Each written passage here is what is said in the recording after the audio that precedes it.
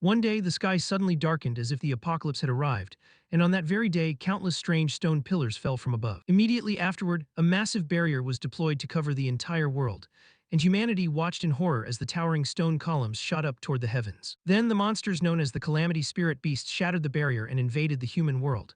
A colossal world-destroying demon appeared, mindlessly crushing all living beings under its feet. Following behind it were innumerable other demons, swarming as thick as ants. They massacred humanity brutally, and the sound of terrified, blood-curdling screams echoed throughout the air. Many people were killed instantly, while others struggled to flee from their clutching claws. The major intersections had lost their former appearance.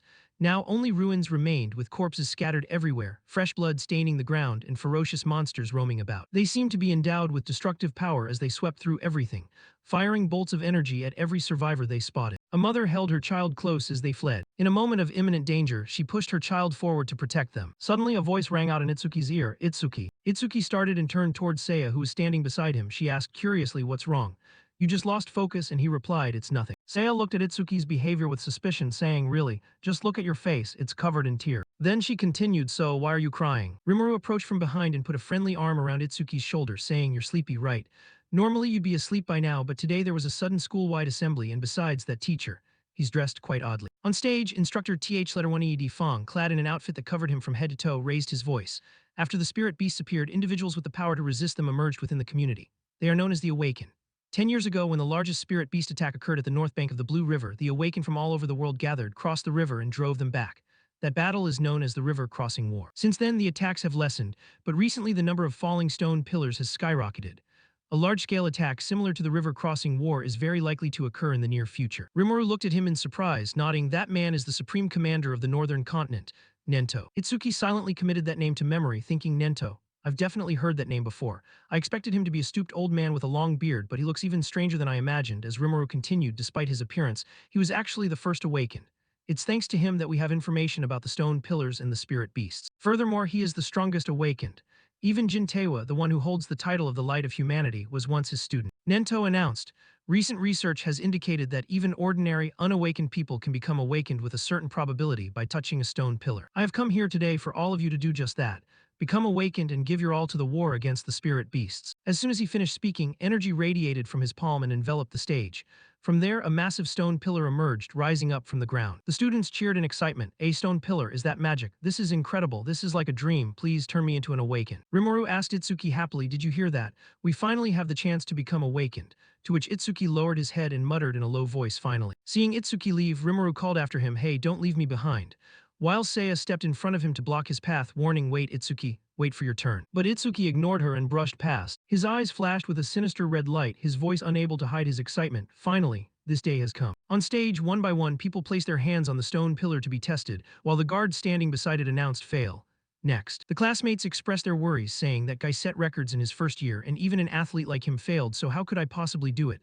While a girl advised, maybe athletic ability has nothing to do with it.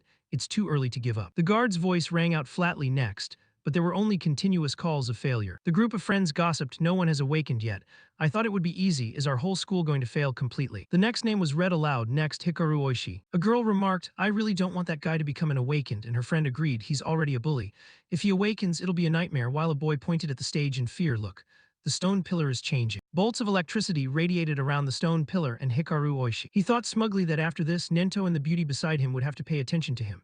The information board displayed, Hikaru Oishi, human level 0, class, lightning elementalist, talent, private level 2, stats, attack 5, speed 3, defense 2, mana 2, total 12. Aja has said dejectedly, "Finally, someone at level 0. Total stats are usually 5, but he has 12. I guess that's better than average." Hikaru Oishi was very self-satisfied, thinking, "Shouldn't that old man Nento have something to say to me?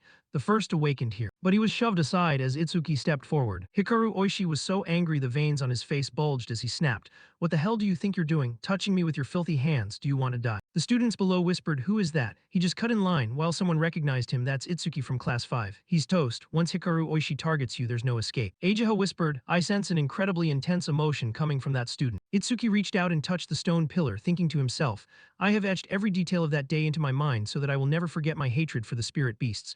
My resolve is completely different from everyone else's." A look of shock appeared in Nento's eyes. Behind Itsuki's back, a guardian deity with an extraordinary aura seemed to appear. The energy around the stone pillar shifted violently, and space itself seemed to freeze. A powerful force, like a giant blossoming flower, enveloped the entire stage and spread throughout the school. The group of students covered their mouths in terror, some falling to the ground. Incredible. This looks even flashier than Hikaru Oishi's awakening.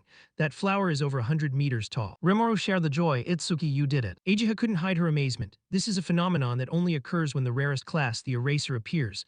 As Nento thought with interest, I wonder how strong you will become. I'm really looking forward to this, young man. Hikaru Oishi refused to accept it, the veins on his face bulging as his spotlight was stolen away. Itsuki was even more shocked, wondering, where am I? Have I awakened? In his consciousness, he was sitting cross-legged inside a blooming flower. A notification board appeared, stunning Itsuki. Itsuki, human level 0, fixed, class, eraser, talent, high-grade nirvana, fixed level, stats increase when receiving new skills, removes all debuffs and restores fully. Skill, rank Z, super mimicry, analyzes enemy attacks and allows for the acquisition of counter skills. Stats, attack 0, speed 0, defense 0, mana 0, total 0. Itsuki's face darkened, everything is 0. A series of new notifications erupted. Learned rank Z skill, super mimicry. High-grade nirvana talent activated, all stats increased to 200. He cheered inwardly, I get it. If I learn skills through super mimicry, I'll receive stats through nirvana. Even if I can't level up, I can still get stronger in my own way. This gave Itsuki a surge of fierce confidence. I don't know what level this makes me equivalent to, but I have certainly become an awakened. I will destroy all the calamity spirit beasts. The light from the flower radiated in all directions, making everyone gasp. So bright, my eyes. Amidst that blinding light, Itsuki's silhouette stood tall and majestic. That was something Hikaru Oishi could not tolerate. Hikaru Oishi was driven mad with rage, his eyes bloodshot. This guy, it's impossible. He fired lightning through the crowd of students. A failure, like you should have just stayed in your place. The electrical current snaked from behind toward Itsuki on the stage. Hikaru Oishi vowed, I will erase you with the skill I just learned, Silver Snake. As the first bolt of lightning reached him, Itsuki's information board appeared. Detected rank C skill, Silver Snake. Super Mimicry activated. Analysis progress, 27%, 57%, 69%. In a flash, Itsuki turned into a white bolt of electricity and vanished from the stage. The classmates were stunned. Where did Itsuki go? There was a flash of light and he just disappeared. When the progress reached 88%, Itsuki appeared behind Hikaru Oishi like a grim reaper. The latter broke into a cold sweat, thinking, he's behind me. Damn it, I can't move. Itsuki's cold voice rang in his ear. Feel lucky that you are human. If you were a spirit beast, I would have killed you 100 times over. Hikaru Oishi slumped to the ground in terror after regaining his senses as whispers broke out around him. When did Itsuki get there? Did Hikaru Oishi collapse from pure fear? When the progress hit 100%, Itsuki thought, since it's only a rank C skill, the analysis speed is really fast. Analysis of Silver Snake complete. Obtain rank C skill, Thunder Shockwave. Thunder Shockwave level 1 activated. Can absorb lightning type attacks rank C and below, increasing speed by 50% when releasing absorbed energy. Uses 0.3, passive plus 5% speed for each rank C lightning attack absorbed, currently 0%. Learn Thunder Shockwave level 1, all stats plus 10, removes all debuffs and restores fully. Itsuki appeared before everyone, surrounded by lightning and blooming petals. The classmates marveled, now Itsuki is enveloped in lightning. The light is even brighter than Hikaru Oishi's.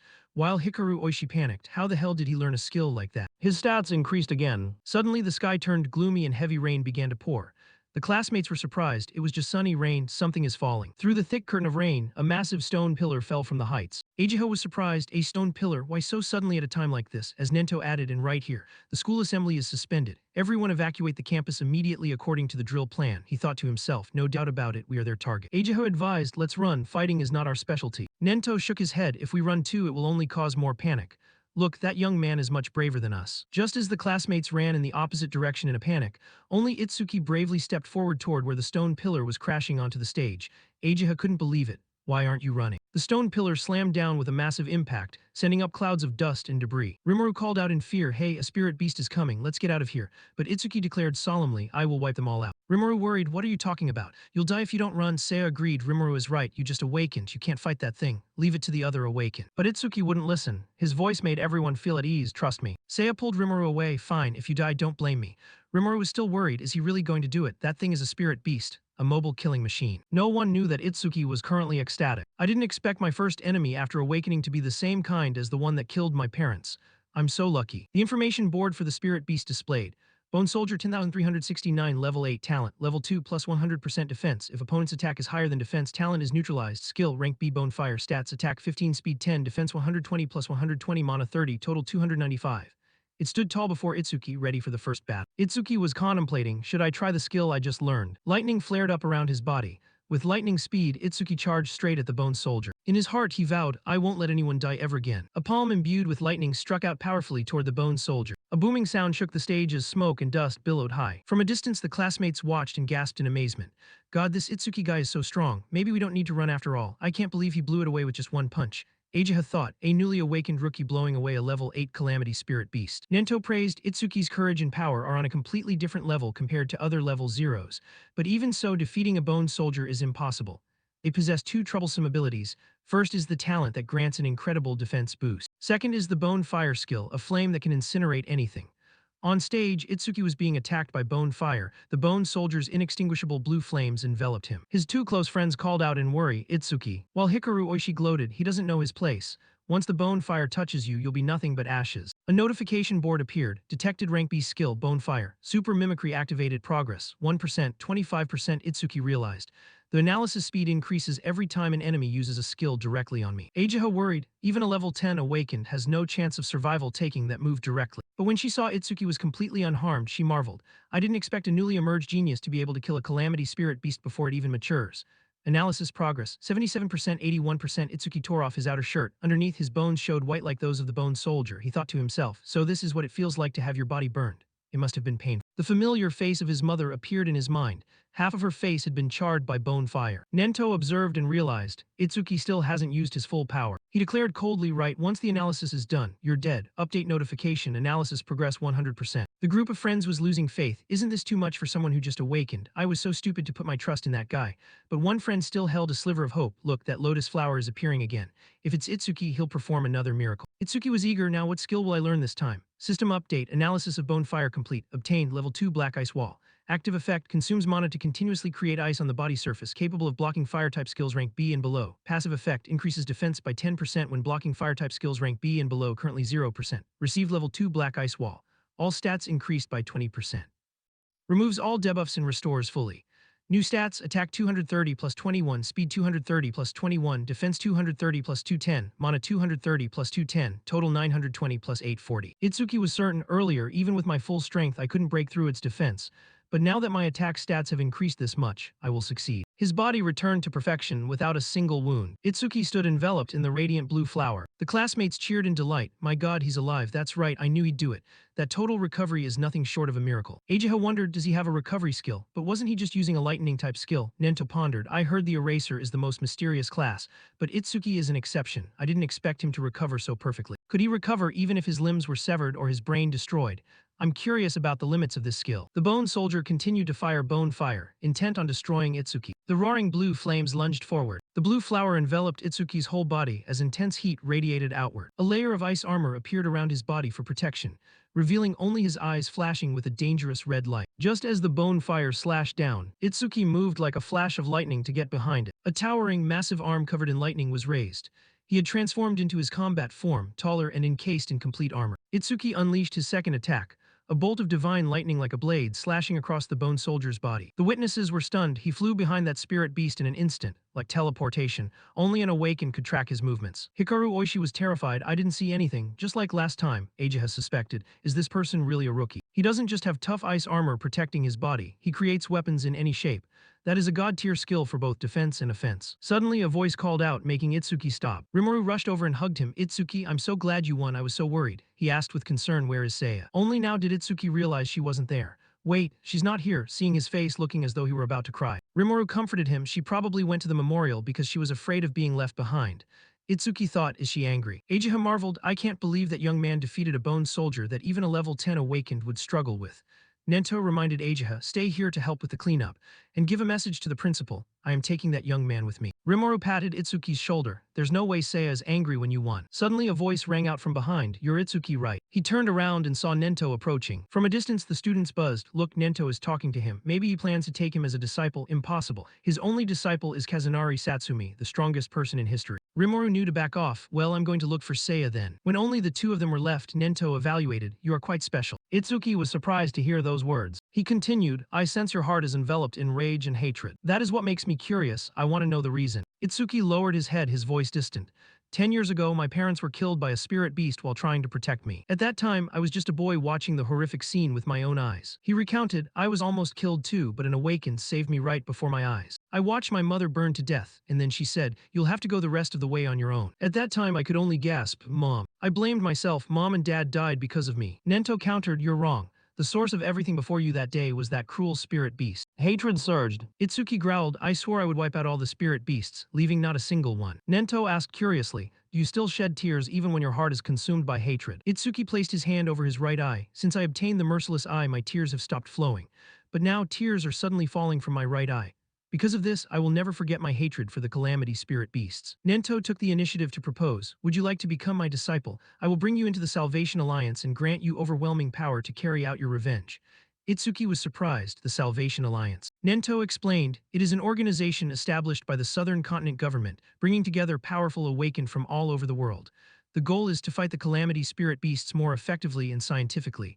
You can think of it as a regular standing army. Members are called saviors. They are provided with private training grounds, powerful weapons, and high salaries. Even rookies in training receive 10,000 gold per month. Itsuki was stunned, thinking to himself 10,000 gold.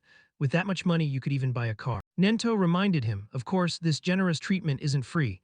Saviors must always fight on the front lines and protect the people. Itsuki pondered, to be honest, I don't care about high salaries or resources. The most important thing is being able to fight the spirit beasts on the front lines. He made his decision, I want to become a savior as well. Nento revealed, every February the Salvation Alliance holds an exam called the Salvation Alliance National Tournament with over 10,000 participants. Candidates are scored based on their performance and only the top 100 qualify. Itsuki immediately asked, what is the highest score record ever set? Nento hesitated, it doesn't have much reference value, but the record is 15,000 points set by Kazunari Satsumi 11 years ago. If you reach 30% of that number you'll pass. Reach 50% and you could take the top spot. Itsuki was surprised. Kazunari Satsumi, is that the strongest awakened, the one called the light of humanity that Rimuru mentioned? Nento evaluated, Kazunari Satsumi is very special. Comparing yourself to him will only lead to despair. But have confidence, with your talent you can stand on equal footing with him. Itsuki vowed, I will surpass Kazunari Satsumi. That confident promise left Nento shaken. He placed his trust in the boy, you will certainly make a name for yourself. All young people are trying to follow in your footsteps. Simply following behind is not enough to win the war against the spirit beasts. Someday someone will appear like the morning sun rising to replace the setting sun. I look forward to that future. Nento thought to himself, the morning sun I have been waiting for has finally appeared. When he brought Itsuki to a strangely shaped building, the boy asked in surprise, what is that? Nento revealed, the stone pillars are like passages connecting this world to the world of the spirit beasts. That's why if you only destroy the beasts and leave the pillars alone, they will keep appearing. This building is a facility to isolate indestructible stone pillars. Awaken periodically wipe out the spirit beasts from the pillars.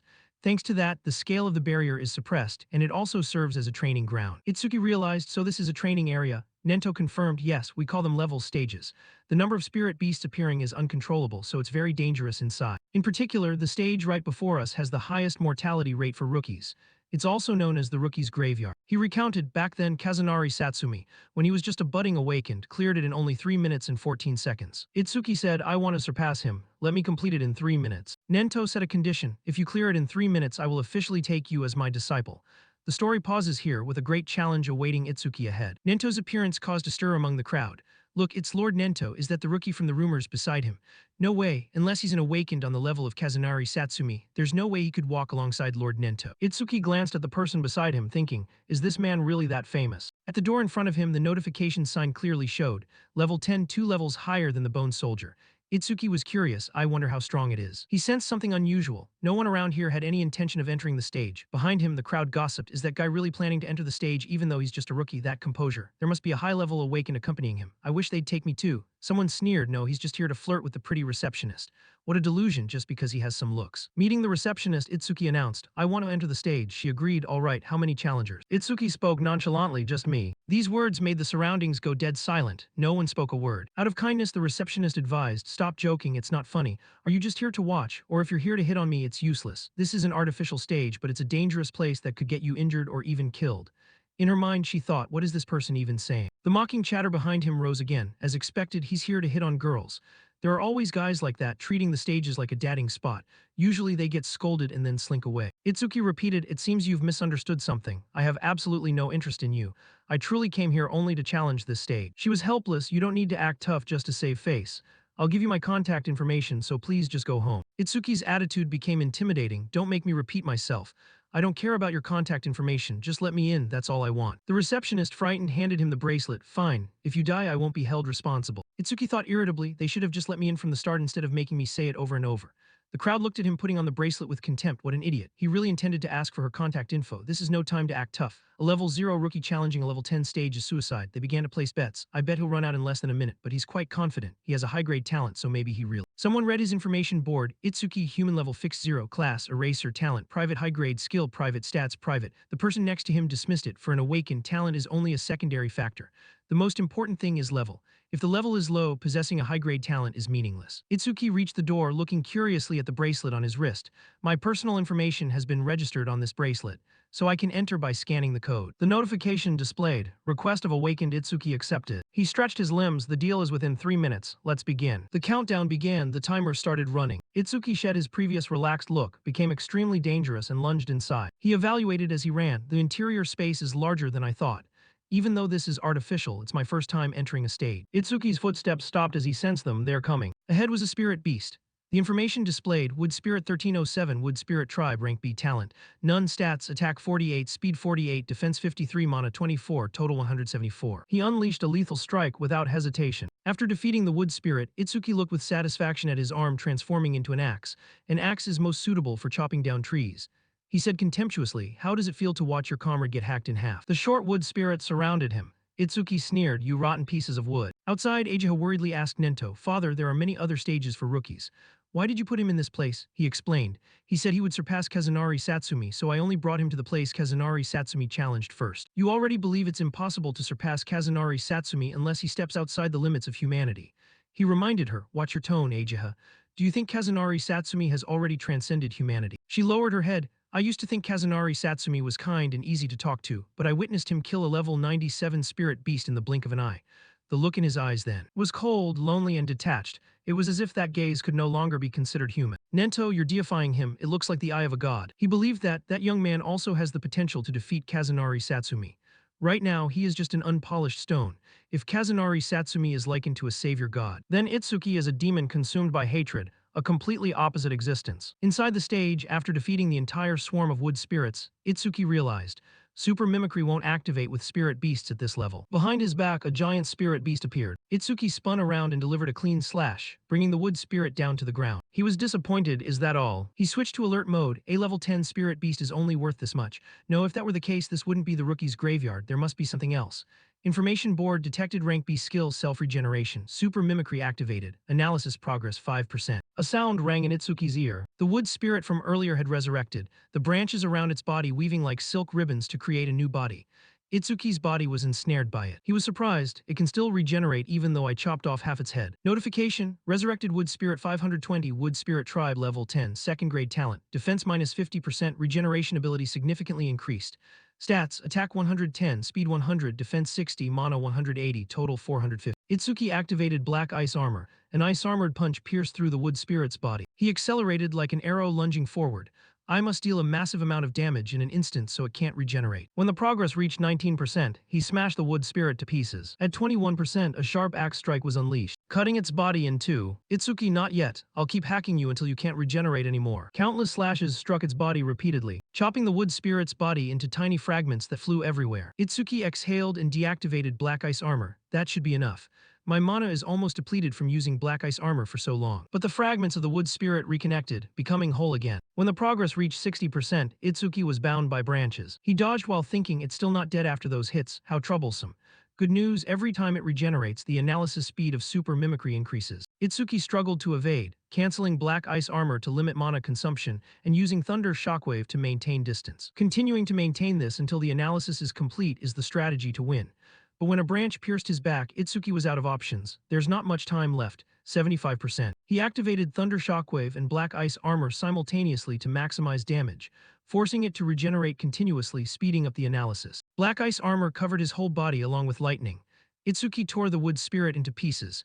He knew that if he didn't activate super mimicry while his mana was depleted, he would die here. Progress reached 80%. Itsuki decided to go all out, but if I die, it means I could only go this far. When it hit 85%, he leapt down from above. His arm transformed into a sharp blade tip. The wood spirit was stunned to see its opponent so close. At that moment, Itsuki coughed up blood. Damn it. Sharp branches pierced his body. He realized he was completely out of mana. However, mimicry reached 99%. Itsuki was restored, just as I thought. Activating super mimicry doesn't cost mana.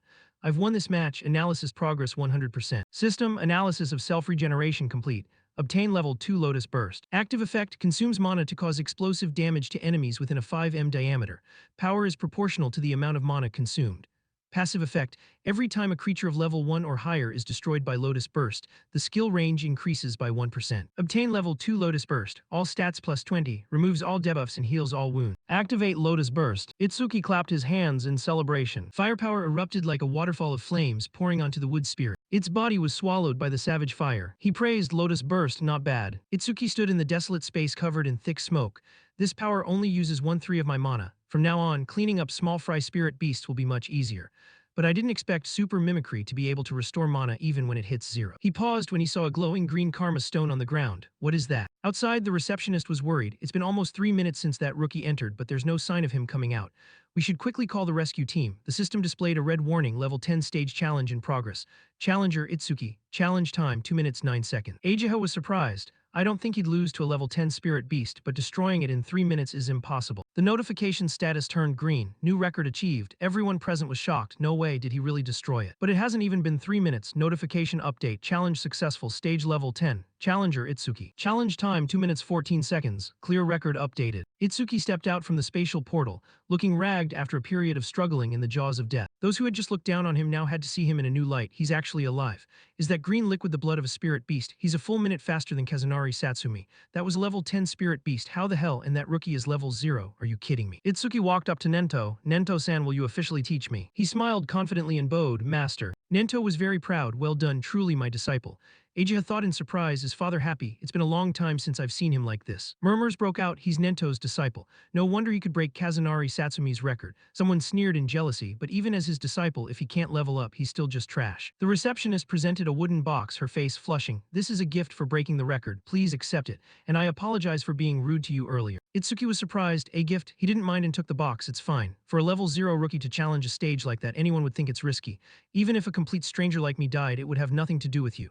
But the fact that you tried to stop me is proof that you were worried. Thank you. Her face turned even redder. It's nothing. Ageha reminded him, hey Itsuki, we're leaving you behind. You look quite high-spirited. Don't get too excited just because you've become my father's disciple. Itsuki wondered, yes, it seems this level was only easy compared to you. Should we increase the difficulty? Nento revealed, with your current ability, you can challenge the high-level stages. Itsuki was amazed. High-level stages. He explained as they walked. Level is not the only factor that determines the strength of a spirit beast. The most important factor is race. Races that have no intelligence and only move by instinct are very easy to deal with. But there are races with intelligence equal to or even exceeding humans. They are troublesome existences that cannot be compared to ordinary spirit beasts. Ageha added, basically, awakened and spirit beasts are nearly the same kind of creature. But it is said that currently only we humans possess classes. In other words, stats will differ depending on the race. A high-level stage contains such powerful or intelligent spirit beast races. The difficulty is several times higher than a normal stage, and since most high-level stages in the northern continent are located in North District B, that is your next destination. Any other question? Itsuki frowned, thinking, so the one I just defeated had no wit, and it didn't even scream when attacked. Does that mean it didn't feel pain? He asked. If it's an intelligent spirit beast, it would feel pain, right? Ageha, sensing the murderous intent beside her, thought, what is this terrifying aura? What on earth is he thinking? News about Itsuki spread quickly. People discussed. Did you hear? Nento-sen intends to let him challenge the high-level stages. If it's the guy who broke Kazunari Satsumi's record, he'll be fine. High-level stages are completely different from normal ones. Above all, the stages in North District B are almost under that man's control. Every awakened who enters a high-level stage disappears. Rumor has it they were killed by that man. Someone asked in surprise, you mean Kinoshita Ryuji? While the other person was blank, who does Kinoshita Ryuji think he's a king or something? His friend shushed him in fear, quiet, if he hears you you'll die too, who is he anyway? At that moment, in a luxurious room, the son of the North District B leader, Kinoshita Ryuji, was sitting, while a servant at his feet meticulously polished the heel of his bodyguard's shoe. Someone behind him asked, when will you depart, my lord? He replied contemptuously, every stage in North District B is under my control. I'll go whenever I feel like it. Kinoshita Ryuji sneered, waiting in line is for commoners. Itsuki's side had gone with Nento and his daughter to a stone bench under the shade of a tree to rest. He curiously held up the karma stone and gave it to Nento, recounting, this is from that moment. Nento wondered, you've seen a karma stone before. Itsuki did not hide it and admitted, yes. After defeating the Calamity Spirit Beast in the stage, this thing dropped. It is exactly the same. He held up the Karma Stone to evaluate it. Back then, it was blue. Ageha was surprised to glance at the one in Itsuki's hand, an intermediate Karma Stone, for something like that to appear in a rookie's stage. Itsuki had been listening but was still vague. What exactly is a Karma Stone? Ageha suddenly remembered, right, you're a newcomer, let me explain. She provided the knowledge to Itsuki. Another name for a karma stone is an experience stone. In short, after a calamity spirit beast or an awaken falls in battle, an invisible substance called karma, or you could say experience points, is released from the corpse. When you absorb that, you level up. Karma stones are stones that contain karma within them. Using a karma stone to absorb karma is one of the ways to level up. Ajiha was puzzled, but it's strange. Karma stones don't drop often. Why was it in this state? Nento had the answer. It seems to be due to the influence of Itsuki's talent. The other two were surprised in unison. Talent. He explained, normally the karma of the defeated is absorbed by the victor. However, even after defeating two calamity spirit beasts, Itsuki did not level up. In other words, he did not absorb it. But karma, once manifested, does not simply disappear for no reason. If I am not mistaken, the karma from the monster that attacked the school was absorbed by the awakened present, meaning it was absorbed by us. On the other hand, a stage is an isolated space. Itsuki could not absorb the generated karma, and there was no other vessel for it. That's why it condensed into a solid mass and became a karma stone. Ajiha was curious. He really can't level up. If he doesn't level up, then how on earth did his stats increase? Itsuki hesitated about that. Nento's attitude became somber as he reminded her. Ajiha, an awaken's talent is a secret. It must never be revealed to others. Have you forgotten? Ajiha knew she had committed a major taboo and quickly admitted her mistake. I'm sorry. Nento gave Itsuki full authority. I'll let you decide whether to sell that karma stone or keep it. I have a meeting with the Supreme Command of the 5 Great Continents, so I'll be leaving here for a while. In the meantime, Ajiha will take care of you. But before I go, there are a few things I want you to remember. Nento carefully instructed, first, keep our relationship a secret. Second, do not tell anyone about your talent. Third, until I return, conquer at least 6 high-level sub-dungeons. Fourth, if you think something is right, do your best. No matter what happens, I will always be behind you, supporting you. With his trust and support, Itsuki obediently replied, yes, master. In North District B, a struggle had broken out. 2 sides were arguing loudly. We were here first, why won't you let us in? This sub-dungeon has been reserved by the son of the Kinoshita family. Go home. The opponent didn't care, so what? Just because he has a little money, does he think he can do whatever he wants? That guy isn't even here yet, you could at least let us in first. He kept rambling, unaware that danger was imminent.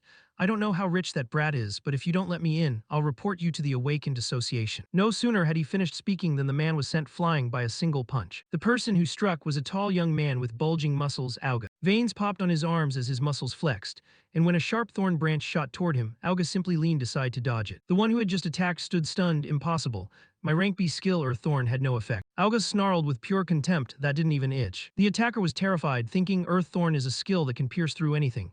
This guy must be a monster. Auga quickly grabbed both of the man's hands and exerted force, crushing the opponent's wrists. Auga then slammed a punch into the man's face, causing blood to gush from his nose and mouth. The scene terrified the onlookers, who whispered those 2 at level 7 and 8 were taken out instantly without being able to do a thing. That big guy is way too powerful, while someone who knew his background noted, that's one of the 4 pillars under Kinoshita Ryuji, a level 12 metal elementalist. Auga declared, I won't show mercy to anyone who dares enter sub-dungeon without Ryuji's permission. If you try to resist, you'll end up exactly like these 2. His hand remained tightly gripped around the boy's neck as he added, these guys are going to rot right here, so don't even think about trying to help them. His accomplice reminded him, Auga, don't overdo it, the trash are watching us. If you beat a weak student to a pulp, I'll be the one getting told on to the teachers. Auga let go, dropping the boy to the ground. Itsuki happened to catch the boy just in time as he fell, covered in blood. Itsuki's presence made everyone curious, wondering who is that guy? Didn't he hear that he shouldn't help them? He's a level 0, he's dead meat, while a beautiful woman beside him felt as if she had seen him somewhere before. Auga's face darkened as he warned, hey rookie, I told you no one goes through here without Ryuji's permission. If you don't want to end up like those 2, go home like a good boy. Itsuki remarked, I see, so I have to defeat you to enter the sub-dungeon. Itsuki refused, saying, no need, my master told me that if I think something is right, I have to give it my all. He handed the injured boy over to her and said, please take care of them. The murderous intent radiating from Itsuki made others wary, wondering who on earth he was, while his information remained hidden. Itsuki, human level fixed 0, class, eraser, talent, private high grade, skill, private, stats, private. Auga was surprised that a level 0 would face him without fear and wondered if it was because of a rare class, but then felt a strange pressure despite being 12 levels higher, noting the stats of the metal elementalist Auga. Attack 110, speed 100, defense 250, mana 145, total 605. Auga stood stunned at his opponent's actions. His eyes reflected a shock that was hard to hide. In his pupils, the image of Itsuki charging forward was mirrored. A punch landed squarely on him, both powerful and precise. The sight horrified the witnesses, who exclaimed, so fast, is he really level 0? Even at level 8, I'm not sure I could keep up. Itsuki's fist smoked because the man's face had turned into metal. He was surprised to see the blow had been blocked by metallization. Auga's metal-coated arms clanked together as he remarked, fast indeed. 2 fists striking down, but they lack power, he said as Itsuki dodged backward. Itsuki realized that to successfully ambush an enemy over level 10, he would truly have to increase his speed with Thunder Shockwave. And as his stats updated to a total of 1000, Super Mimicry was triggered for the rank C skill, metallization. Itsuki was surprised that a skill was threatening enough to trigger super mimicry and decided he had to get serious. Itsuki charged once more, knowing a normal attack couldn't break through metallization and deciding to aim for the flesh instead. Aoga planted his feet firmly into the ground to steady himself, his body fully metallized as he looked on with contempt, calling Itsuki a weakling without strength or speed. Itsuki's plan partially succeeded. While Aoga grew complacent thinking that was Itsuki's top speed, Itsuki accelerated with thunder shockwave, lightning enveloping his body. He raised his fist and asked, "How do you like the new skill?" While a shocked Aoga realized it was lightning element, and Itsuki vowed not to give him another chance to metallize. With mimicry at 59%, Itsuki unleashed a flurry of punches upon him. Onlookers were stunned that he could use a skill from a different class, and were amazed at his speed, wondering if a level 0 could actually defeat Aoga. Aoga grit his teeth against the pain, realizing he couldn't find an opening to metallize and fearing that despite the level difference, he might lose. Aoga needed help, cursed that he couldn't even speak, and silently begged his group not to just stand there but to save him. Left with no choice, he decided to attempt his ultimate move. A powerful source of energy erupted from his entire body, and his body was completely metallized, making Itsuki note that the analysis for the rank C skill was at 88%, while Aoga thanked him for pushing him to succeed in full-body metallization for the first time. He smiled at his success, nodding that a metallized part increases defense by 50%, and his talent added another 50% when stationary, meaning his defense had surpassed 500. He said he had planned to cut Itsuki in half, but as a reward for helping him master the skill, he would let him die a peaceful death. Onlookers discussed how no one at the same level could break a defense over 500, and concluded Aoga was a monster, and that the level 0 would lose. Itsuki smiled calmly and asked if full-body metallization consumed a massive amount of mana, nodding that if Aoga put all points into defense, his mana couldn't be that high, while the progress reached 99%. Aoga snapped, "What are you babbling about?" but had to admit Itsuki's intuition was sharp. Enveloped in the lotus, Itsuki reassured him that he wouldn't use a tedious strategy to drain Aoga's mana to 0, but would end it immediately as the analysis reached 100%. Ageha looked at the flower and realized Itsuki was about to become even stronger. Those around them were confused by the lotus bud, wondering how a level 0 could defeat Aoga with something that didn't even look like an attack. The system notification announced the analysis of metallization was complete, and he had obtained the skill Perfect Piercing Sphere level 1, which ignores all defense but moves at only 1 ms, making Itsuki realize the timing of the strike was crucial since even an ordinary person could dodge it unless they were a stationary target. He declared that he would crush the absolute defense Aoga was so proud of into pieces. The system noted he had obtained the skill, all stats increased by 10 and he was fully healed, bringing his total stats to 1040. Itsuki pointed at the perfect piercing sphere floating inside the flower and told Aoga to try dodging it as he activated the skill. Onlookers buzzed about the mysterious eraser class and wondered if a level 0 could pierce the defense of a level 12 expert, nodding Itsuki's confident expression. The perfect piercing sphere glowed, radiating an aura. It hovered in midair as the others went silent, seeing no reaction from Aoga. Someone asked if that tiny ball was it and expressed disappointment. Aoga mocked Itsuki, asking if he thought he could make him move and deactivate his talent with such a small sphere, calling it naive. He walked toward the perfect piercing sphere and confidently declared that if this was Itsuki's trump card, then Itsuki was about to die a miserable death. But he went silent as he saw the sphere pass right through his body. In an instant, fresh blood gushed violently from the wound. Itsuki reminded him coldly that he had told him to dodge and that because he was human, he only took the right arm, whereas he would have aimed for the neck if Aoga were spirit beast. Aoga collapsed in agony, clutching his severed arm and screaming. Itsuki glanced at the people behind him and told them to stop standing around and get Aoga to a hospital. Seeing they didn't act, Itsuki repeated with a cold voice, "I said get lost." They silently carried Aoga away from the scene. Those remaining cheered for Itsuki's victory. Two people immediately approached to invite him to their teams, arguing over whether a team of 3 or 2 would be better for sharing experience points. Another person interrupted, asking if they really planned to challenge the Flame Rock execution grounds where the monster's defense was equal to Aoga's, while another suggested that with a spearman, they could restore Itsuki's mana to fire the sphere infinitely. Itsuki was surprised and thought it was perfect since the sphere's speed increases when defeating enemies with higher defense than his own, and he could increase its speed in that sub-dungeon. Both groups looked at Itsuki expectantly, asking which side he would choose. He refused both, being used to acting alone, and said he would go by himself. Some behind him couldn't believe he would challenge a level 15 high-level sub-dungeon alone, and thought he had become arrogant. Those refused expressed disappointment, calling him self-indulgent and left to find someone else. Choha kindly reminded him that the spirit beasts there had defense equal to Aoga and questioned if he could maintain his mana consumption, but Itsuki calmly told her not to worry. She blushed and snapped that she wasn't worried but only asked because her father would blame her if Itsuki died.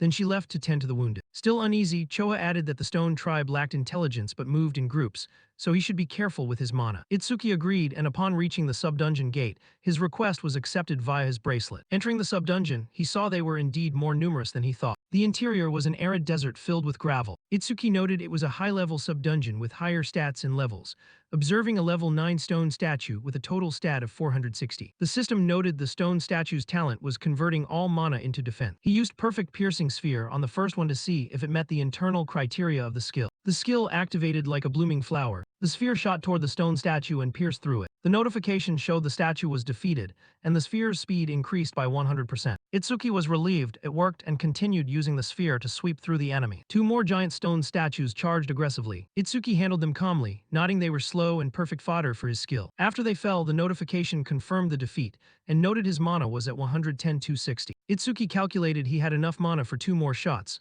while the boss had yet to appear. There was 3 left. He decided he had to take out 2 at once with a single perfect piercing sphere. Itsuki leaped high and aimed at a stone statue below, diving down to throw the sphere forward. His eyes flashed with a dangerous red light. Receiving the blooming flower containing the perfect piercing sphere, lightning erupted from it, carrying the enlarged sphere as it plummeted down. In no time, the remaining stone statue was obliterated. The notification displayed defeated level 9 stone statue. Perfect piercing sphere speed increased by 100%. Itsuki collapsed in exhaustion, panting heavily as sweat poured down like rain, feeling utterly drained just as his mana hit rock bottom. That was grueling. I hope I can obtain a recovery skill someday. After resting enough, Itsuki sat up to check the system. Its velocity had reached 5 ms now. It could even catch up to those trying to run away. While he was absent-mindedly checking the information, a colossus was launching an ambush right above his head. One of its strikes slammed down, causing the ground to quake violently. It had activated the rank B skill, Gigantification. The information about it displayed: Stone Colossus 28, Stone Tribe level 15. Second grade talent, converts all mana into defense. Stats: attack 239, speed 60, defense 478, mana 0, total 777. The sheer size of the colossus stunned Itsuki. It was enormous. He immediately activated Thunder Shockwave, adding 50% to his speed. In a flash, Itsuki climbed onto the colossus. He felt a seed of doubt in his heart. Could a single perfect piercing sphere really take down a thing like this? That was why he had to aim for its weak point, perhaps if he targeted the head. Taking advantage of the moment the colossus wasn't paying attention, Itsuki hurled the perfect piercing sphere at the opening in its head. Seeing the colossus turn toward him, he quickly retreated. This is bad. The perfect piercing sphere is too small. Even if it pierces through, it won't deal enough damage. Its fist was closing in, nearly touching Itsuki's body. He grew tense. This isn't good. I can't dodge while I'm midair. To block this strike, Itsuki activated his black ice wall. The collision caused a massive explosion to erupt at the impact site. He was sent flying into the cliff behind him, fresh blood trickling from the corner of his mouth. He grit his teeth and gasped, "This brute is tougher than I thought." New notification update, detected skill Gigantification. Super mimicry activated, analysis progress 1%. This news made Itsuki rejoice, so it was only this big because of a skill. That made things much easier. Meanwhile, Ryuji's bodyguard Tanki received a phone call. He was shocked. What? Ryuji frowned, irritably reminding him, "I told you not to make a fuss in my presence." He bowed his head in apology. "Forgive me. This is a completely unexpected situation." Ryuji followed up, "What is it?" Tanki reported, "It seems someone defeated Auga and forced their way into the sub-dungeon." The wine glass in Ryuji's hand was crushed, his voice rising in anger. He did what? He always boasted that no one under level 30 could break through his defense. Could it be that an awakened over level 30 had arrived? Tanki replied, "The number of falling stone pillars has increased sharply recently, so all awakened over level 30 are busy dealing with them. They don't have time to come here. Besides, the main challengers at the Flame Rock execution grounds are all rookies around level 10. He countered, "It's impossible for a level 0 to defeat Auga." Tanki pleaded, "That's true. Of course, if you give me more time, I will investigate more thoroughly." Ryuji stood up and said calmly, "That won't be necessary. Even if the opponent is level 30, you're still here, aren't you? The Flame Rock execution grounds is famous for its stubborn calamity spirit beasts, and conquering it is extremely time-consuming. Even if we set out now, we'll still make it in time, right?" Tanki hesitated. "But without knowing the opponent's identity, we should still proceed with caution." He grew displeased, irritably reminding him, "I said we are going now. Don't make me say it twice." That aura made Tanki break into a cold sweat as he obeyed. "Yes, sir." Ryuji vowed bitterly while changing clothes, "I will make them regret ever crossing the Kinoshita family." Inside the sub-dungeon, when the progress reached 100%, Itsuki knew it was time for revenge. "I finally don't have to run around like a mouse anymore." The lotus flower enveloped his body into a tight bud without a single gap. Notification displayed, analysis of rank B skill, Gigantification complete. Itsuki was surprised. He didn't get a new skill. Had perfect piercing sphere reach level 2? Let's see if it had any new effects. System reminder, perfect piercing sphere level 2, active effect, fires a perfect sphere with a fixed trajectory. The sphere travels at 5 ms, pierces all enemies in its path, and ignores all defense stats. New point after activation, the user can adjust the size of the sphere by consuming additional mana. Passive effect, every time an enemy with higher defense than the user is defeated by this sphere, its flight speed increases by 200%. Maximum flight speed can increase up to 500%. He realized the passive effect had jumped from 100% to 200%. Best of all, he could now adjust the size of the perfect piercing sphere with mana. Itsuki was eager, let's test this out right now. New information update, obtain perfect piercing sphere level 2, all stats plus 20, removes all negative effects and restores all wounds. Stats attack 280 plus 20, speed 280 plus 20, defense 280 plus 20, mana 280 plus 20, total 1120 plus 8. The lotus flower Itsuki poured energy into had become massive, nurturing the largest perfect piercing sphere he could currently create by consuming all of his mana. The flower bud gradually bloomed, bringing forth a powerful surge of energy. The energy pillar pierced right through the body of the colossus, tearing it into fragments of stone. Itsuki marveled, maybe I went a little overboard. Mana is currently at 0280. After the colossus was defeated, a new notification appeared. Defeated level 15 stone colossus. Perfect piercing sphere speed increased by 200%. Itsuki was beyond shocked. Consuming all my mana, I didn't expect to release such a huge perfect piercing sphere. He estimated the flight speed of the perfect piercing sphere was now 7 ms. If he completed this subdungeon 2 more times, it would be as fast as a car. System display, perfect piercing sphere level 2, active effect, fires a perfect sphere on a fixed trajectory. The sphere travels at 5 ms, pierces all enemies in its path, and ignores their defense. After activation, the user can adjust the size of the sphere by consuming more mana. Passive effect, every time the perfect piercing sphere defeats an enemy with higher defense than the user, its flight speed increases by 200%. Current flight speed has increased by 700%. Itsuki discovered, wait, the active effect is actually quite useful, isn't it? The passive of Lotus Burst expands the range of all skills, so that means the flight distance of the perfect piercing sphere will also increase. Information about Lotus Burst displayed. Passive effect. Every time a living creature of level 1 or higher is killed by Lotus Burst, the range of all personal skills increases by 1%. Itsuki deduced, so if I keep increasing the passive effect of Lotus Burst, one day I'll be able to destroy Calamity Spirit Beasts from thousands, or even tens of thousands of meters away. Outside the sub-dungeon portal, the notification board had turned green. Challenge successful. Sub-dungeon level 15. Challenger Itsuki, time 3 minutes 1 second. Clear record updated. Everyone present was stunned. 3 minutes 1 second. No way, even a 5-person team takes over 10 minutes. Did he kill the spirit beast in one hit? I can't believe he broke Kazunari Satsumi's record of 3 minutes 19 seconds. What kind of monster is he? He's coming out. Seeing Itsuki still at the same level, they were even more shocked.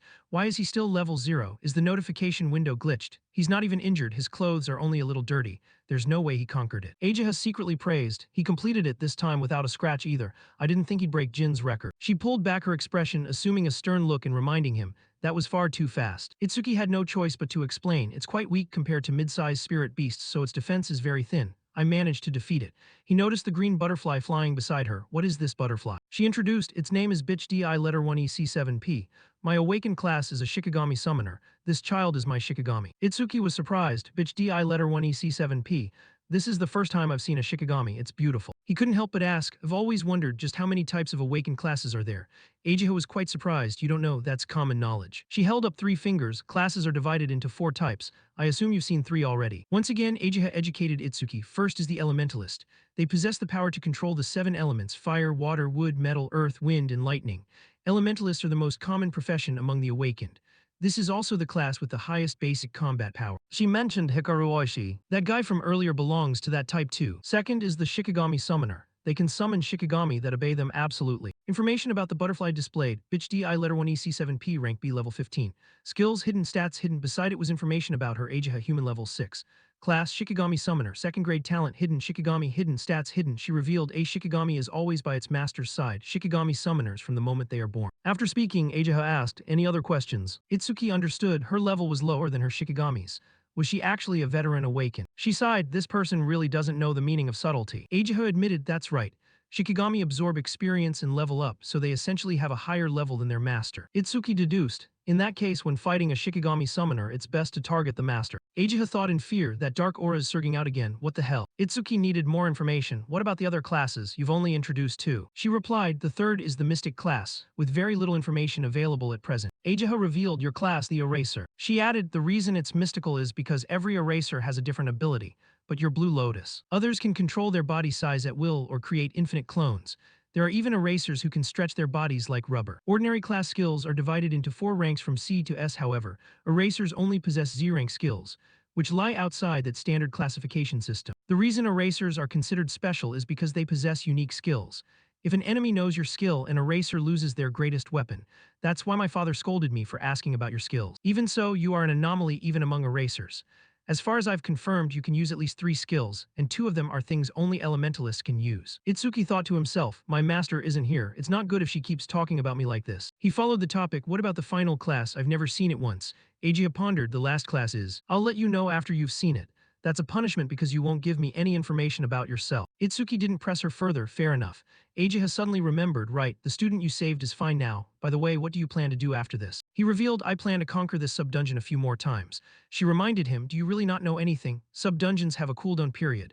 This place takes a long time to reset, so you can re-enter in 2 days at the earliest. Now Itsuki realized there's a cooldown. No wonder Kinoshita Ryuji monopolized this sub-dungeon. If I can't enhance the passive of Perfect Piercing Sphere, I'll level up Lotus Burst. He asked, is there a sub-dungeon with a massive number of spirit beasts? Eiji brought good news, a sub-dungeon with many spirit beasts, there is one. The level of spirit beasts in that sub-dungeon isn't very high, but the quantity is enormous. Even by the lowest estimate, there are up to 100 locust-type spirit beasts.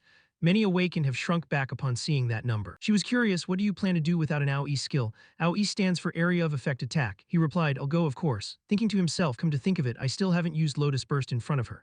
Does she not know I have a wide range skill? Eiji was out of options. Seriously, it will be very difficult for someone without an AoE skill like you know.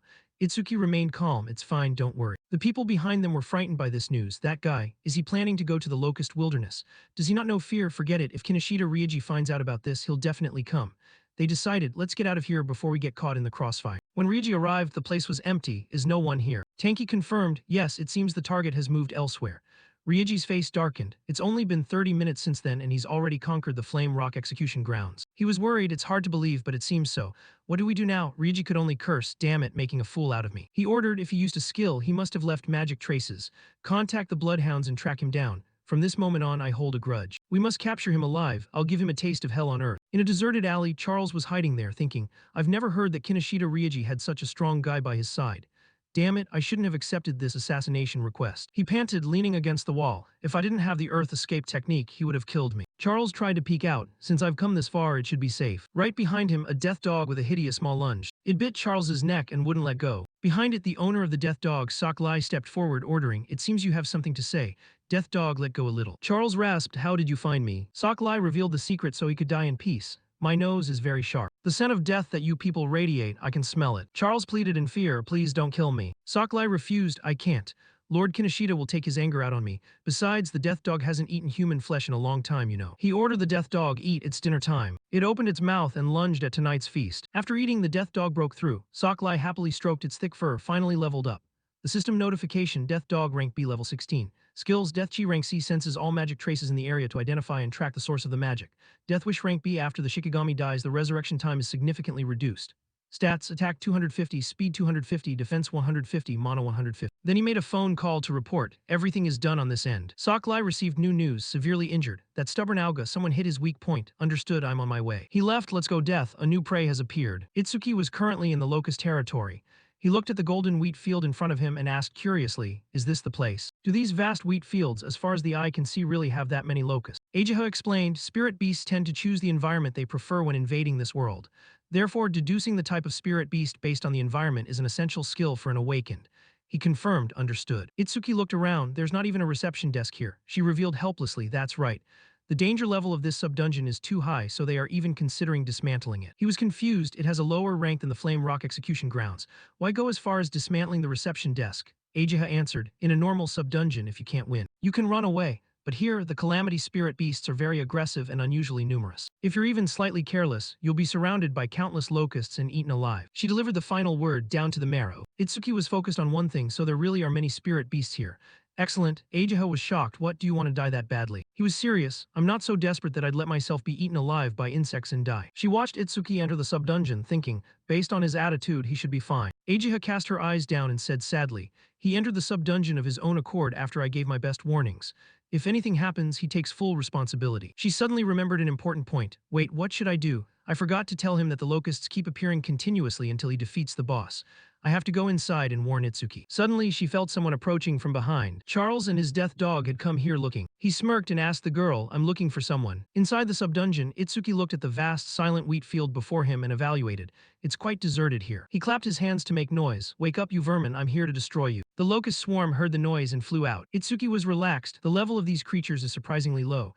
They meet the conditions for Lotus Burst, so it doesn't matter. A dense swarm of locusts flew toward him. They were demon locusts, insect tribe, stats hidden, no talent. Itsuki marveled, there really are a lot of them. He created a lotus burst of fire, but that's even better. If they gather up, it's less trouble for me.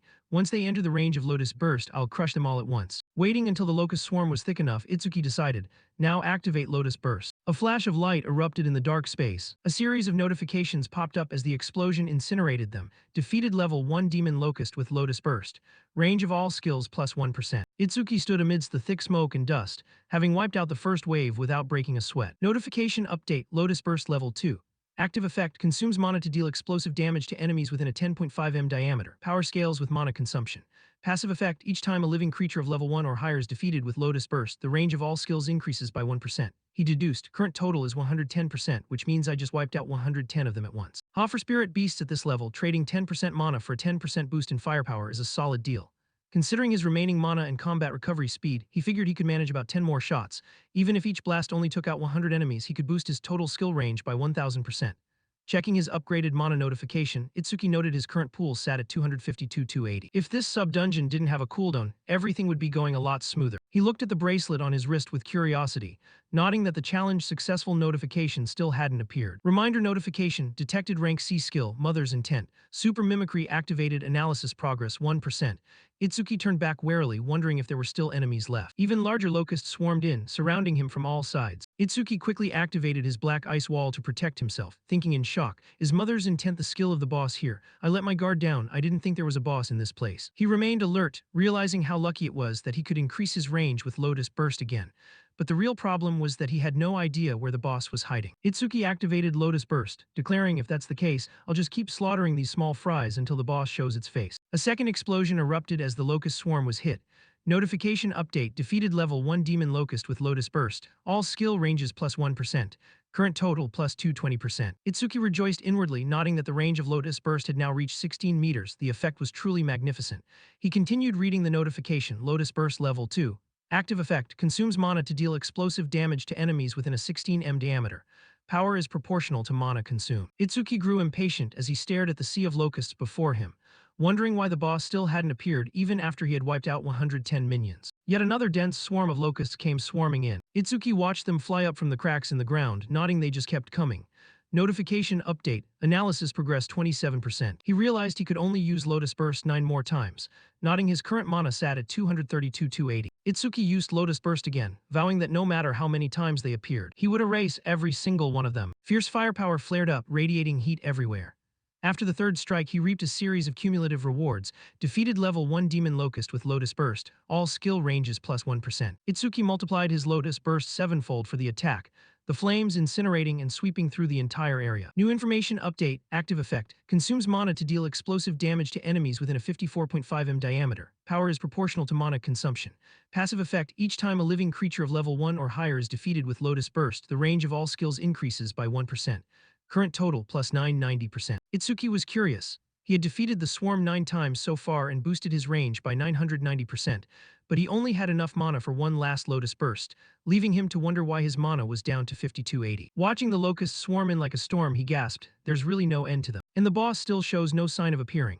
There was the option to retreat from the sub-dungeon and try again after the analysis was complete. But Itsuki frowned with contempt, thinking that only losers would do something like that. He created another Lotus Burst, vowing to destroy them all regardless of their numbers. Intense firepower erupted from the massive lotus placed right at the center. Itsuki was nearly exhausted of all his strength after that strike. Seeing them still swarming in like a black cloud, he panicked, wondering how there could still be more and why their numbers weren't decreasing. When the progress hit 91%, Itsuki realized something strange.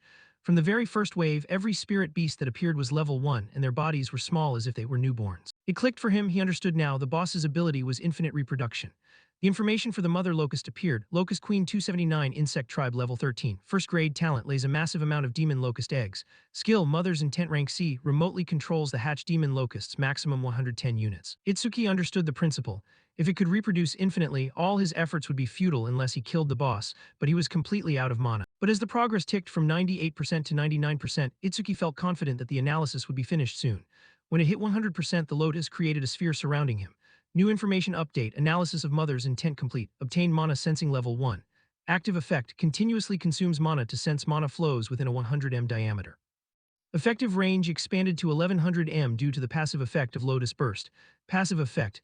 When a hostile unit is detected, restores 10% of personal mana. Itsuki was stunned. It was a scouting skill that utilized Lotus Burst's passive. The effective range was now over 1,000 meters, and better yet, he could restore mana every time he sensed an enemy. He couldn't hide the joy surging within him, thinking this was the perfect passive effect for this sub-dungeon. It wouldn't even be bad to just ignore the boss and keep hunting the small fries. But since he was keeping Ageha waiting, he decided it was time to end this sub-dungeon. System reminder, obtain mana sensing level 1, all stats increased, removes all negative effects and restores all wounds. New stats, attack 290 plus 10, speed 290 plus 10, defense 290 plus 10, mana 290 plus 10, total 1160 plus 40. Itsuki placed a hand on his forehead, and the lotus turned red as he used mana sensing to find the boss's location. Sensing waves radiated outward in concentric circles. Finally, the Locust Queen's location was revealed. Itsuki's eyes snapped open as he muttered, "There you are." He created a perfect piercing sphere to finish it. A sphere radiating dark energy emerged as Itsuki noted nonchalantly that it was trying to use its own offspring as a shield. Lotus Burst released a massive surge of lightning toward the target, and he was certain it would be useless to resist. With Lotus Burst's passive applied to the perfect piercing sphere, the flight distance would definitely reach it. Reminder notification, perfect piercing sphere range, 120 m. The sphere shot straight down into the earth. The Locust Queen frantically scrambled out of its hiding spot. Itsuki lunged from behind, giving it no chance to escape. He gave a cold smile and said checkmate. A single strike pierced through the Locust Queen, sending green slime splattering everywhere. The minion locusts flew about aimlessly like puppets with their strings cut, and Itsuki realized that losing their queen had sent them into total chaos. He activated his black ice wall, flames erupting on his arm as he told them not to worry because he was sending them to join their mother soon. After a complete sweep, Itsuki estimated that with all skill ranges increased by 12-10%, the explosion radius of Lotus Burst was now 65.5 m, and the flight distance of the perfect piercing sphere had also increased to 131 m. Reward update notification. Lotus Burst Level 2, active effect. Consumes mana to deal explosive damage within a 65.5 m diameter. Passive effect, each time a level 1 plus creature is defeated with Lotus Burst, all skill ranges plus 1%. Current total plus 1210%. Perfect piercing sphere range 131 m. Itsuki picked up a Karma Stone, thinking this was truly a bountiful harvest, and that once the cooldown was over, he would challenge it again to push Lotus Burst's passive into 5 digits. The notification outside the gate displayed, new record achieved, challenge time 17 minutes 7 seconds.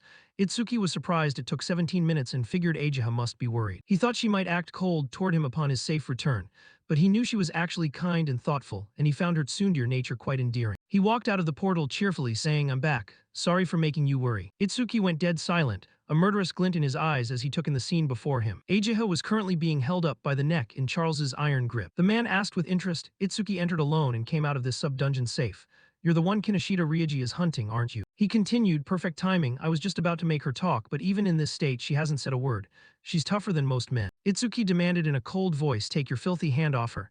If you do it now, I'll just beat you up and let you go." Charles let out a mocking laugh, telling the level 0 rookie not to be so full of himself. Itsuki lunged at him with incredible speed, his fist raised. Charles frantically ordered his beast, "He's fast. Death Dog move, use your head to block his punch." System notification, detected rank B Shikigami, Death Dog, super mimicry activated, analysis progress 1%. From that, Itsuki deduced that the dog was a Shikigami, which meant the man in the hat was a Shikigami summoner. Charles realized he was in trouble. The boy had no wasted movements and was terrifyingly fast, which explained Auga's defeat. The big man likely didn't even have time to use his metallization. He said nonchalantly, "But I have the Death Dog and a hostage," as he tightened his grip on Ageha's throat, making her groan in pain. Itsuki, worried for her safety, yelled her name.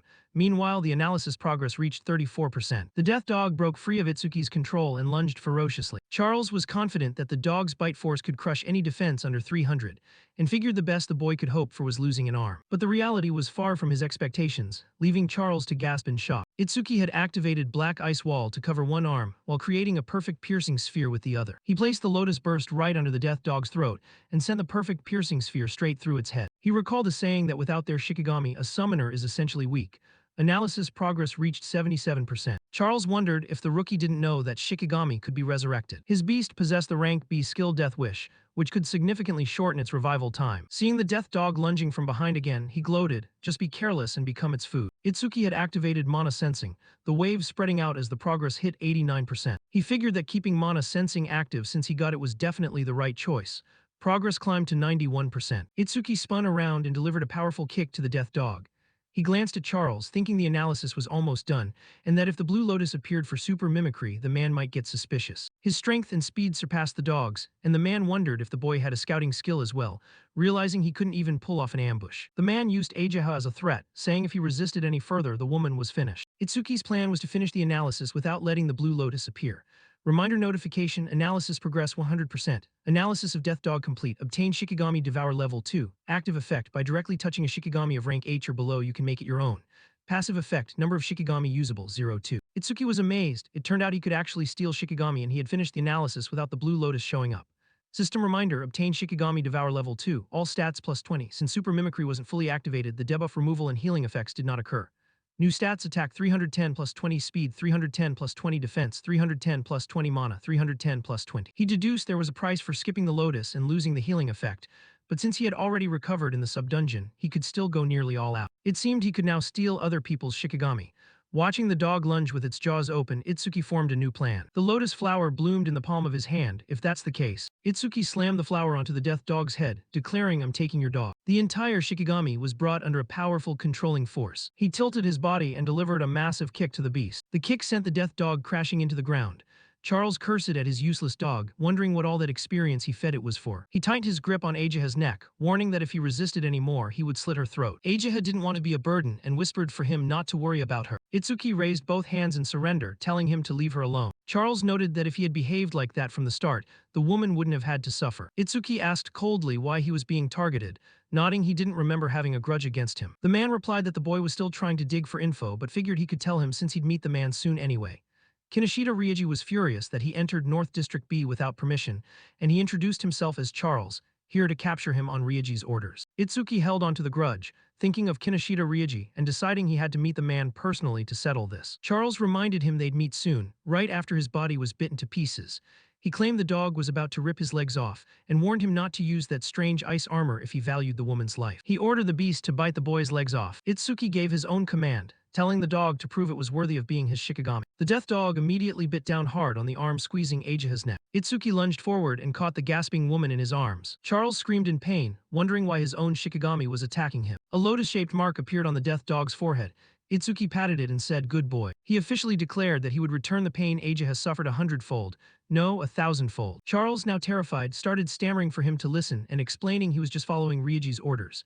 He begged to form a team and promised to lure Ryuji out for him. Itsuki noted that it was an interesting proposal. The man rejoiced inwardly at having bought some time, thinking he had tricked the boy. Charles fired a sharp projectile at his opponent, yelling for him to die. Itsuki leaned aside to dodge, remarking that he'd much rather kill Kinoshita Ryuji himself. He ordered the beast to make the man feel the same pain Ajaha had suffered. Charles was terrified to the point of tears, apologizing and begging for another chance. The death dog bared its fangs and slowly closed in on the man. Charles desperately tried to wake it. "Death, have you forgotten? I'm your master. I've fed you so much." The death dog opened its massive maw toward him. Once it had finished off Charles, Itsuki asked in a somber voice, "You've been tracking me ever since I left the sub-dungeon, haven't you?" Itsuki turned his head to look behind him. "How long are you planning to hide? Why don't you show yourself?" In that direction, a person had been carefully concealing themselves. Iberia stepped out shyly and asked, "You detected me?" Itsuki's voice remained as cold as ever. "Are you an ally of that guy from earlier?" He was startled by the misunderstanding. "No, I'm not an enemy. Please let me explain." Itsuki didn't even care anymore. "Fine, I don't have time to talk to you.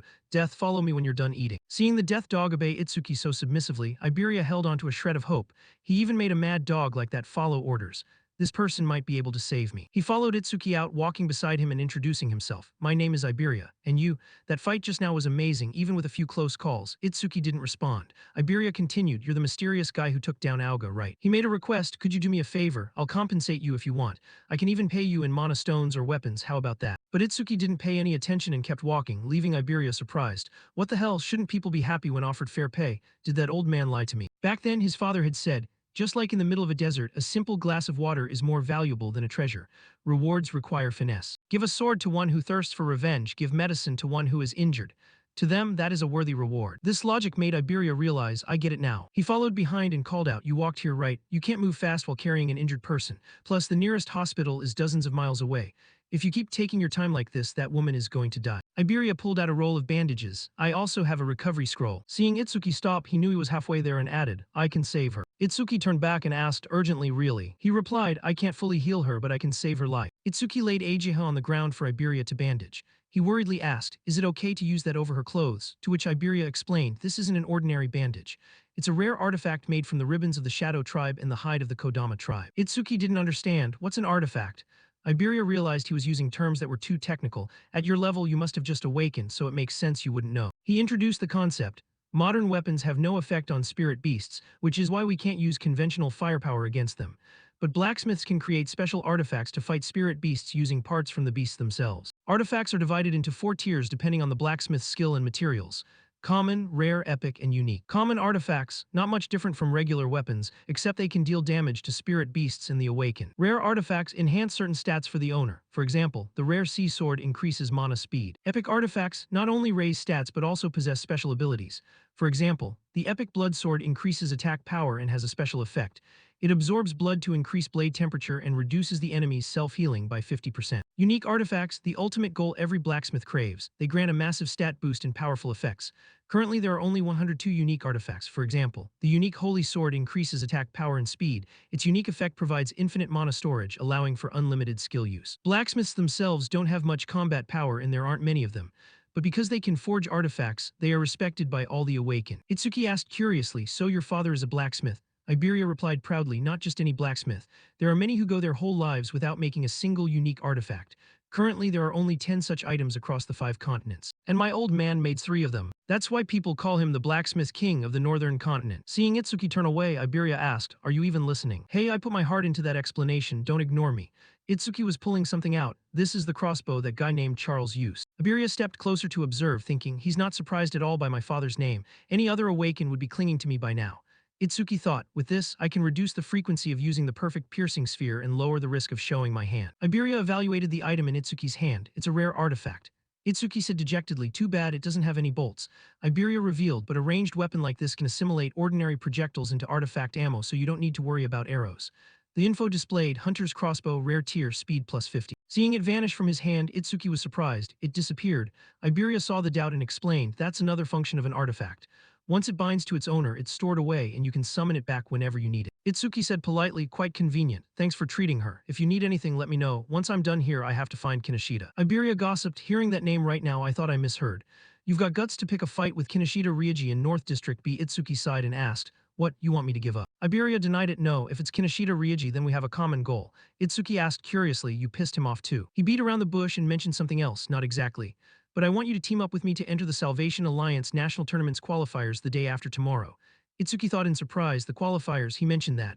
I heard only the top 10 get into the official tournament. I've been too busy these past few days to prepare for it." He asked suspiciously, "What do the qualifiers have to do with Kinoshita Ryuji?" Iberia confirmed, "The qualifiers are held by continent, and the venue for the northern continent is here in North District B." As the son of the regional administrator, Kinoshita Ryuji is clearly aiming for the main tournament.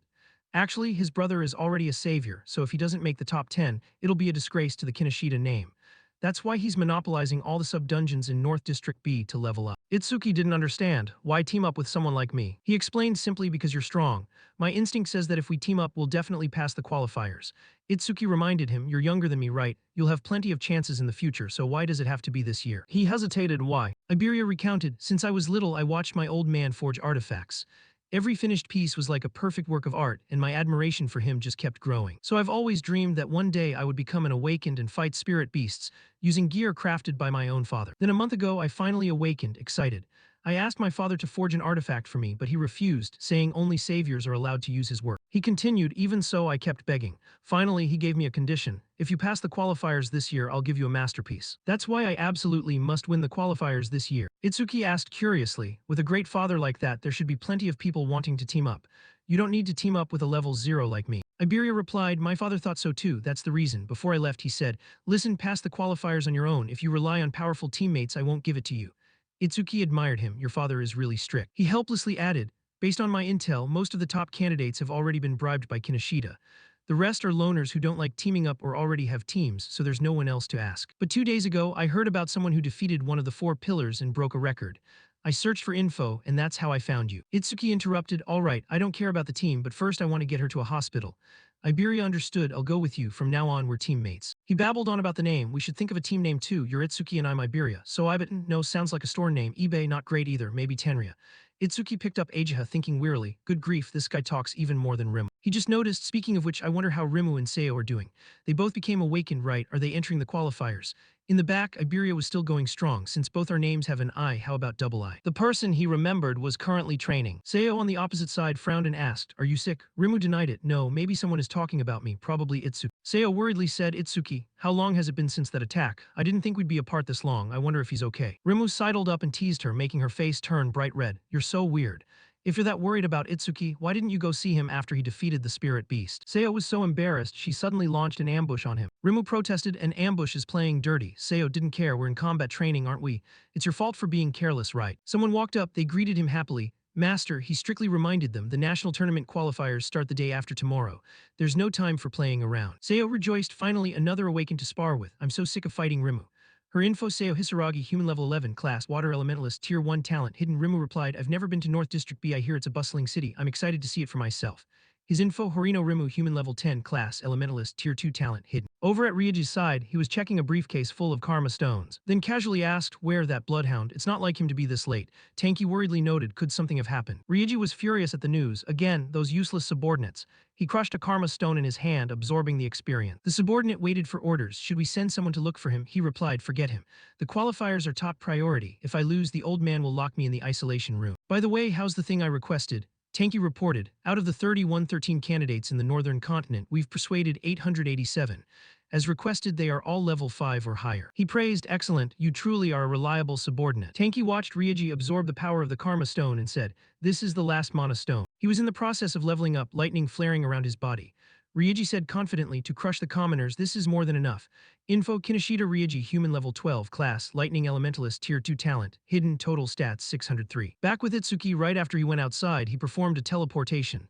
When he met Nento, Itsuki felt guilty. I'm sorry, master, for letting Ajaha face such danger. He replied, there's nothing we could have done. I can eliminate him if you want. He refused the offer, no, let me handle it. Nento was satisfied to see Itsuki being so independent. Very well, tell me the whole story later. Iberia, watching from the side, thought happily, so the supreme commander of the northern continent is his master. No wonder he wasn't surprised when I mentioned my dad. Nento is a mystery, I should ask for his autograph later. They were now in a hospital room. Ajaha had been treated and was resting in bed. Itsuki announced, and that's why I decided to enter the Salvation Alliance National Tournament qualifiers with Iberia, so I didn't stop him. Nento asked about her health. I see. How are you feeling, Ajaha? She glanced at the butterfly on her finger. Bitch, DI letter 1EC7P has healed me, so I've recovered.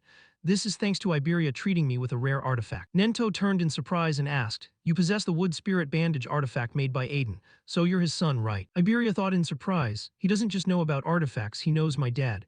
I should act appropriately as the eldest son of the blacksmith king. He proudly pointed to himself and introduced, that's right, I'm Aiden's father. Itsuki reminded him, you got it backwards. Iberia blushed with embarrassment and quickly corrected, sorry, Aiden is my father. Nento ignored the slip-up and cleared his throat. Anyway, thank you for saving my daughter.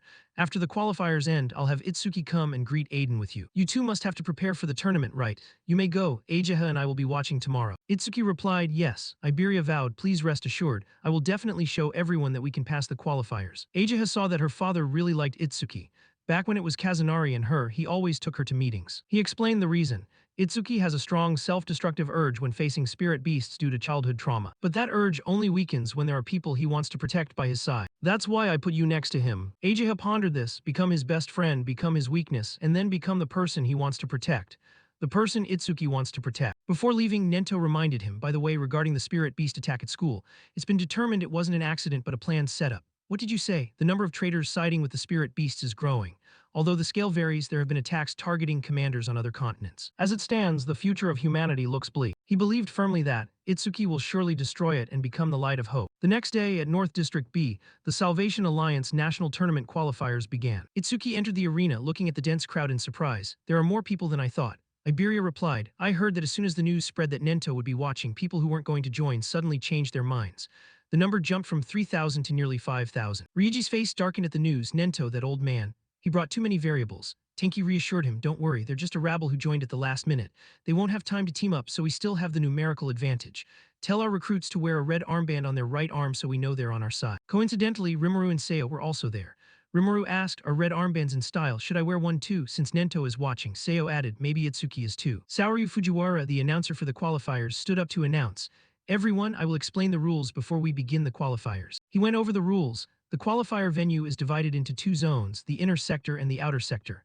In the first stage, you will start from the four main directions of the outer sector. First, you will compete based on the time it takes to enter the inner sector. The moment you enter the inner sector, your ranking will be recorded on your bracelet, and only the top 300 will proceed to the second round. Rimuru looked at his wrist in surprise. The bracelet has that function. Seo thought anxiously. To have thousands of people eliminated in the first round is brutal.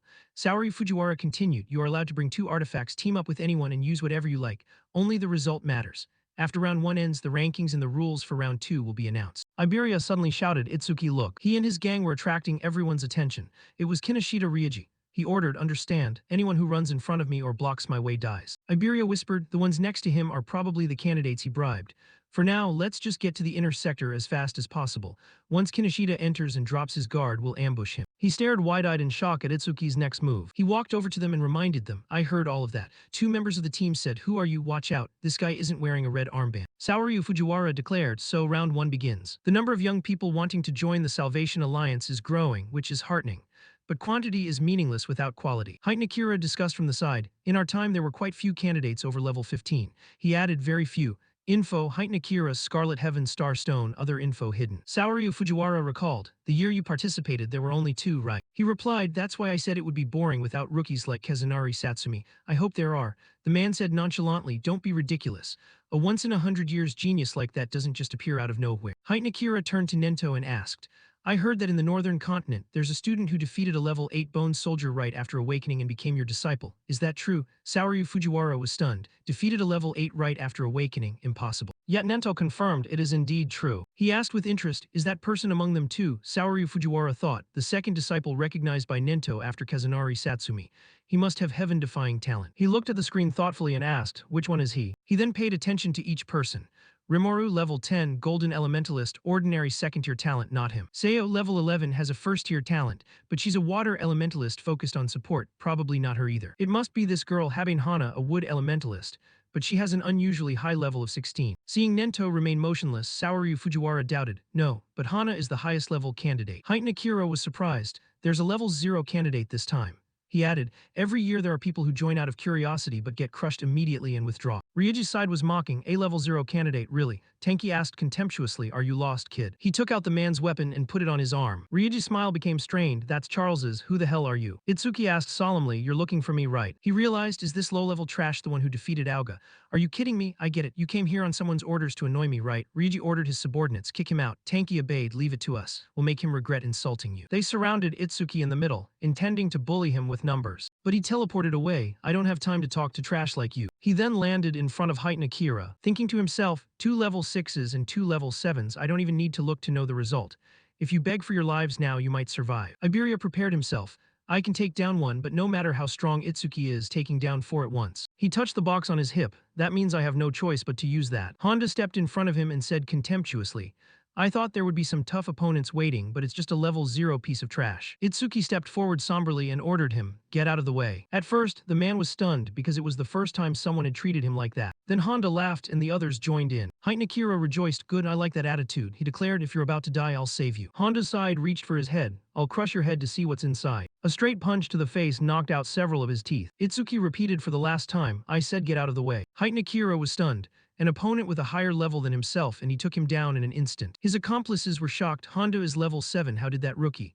The one next to him reassured, he's condensing a fireball in his hand. Don't panic, he only caught him off guard. He activated the rank B skill full power ignition, declaring, I'll burn you to ashes. Seeing the fire approaching, Iberia was terrified. Too fast, I don't even have time to use an artifact. Someone on their side worried, isn't this a bit much for a level 0? Tamu didn't care, people always die in the qualifiers.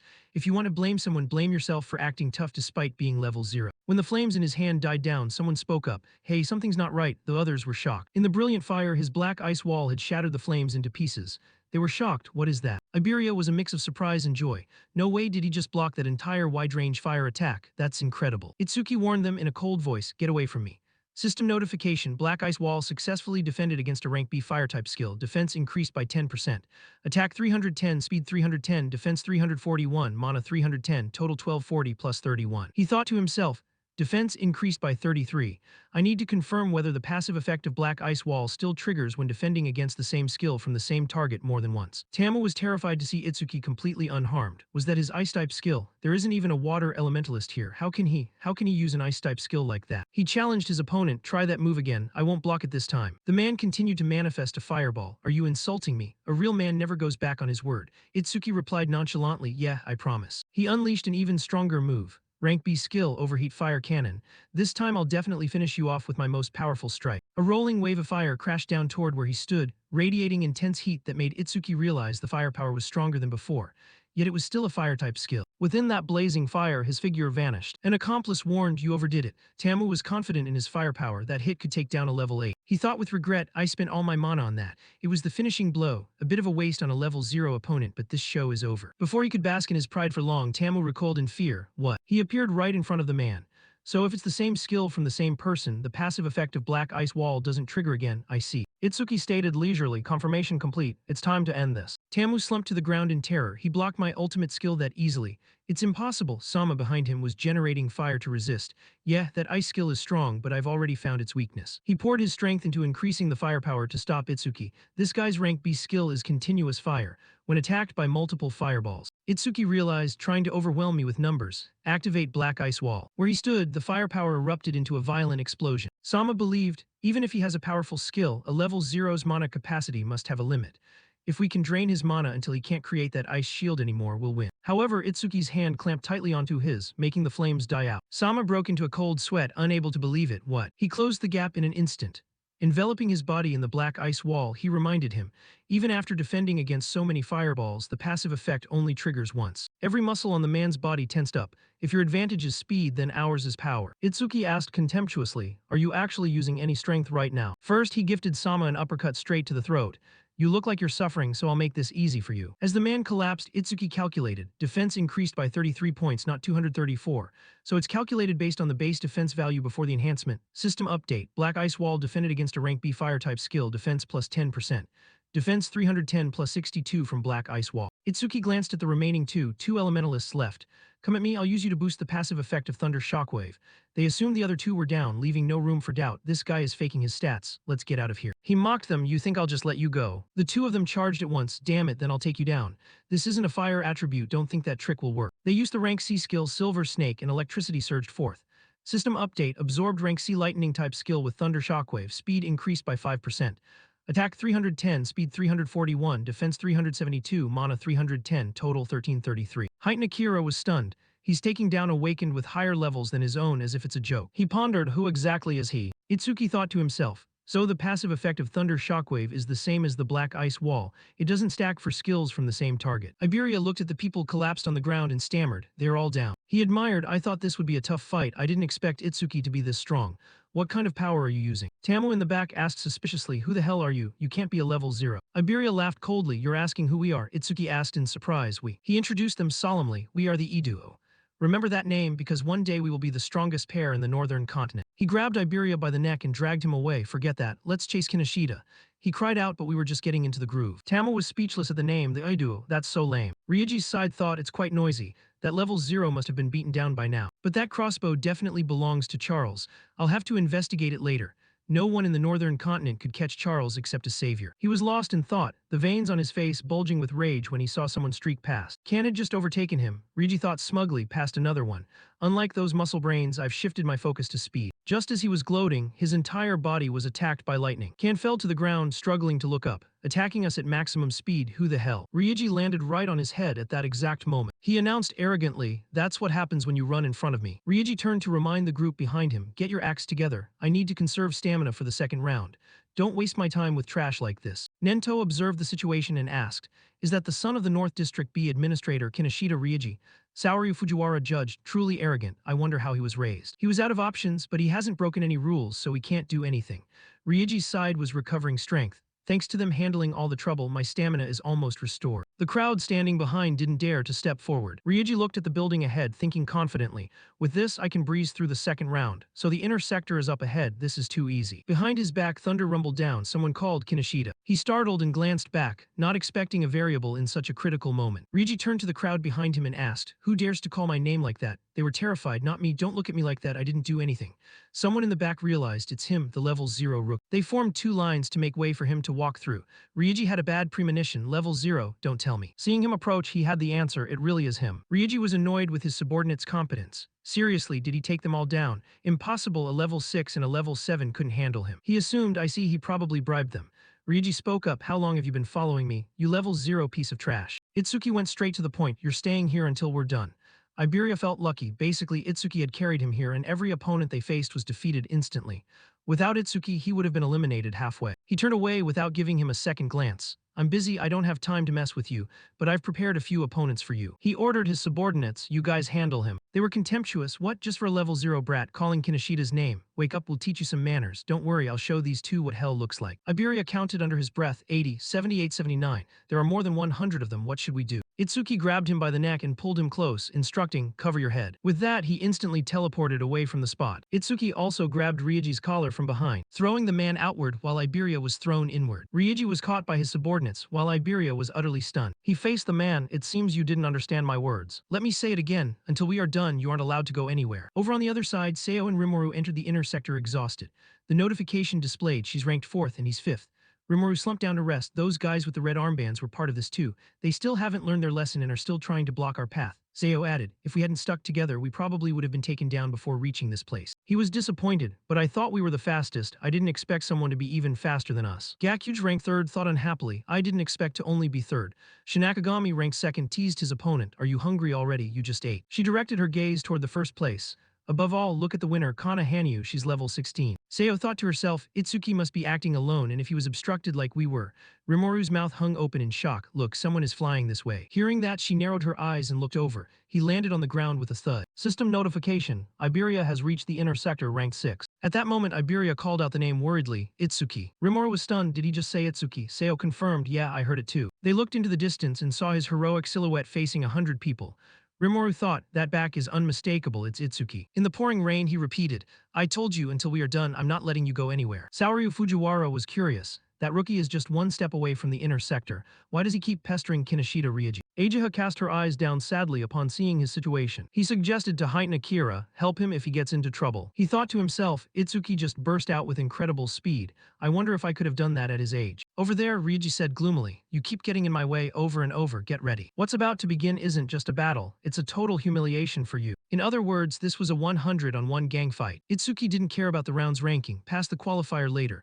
Right now, avenging Ajiha is my top priority. Ryuji shouted the command, kill him for me. Everyone activate your abilities. The aura surged toward him while Itsuki stood there calmly, the wind and rain making his coat flutter. A fire-type user lunged. I won't let anyone else take the credit, I'm taking your head. Rank C skill fire fist. Seeing Itsuki block his strike with just one hand, he was stunned. What? He countered, slamming a punch straight into the opponent's face. The fire-type man slammed into the ground, his teeth and lips mangled together. The crowd that was charging in stopped. He took him down with one punch. Someone reassured them, don't panic, we have the numbers, we can't lose to a lowly level 0.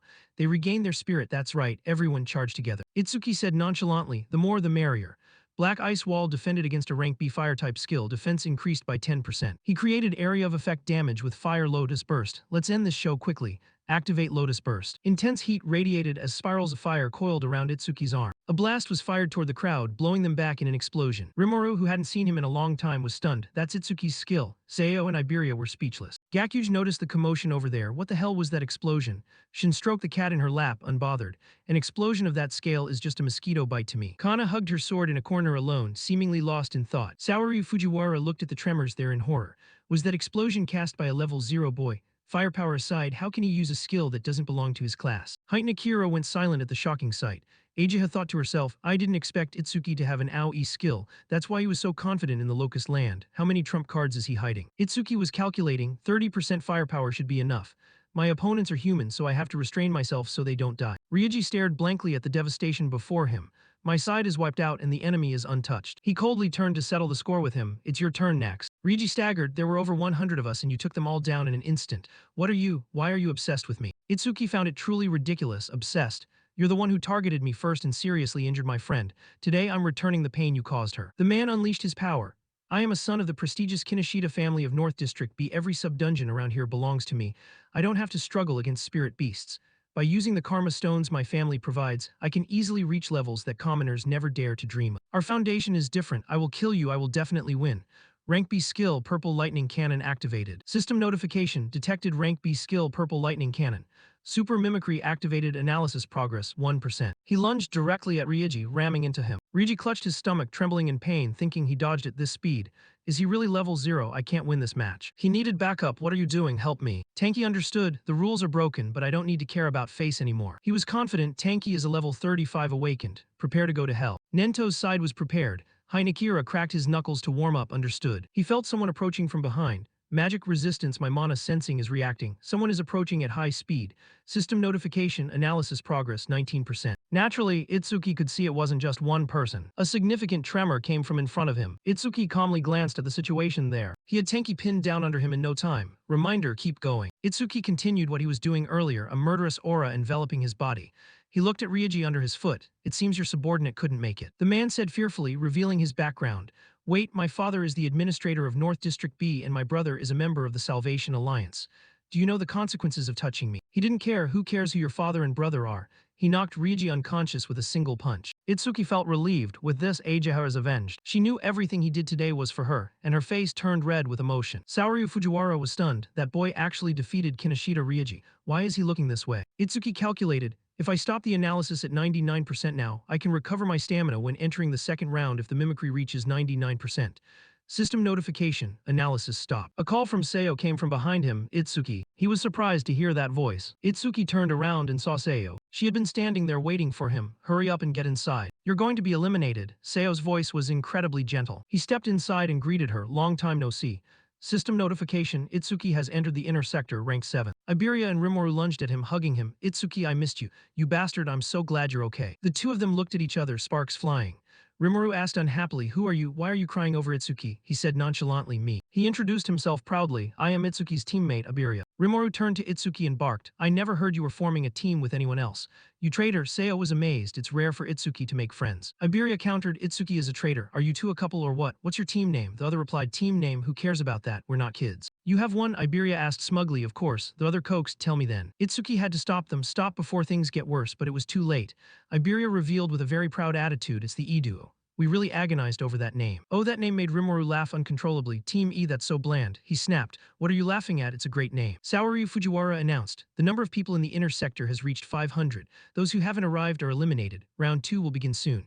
In round 2, you will fight spirit beasts alone in the test zone for 1 hour. Rimuru was taken aback by himself. While Iberia turned serious, nodding, finally we've reached the second round. Heinekira had been waiting specifically for this moment. It's finally here. I've been anticipating this since the start. He truly looked forward to it, wanting to see if these boys had anything special to show. They moved to the venue for the second round, where the area around the arena was already packed with people. Rimuru asked curiously, so the second round takes place right here, right? Iberia couldn't control his trembling, muttering that it was far too dark and terrifying inside. While Rimuru teased Itsuki about still being level 0, and if his level was actually fixed, which Itsuki admitted was true. He wondered if Itsuki's stats didn't increase either and how he got so strong. While Iberia chimed in with his own curiosity, only for Itsuki to reply that his master had forbidden him from telling anyone. Seo intervened, explaining they were taught that an eraser's skills are at the level of national security. Then she turned to Itsuki and told him he didn't need to pay them any mind. Saoryu Fujiwara appeared and asked, is everyone ready? Iberia was stunned to see the man walking toward them. The group of people marveled at the figure standing above them, recognizing Saoryu Fujiwara, who organized the national tournament every year, Heinekira, a veteran of the river crossing war with the strongest physique, and wondering if the masked man was the legendary Nento, calling it a meeting of legends. He spoke up, listen closely, I will now explain the rules for the second round. Many calamity spirit beasts would appear in the challenge area, with kill points based on difficulty. Basic grade 100, common grade 500, difficult grade 1000, and nightmare grade 5000. Saoryu Fujiwara continued the rules, stating there was a 1-minute rest after defeating a beast before being forced to the next difficulty, showing 56 seconds of rest remaining. Gakuj said confidently that he would climb straight to the nightmare grade. His info showed he was a level 13 Earth Elementalist with hidden stats. Itsuki suddenly spoke up, I have something I want to ask. The others buzzed with contempt, wondering how a level 0 made it through the first round and assuming he was carried, speculating if he was getting cold feet now that the second round was solo. Saoryu Fujiwara gave him permission. What is it? Ask whatever you like. He didn't beat around the bush. Is nightmare grade really the highest difficulty? Heinekira let out a laugh upon hearing that, while the announcer stood stunned with his mouth agape. The others immediately looked down on him, mocking the level 0 for boasting when he wouldn't stand a chance against a nightmare grade beast, with Gakuj calling him a piece of trash who only knew how to show off. Saoryu seriously informed him, theoretically, the difficulty of the calamity spirit beasts has no limit. You'll understand once you actually try to defeat a nightmare-grade beast. Itsuki replied, no limit, huh? While Rimuru reminded him it was useless to think about it since nightmare grade was at least level 10, and they'd be lucky just to beat a difficult grade. Saoryu continued, points accumulated in the qualifiers can be added to the official national tournament. In other words, whether you can join the Salvation Alliance later depends heavily on today's performance. Rimuru was delighted that the points counted for the main tournament, while Itsuki silently decided he had to use that to surpass Kazunari Satsumi's record of 115,000 points. He decided to take this opportunity to surpass him. The reminder notification rang out, everyone enter the challenge area. The second qualifier begins. As he entered, he realized the challenge area wasn't much different from a normal sub-dungeon. Countless glowing red eyes stared at Itsuki from the darkness. They stepped out, the system noted 10 level 1 Calamity Hounds basic grade, worth 100 points, and Itsuki was glad to finally be fighting spirit beasts. System notification, activated black ice wall. He intended to win quickly, thinking he couldn't raise his stats with these things so he should just finish it fast. Itsuki's image was broadcast on the large screen, and Saoryu asked Heitan Akira if he was watching the boy again. While the latter replied he also wanted to see Kana Hanyu fight. Heitan Akira noted this young man is more interesting. His eyes didn't leave the screen as he noted something was coming, while the other man wondered if there was really anything surprising. Inside, Itsuki killed the entire pack of Calamity Hounds in one go. The system displayed a time of 1 second and 100 points earned. Saoryu was shocked. 1 second. It usually takes a few minutes, and the other man replied happily, I told you, didn't I? Heitan Akira remarked, this boy is more interesting. I don't think a level 8 fire dragon is a threat either. Nento stepped up to ask about the other candidates. He apologized for being too focused and switched to a multi-screen mode to observe the top 10 candidates simultaneously, while Ajiha realized her father was trying to divert attention from Itsuki. Saoryu observed that most of the other candidates were still fighting at the basic grade. Seo used her water ability to attack, while Gakuge fought in close quarters, smashing each beast with his mace. Kana used her wood ability to strangle the spirit beasts, and Saoryu noted that Kana Hanyu was the only one keeping up with Itsuki. Ajiha cried out in worry that Itsuki was about to be incinerated by the fire dragon's flames. Saoryu prepared to step in, thinking the boy had exhausted his stamina on the hounds and had no strength to dodge, nodding he'd be severely injured if he took that fire directly. Heitan Akira stopped him, telling him to watch a bit longer and insisting that with the boy's previous speed, dodging such an attack should be a piece of cake. System notification, activated black ice wall. His entire body was encased in the black ice wall, and he suffered no damage at all. A single slash cut the fire dragon's body in half. As it fell, the system updated. Time 5 seconds, 500 points earned. Saoryu was shocked that the ice armor covered his whole body, and wondered why he took the hit on purpose when he could have killed it instantly. System notification, black ice wall defended against a rank C fire-type skill, defense plus 10%.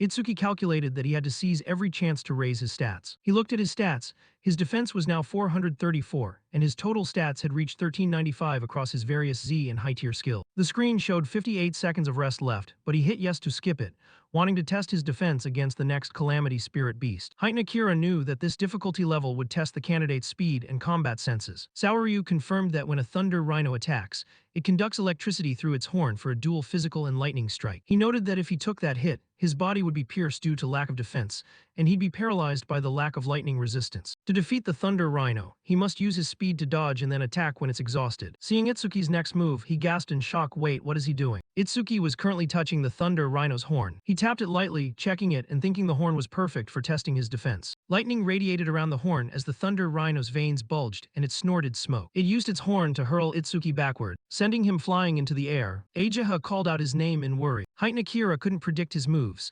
nodding the young man was unpredictable and always produced results beyond imagination. The spot where he was floating suddenly exploded. The system announced he had defended against a rank C lightning skill, increasing his speed by 5%. He realized the test was over. Apparently, attacks from level 10 beasts or lower couldn't hurt him. Itsuki lost interest in playing around, saying it's time to end this. He activated Thunder Shockwave for a 50% speed boost and blurred toward the Rhino. It held its head high, arrogantly preparing to receive the enemy. Itsuki plummeted from above like a fired arrow, slamming an ice-armored fist into the Rhino's head. The system recorded a 7-second finish and 1,000 points. Heitan Akira smiled, nodding his total time was under 15 seconds, making him faster than Heitan himself in his youth, and sensing he wasn't even at full power. Saoryu was worried because next were lightning-fast movements and sharp claws that could shred enemies in an instant, a massive mouth spitting iron chains to swallow everything, and a bulky body covered in armor-hard shell. It possessed all those traits, the strongest and most ferocious beast in the qualifiers, the ultimate goal for all candidates. Itsuki was facing the nightmare-grade spirit beast, Purgatory Colossus level 15 worth 5,000 points. Itsuki activated the perfect piercing sphere, and it pierced right through its head. System update, defeated level 15 Purgatory Colossus. Perfect piercing sphere speed plus 200%. The spectators were left speechless by the sight. He read the info, sphere speed 9 ms, total increase 900%. Itsuki was eager for the next one, while Saoryu had to change his view of the boy, seeing him kill a nightmare-grade beast in seconds. The system showed 3 seconds and 5,000 points. Shifting to Seo's position, the beast opened its mouth to fire an energy blast. Seo activated her rank C water bullet, calculating she needed to kill 2 more to pass the common grade. Her progress was at 80%. Gakuge confidently thought that since he skipped the rest, he'd be the first to reach the common grade.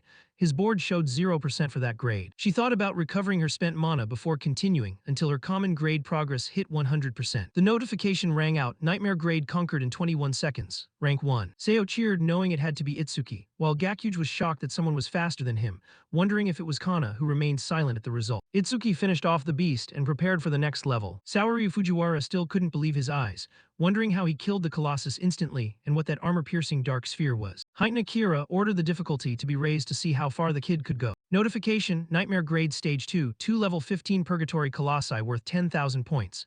Itsuki was disappointed, wondering if they were only going to increase the numbers. The ferocious beasts roared, sending out shockwaves of sound. Itsuki calculated that while they were roaring, he'd take one out. He activated the perfect piercing sphere. The sphere pierced one's head. The system recorded another defeat and a speed boost to 11 ms, 1100% increase. Saoryu wondered if there were no limits to using that sphere. Heitan Akira noted that while it was strong, the skill had a fatal weakness, leaving Saoryu confused. Itsuki was currently facing the final spirit beast. He frowned and compared the speeds. This one was faster than any beast he had ever faced. Outside, Heitan Akira explained that people often mistakenly thought they were slow because of their massive size. Saoryu asked what he meant. Inside, Itsuki was condensing the sphere. System notification, activated perfect piercing sphere. Compared to the beast's size, the sphere was tiny. Heitan Akira continued that as a racial trait, they lacked mana but had vastly enhanced stats. Despite its size, it was actually a speed type. Just as predicted, it dodged the perfect piercing sphere.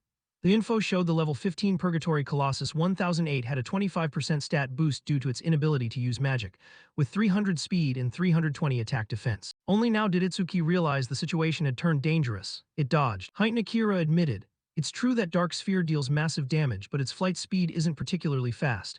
He's taking advantage of the monster's habit of roaring before launching an attack to strike preemptively. That brat, his combat intuition is incredible. But if he can't increase the flight speed of that black sphere, he probably won't be able to clear this stage." A single punch from the spirit beast sent Itsuki flying into the distance. He was slammed into the rocky cliff behind him, causing a shockwave as thick dust rose and the cliff face buckled inward. Itsuki struggled to drag his aching body. It can dodge at mid-range. Outside, Saoryu speculated. He knows it won't hit, yet he still tries to use it.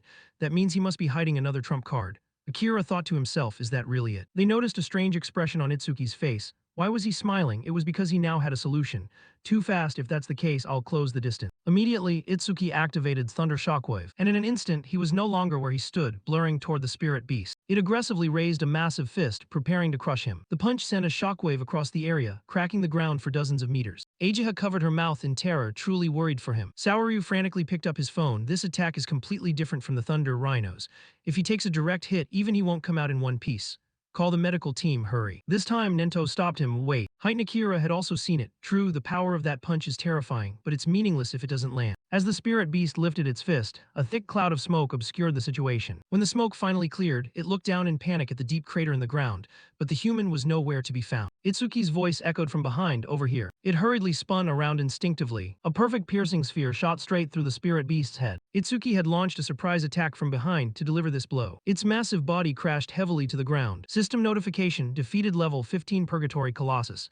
Perfect piercing sphere speed plus 200%. Perfect piercing sphere speed, 13 ms flight speed value increase, 1300%. Elapsed time, 12 seconds, points earned, 10,000. Saoryu teased Ajiha. It's rare to see Ajiha become so heated. She shyly avoided the subject. I was just praying for everyone's safety. Listen, if a young person carrying the future of humanity dies, it would be a huge loss for us. His family would also be very sad. I just want everyone to be safe, that's all. I absolutely don't think Itsuki looked cool defeating the Purgatory Colossi or anything. Itsuki would react the same way, so don't misunderstand, it's not like that at all. Saoryu reminded her, Ajiha, you've become much more talkative since the last time we met. Nento was speechless hearing him remark on his daughter. Saoryu turned to ask Heitan Akira, by the way, how did you know Itsuki dodged that attack? Heitan Akira replied, that brat. His speed isn't much different from the Purgatory Colossus. But when that electricity ran through his body, his speed increased significantly. When that happens, the Purgatory Colossus can't hit him. He wondered. He succeeded in defeating 2 of them, but there were some dangerous moments. With his current score, he's definitely secured first place. If it were me, I'd stop here. But Itsuki was setting his sights higher. If I want to surpass Kazunari Satsumi, the strongest human, I have to keep attacking. I can't rest for even a second. I can't rest for even a second. System updated the info on the spirit beasts attacking Itsuki. Nightmare grade phase 3, 3 level 15 Purgatory Colossi. Kill points 15,000. As usual, he activated the perfect piercing sphere and 1 beast was decapitated. Itsuki counted silently, 1 dead. Height Akira praised. He chose to continue, truly the one I have my eye on. Saori Fujiwara suddenly remembered. Speaking of which, you went straight to phase 3 too, didn't you? The other replied, so did you. He compared them. Even for you, the one with the strongest body, phase 3 was the limit. I wonder how Itsuki will handle this. Inside, Itsuki was facing the ferocious spirit beast. A fist reached out to grab him, but Itsuki vanished. He teleported above its head. I'll boost my speed with Thunder Shockwave and close the gap when I jump behind it. As the perfect piercing sphere fired, Itsuki counted. That's the second one. System update. Defeated level 15 Purgatory Colossus. Perfect piercing sphere speed plus 200%. Perfect piercing sphere speed 17 ms. Flight speed value increase 1700%. Itsuki moved to handle the next beast. The third one was. He was currently inside its mouth. Sharp teeth were about to bite down. The spirit beast's mouth slammed shut without a gap, but its head was gone in an instant. Itsuki was settling the score from inside. Let's see me pull your guts out. Activate full power Lotus Burst. The spirit beast's mouth began to glow with fire. Firepower erupted from within and its body exploded into fragments. System notification. Defeated level 15 Purgatory Colossus with Lotus Burst. All skill ranges plus 1%. Current total plus 1101%. Elapsed time 13 seconds. Points earned 15,000. Saori Fujiwara couldn't believe his eyes. That was the skill that blew away all those candidates in phase 1. Itsuki thought to himself as he saw the notification. Mana at 310. My mana has completely hit rock bottom. But as long as the Calamity Spirit Beasts keep appearing, the passive effect of Mana Sensing will replenish my mana. System display. Mana Sensing level 1. Passive effect. When a hostile unit is detected, restore 10% mana. Facing Itsuki were high-level spirit beasts. Nightmare grade phase 4. 4 level 15 Purgatory Colossi. Kill points 20,000. Current mana 124,310. Detected 4 hostile units, restoring 40% mana. Saori Fujiwara commented, phase 4 has begun. If he clears this, he'll surpass you in the past. Height Akira admitted, true. Only Kazunari has cleared phase 4, no one else has. I want to see how far this kid can go. Inside the qualifier, he was somersaulting to dodge the beast's strikes. Each time the flight speed of the perfect piercing sphere increased, Itsuki noticed a pattern. Accuracy increased as well. If I can push the speed just a bit higher, I'll be able to hit them without closing the distance. My mana is limited, so I can't afford to waste a single perfect piercing sphere. These spirit beasts were linked together by iron chains. He frowned upon discovering this, iron chains. The spirit beast tilted its head and pulled the chain, which meant the perfect piercing sphere thrown at the other one's head missed. Its hand reached out and caught Itsuki. Once caught, he thought, no, I can't find any leverage in this position. The spirit beast's hand squeezed tight, intending to crush Itsuki. His bones were crushed, the pain making him cough up blood as cracks appeared in his skeletal structure. Done with him, it hurled Itsuki into the distance. Covered in blood, he slammed into the ground. Saori Fujiwara worriedly yelled, Akira, go help him. He was stunned, unable to believe it. Is this as far as he goes? Height Akira recalled his own past appearance, just like me back then. Just as you were about to move, I'll go save him. Nento stopped him once again. Wait. He had absolute faith. Itsuki hasn't given up yet. Saori Fujiwara spoke up indignantly. Nento, this isn't the time to talk about whether he's given up. Ageha added, exactly, if we don't intervene, Itsuki will die. Height Akira joined in, he's in a hopeless situation. Nento stood calmly against the criticism, but I know he still has a trump card. Saori Fujiwara was shocked. A trump card, how could you know? He emphasized, that's not the look of someone who has accepted his fate. Itsuki doesn't give up easily. To kill it, I have done everything possible to train myself.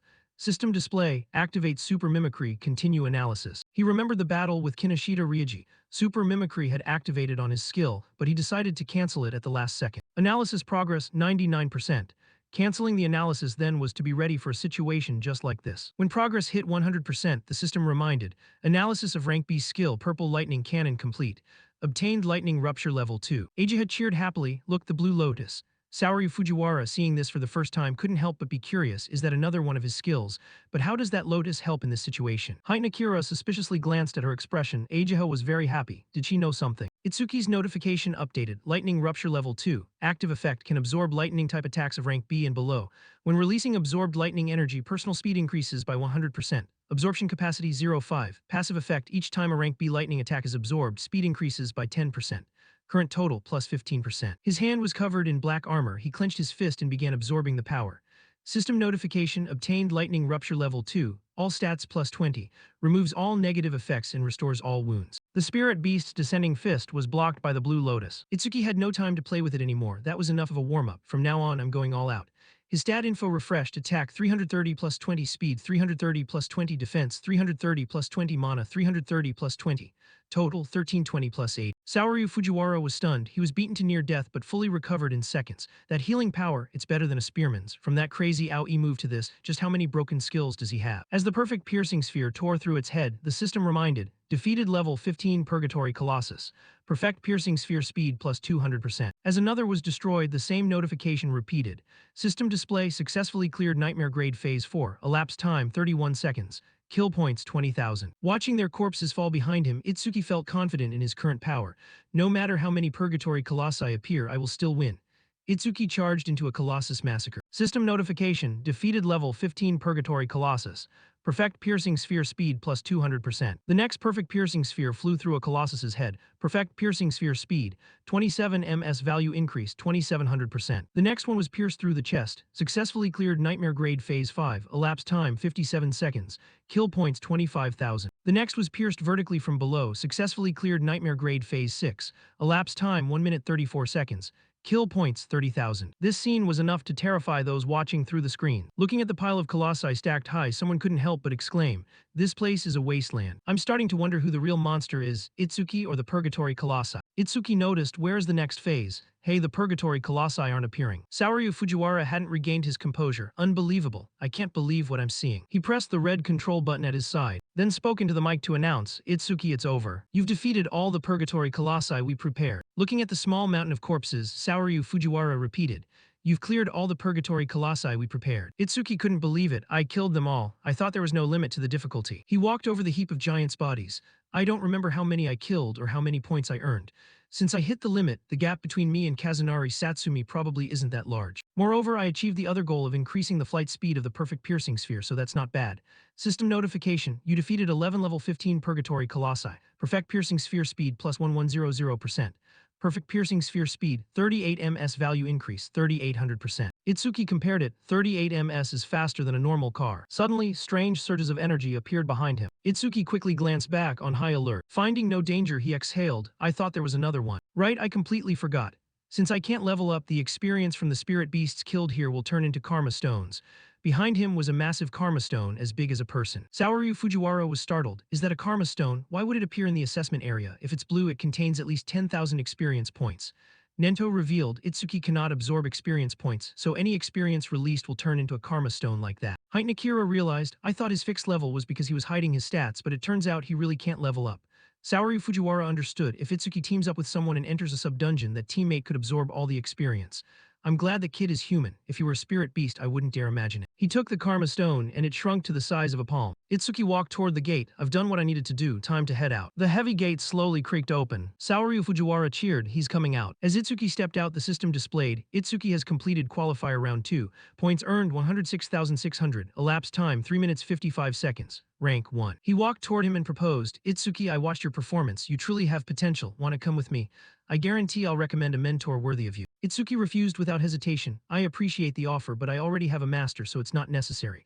Saoryu Fujiwara asked suspiciously, "Don't you understand? So what if you have a master? No ordinary person can guide a young talent like you. It would be much better to follow me. I have the connections and resources." Nakira reminded him. He said he doesn't need it. "If you keep forcing it, you'll make him hate you." The other man was stubborn. "Do you think I'll give up that easily?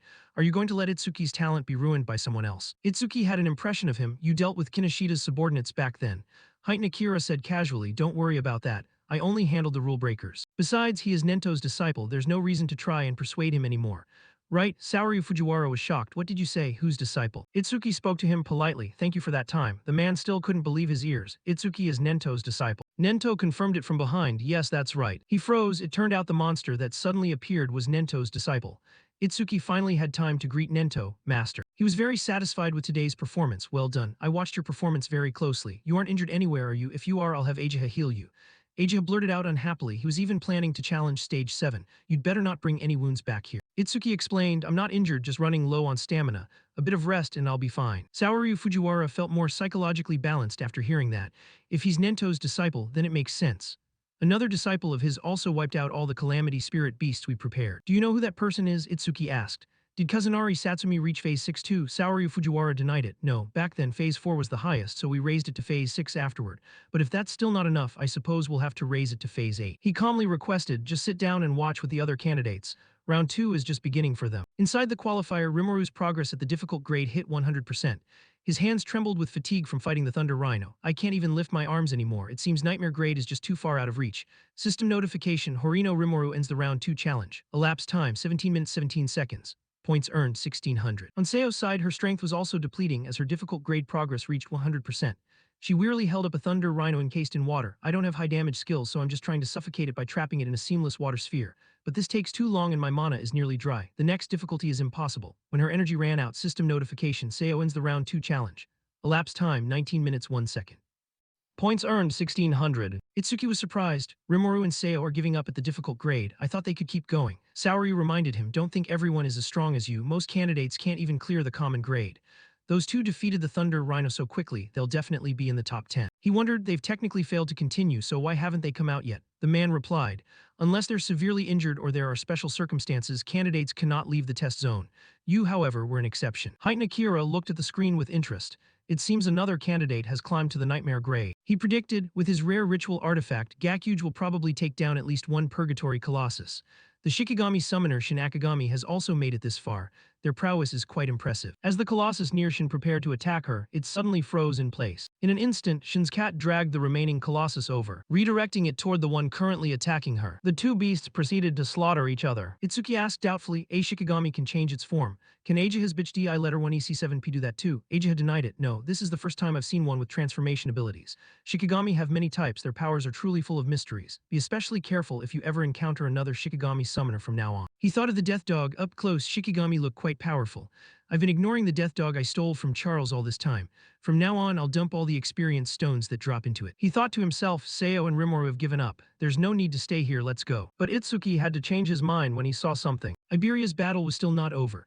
Looking at the mysterious armor, Itsuki asked in surprise, Iberia, what is that armor? Is it from your father? The boy thought to himself, this is the strongest epic artifact the old man ever made for me. System information displayed, epic raid dragon armor. Attack and speed increase by 100, epic effect. After 1 minute of being equipped, attack and speed increase by an additional 20. Maximum stack limit reached at 15 minutes. Iberia understood well, this artifact is sentient and chooses its own master. I had to go through a lot of trouble to get it. It adds 20 to attack and speed for every minute equipped, but wearing it for more than 15 minutes triggers insane penalties. I have to finish this within 15 minutes. The notification displayed, stats increased, current bonus, attack plus 120, speed plus 120. He deduced that the notification about the Nightmare grade clear earlier meant Itsuki-san had worked even harder, so he shouldn't be a hindrance. His friend's victory added to Iberia's strength. He blurred toward the Colossus and slammed a foot into its face, determined not to embarrass Itsuki. We are the Edo, after all. Seeing this from the outside, Itsuki smiled and remarked, he's really going all out, isn't he? The mechanical announcement voice rang out. Round 2 has ended. Saoryu Fujiwara declared, only the top 10 scorers will proceed to the national tournament finals. Additionally, the top 2 will receive special rewards during the final round. Gakuge lay flat on the ground to rest, feeling utterly confident. Besides Kana, no one has more points than me.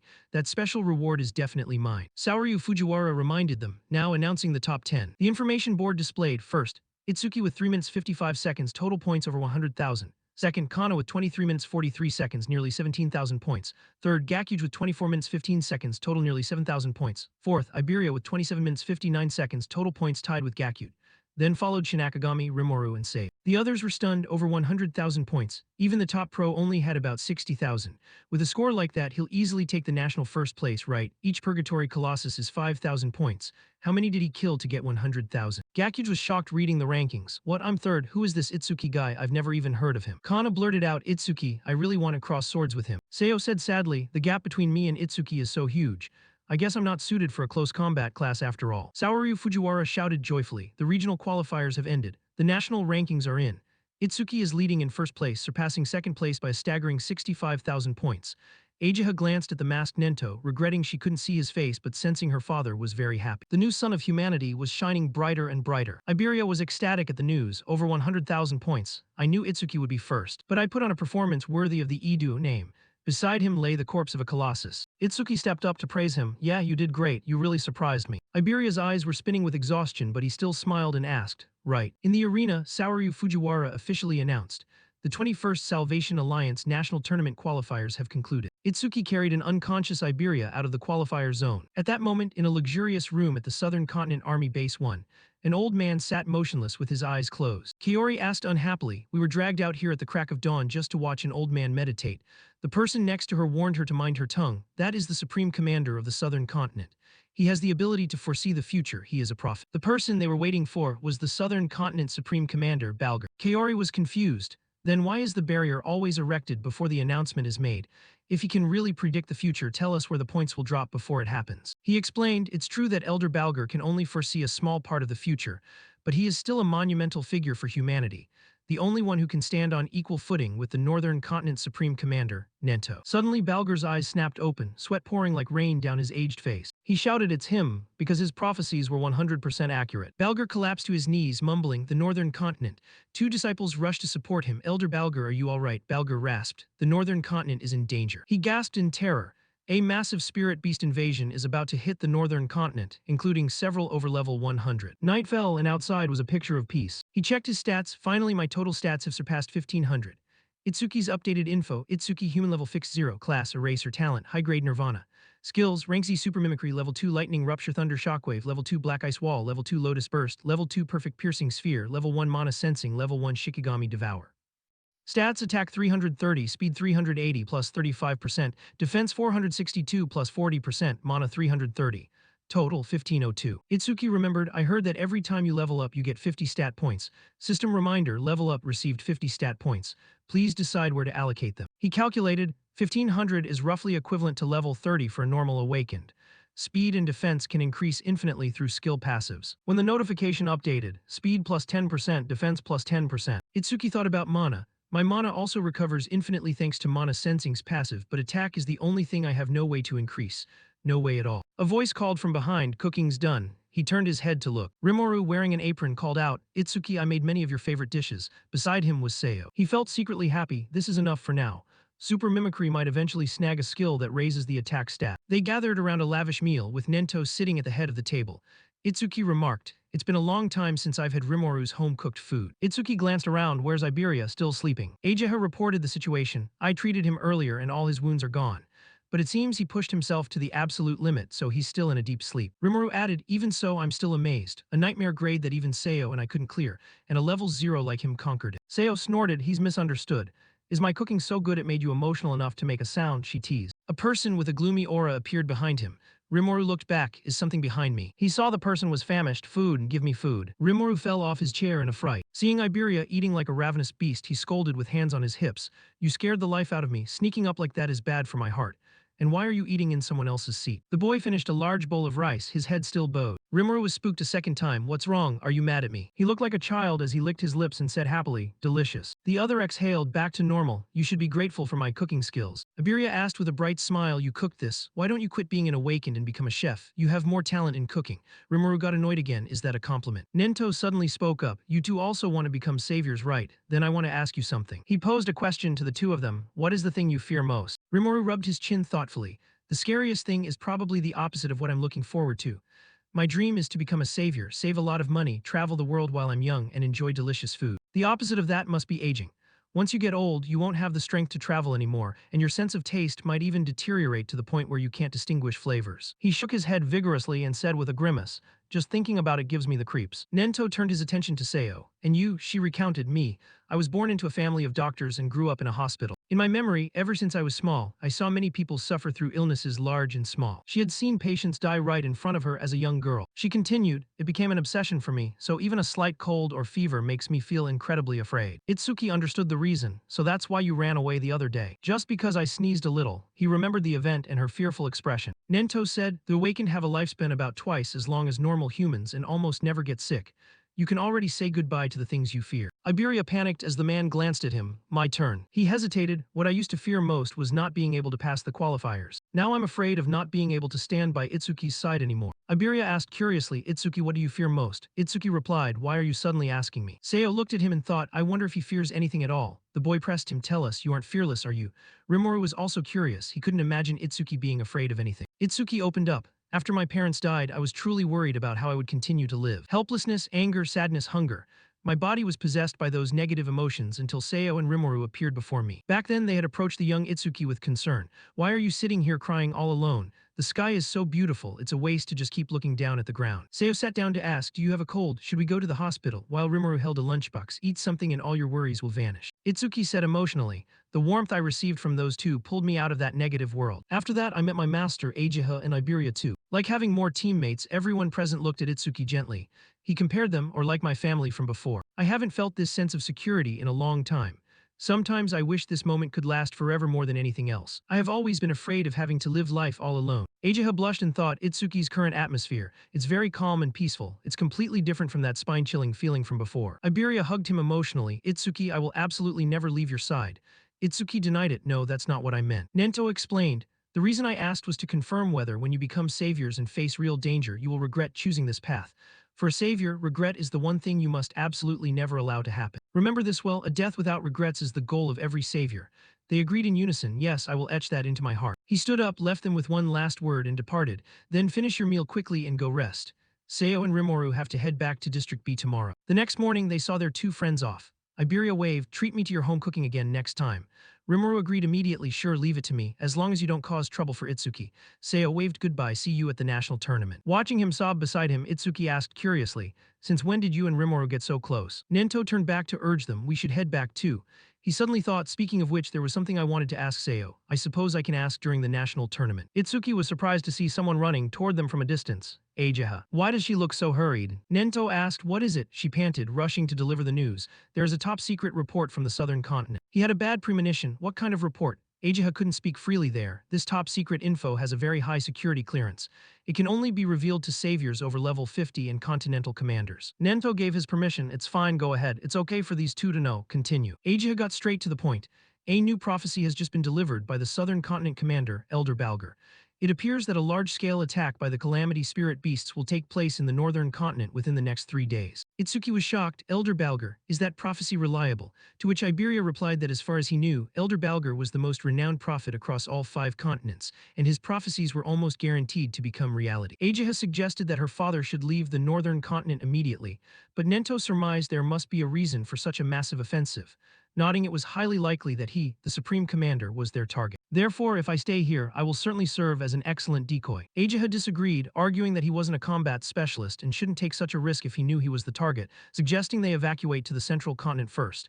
Itsuki agreed, adding that if they were short on people, he would stay and fight. The old man refused to listen, stating his decision was final and telling Itsuki he had another task for him, which made the boy wonder what could be more important than protecting his master. Nento brought up Iberia's father, explaining that Aiden was the most outstanding blacksmith in all 5 continents, and it would be disastrous if anything happened to him, so he wanted Itsuki and Iberia to take responsibility for his protection with support from Mother Awaken. Iberia was surprised by the mobilization of a special task force just for his old man, while Itsuki wondered if his master was simply trying to keep him away from the main battlefield. Seeing his children were unhappy, Nento reminded Ajiha that he had 3 specific requests for her. He issued a series of commands.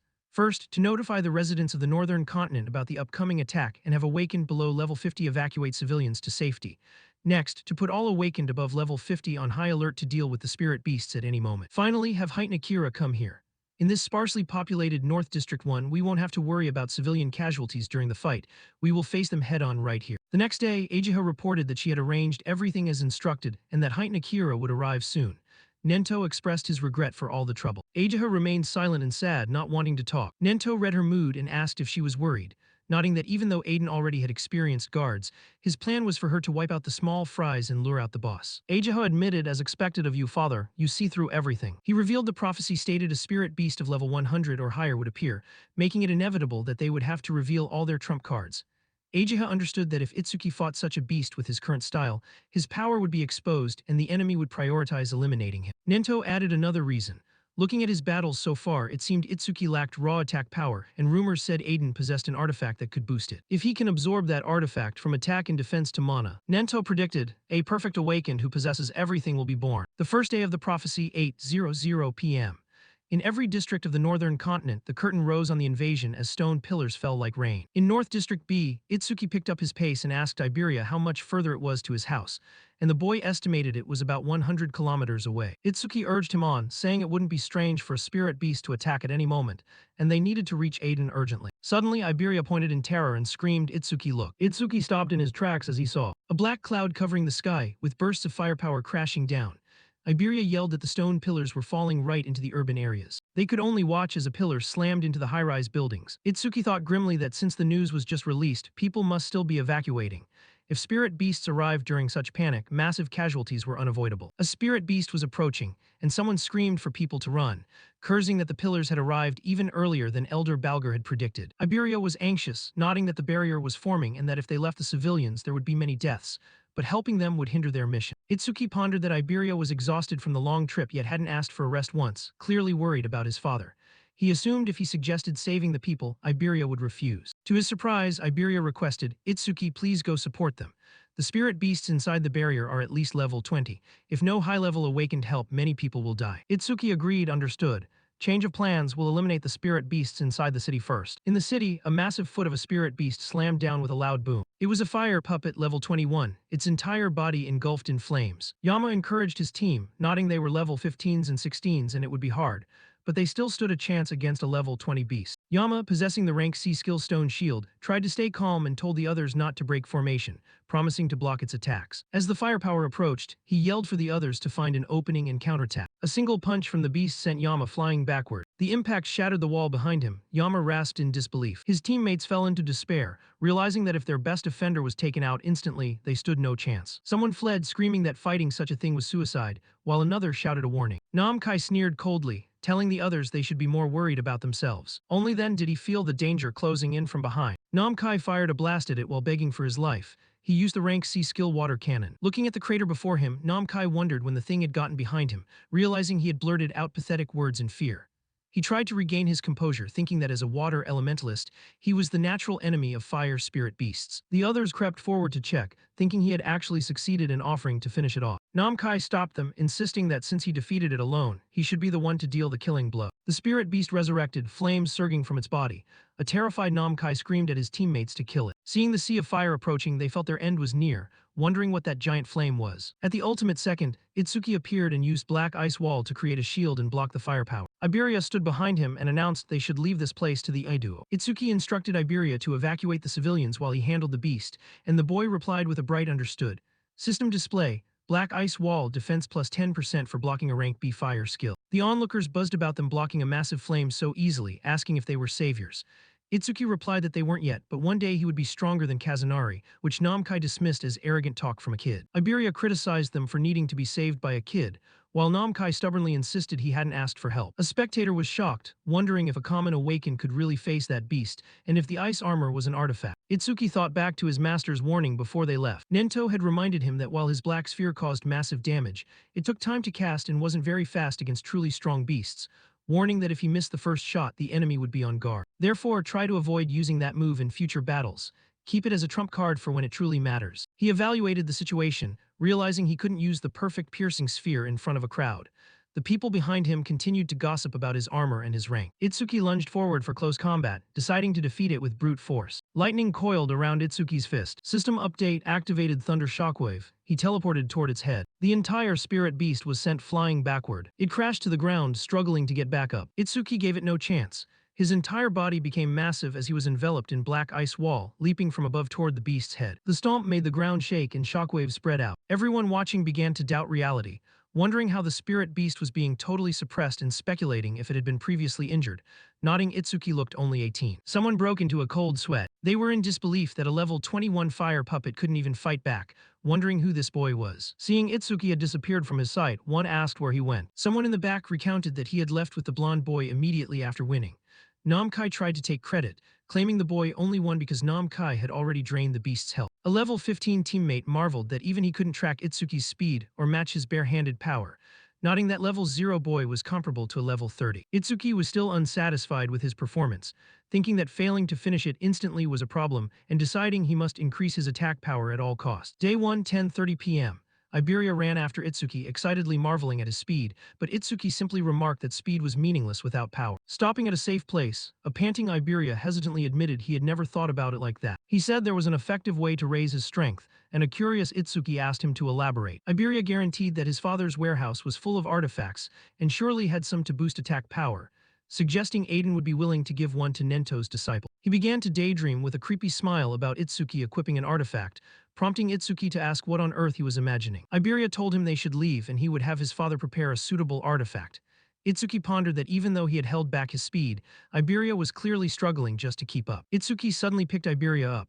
The boy was startled and asked what he was doing, only for Itsuki to tell him not to push himself since he wouldn't have the strength to fight if they encountered a beast. With that, he leapt away with Iberia in his arms, while the boy complained that he wasn't ready. He remarked that he was too fast, but Itsuki didn't slow down, saying they had already delayed too much. Day 1 of the prophecy, 11:05 p.m. A wooden house stood in the deep forest under the moonlight. They arrived shortly, and Iberia stretched his sore limbs, complaining that his arms felt like they were falling off. Itsuki observed the house and asked why he lived so deep in the woods when the city was safer, and the boy replied that his father found the city too noisy to focus on crafting. He warned not to let the dilapidated look fool him as the defenses were top tier with dozens of traps.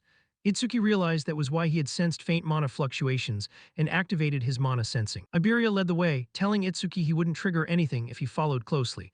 Itsuki silently thought he could avoid them himself using mana sensing anyway. Iberia strode ahead confidently while Itsuki hesitantly tried to warn him about a specific spot, but the boy was too busy feeling proud about leading the way. A small switch was hidden under the leaves. Iberia stepped on it carelessly. Realizing he'd triggered a trap, he panicked, saying he'd forgotten about it in his excitement. Itsuki asked in disbelief if this was really his house. The ground began to shake violently. Iberia cursed that it was the most troublesome trap, while Itsuki noted the mana fluctuations were growing stronger. An epic-grade iron golem rose from the ground. Attack 500, speed 300, defense 500, mana 200. Itsuki was stunned and blurted out, wondering if the man even possessed humanoid artifacts. The iron golem threw a punch at Iberia before he could react. Itsuki rushed over, shoved him aside, and faced the golem head-on. He used his fist to block its strike. He couldn't hold it for long and was blown back, skidding across the ground to a halt. He realized an artifact had a higher attack than him, and he couldn't destroy it with his sphere since it was his friend's father's property. A tense Itsuki asked Iberia if there was a way to stop it, and the boy told him to aim for the core stone on its chest. He explained it was its power source and destroying it would stop the golem. Itsuki looked and immediately spotted the core stone. Itsuki activated Thunder Shockwave, his body covered in electricity as he told himself that even if he was weaker, he was faster. He suddenly fired a powerful current at the iron golem. He easily dodged as it repeatedly slammed its iron fists toward him, taking advantage of the golem's single-minded attack and lack of defense. Itsuki blurred behind it to confuse its reflexes and seized the opportunity to pluck the core stone from its chest. Without its power source, the iron golem went still as expected. As Itsuki held up the stone and asked Iberia if that was enough, a black silhouette appeared behind him with glowing red eyes, preparing a sword strike. Iberia screamed for Yasuk to stop. Sensing the anomaly, Itsuki turned just as the sword was swinging down. The man stopped just in time upon hearing Iberia. Itsuki stared at the blade nearly touching his face, wondering when the man had arrived. Yasuk explained to Iberia that he thought some bandits were breaking in. Itsuki stared at him, thinking that he hadn't sensed any mana fluctuations when he was being targeted.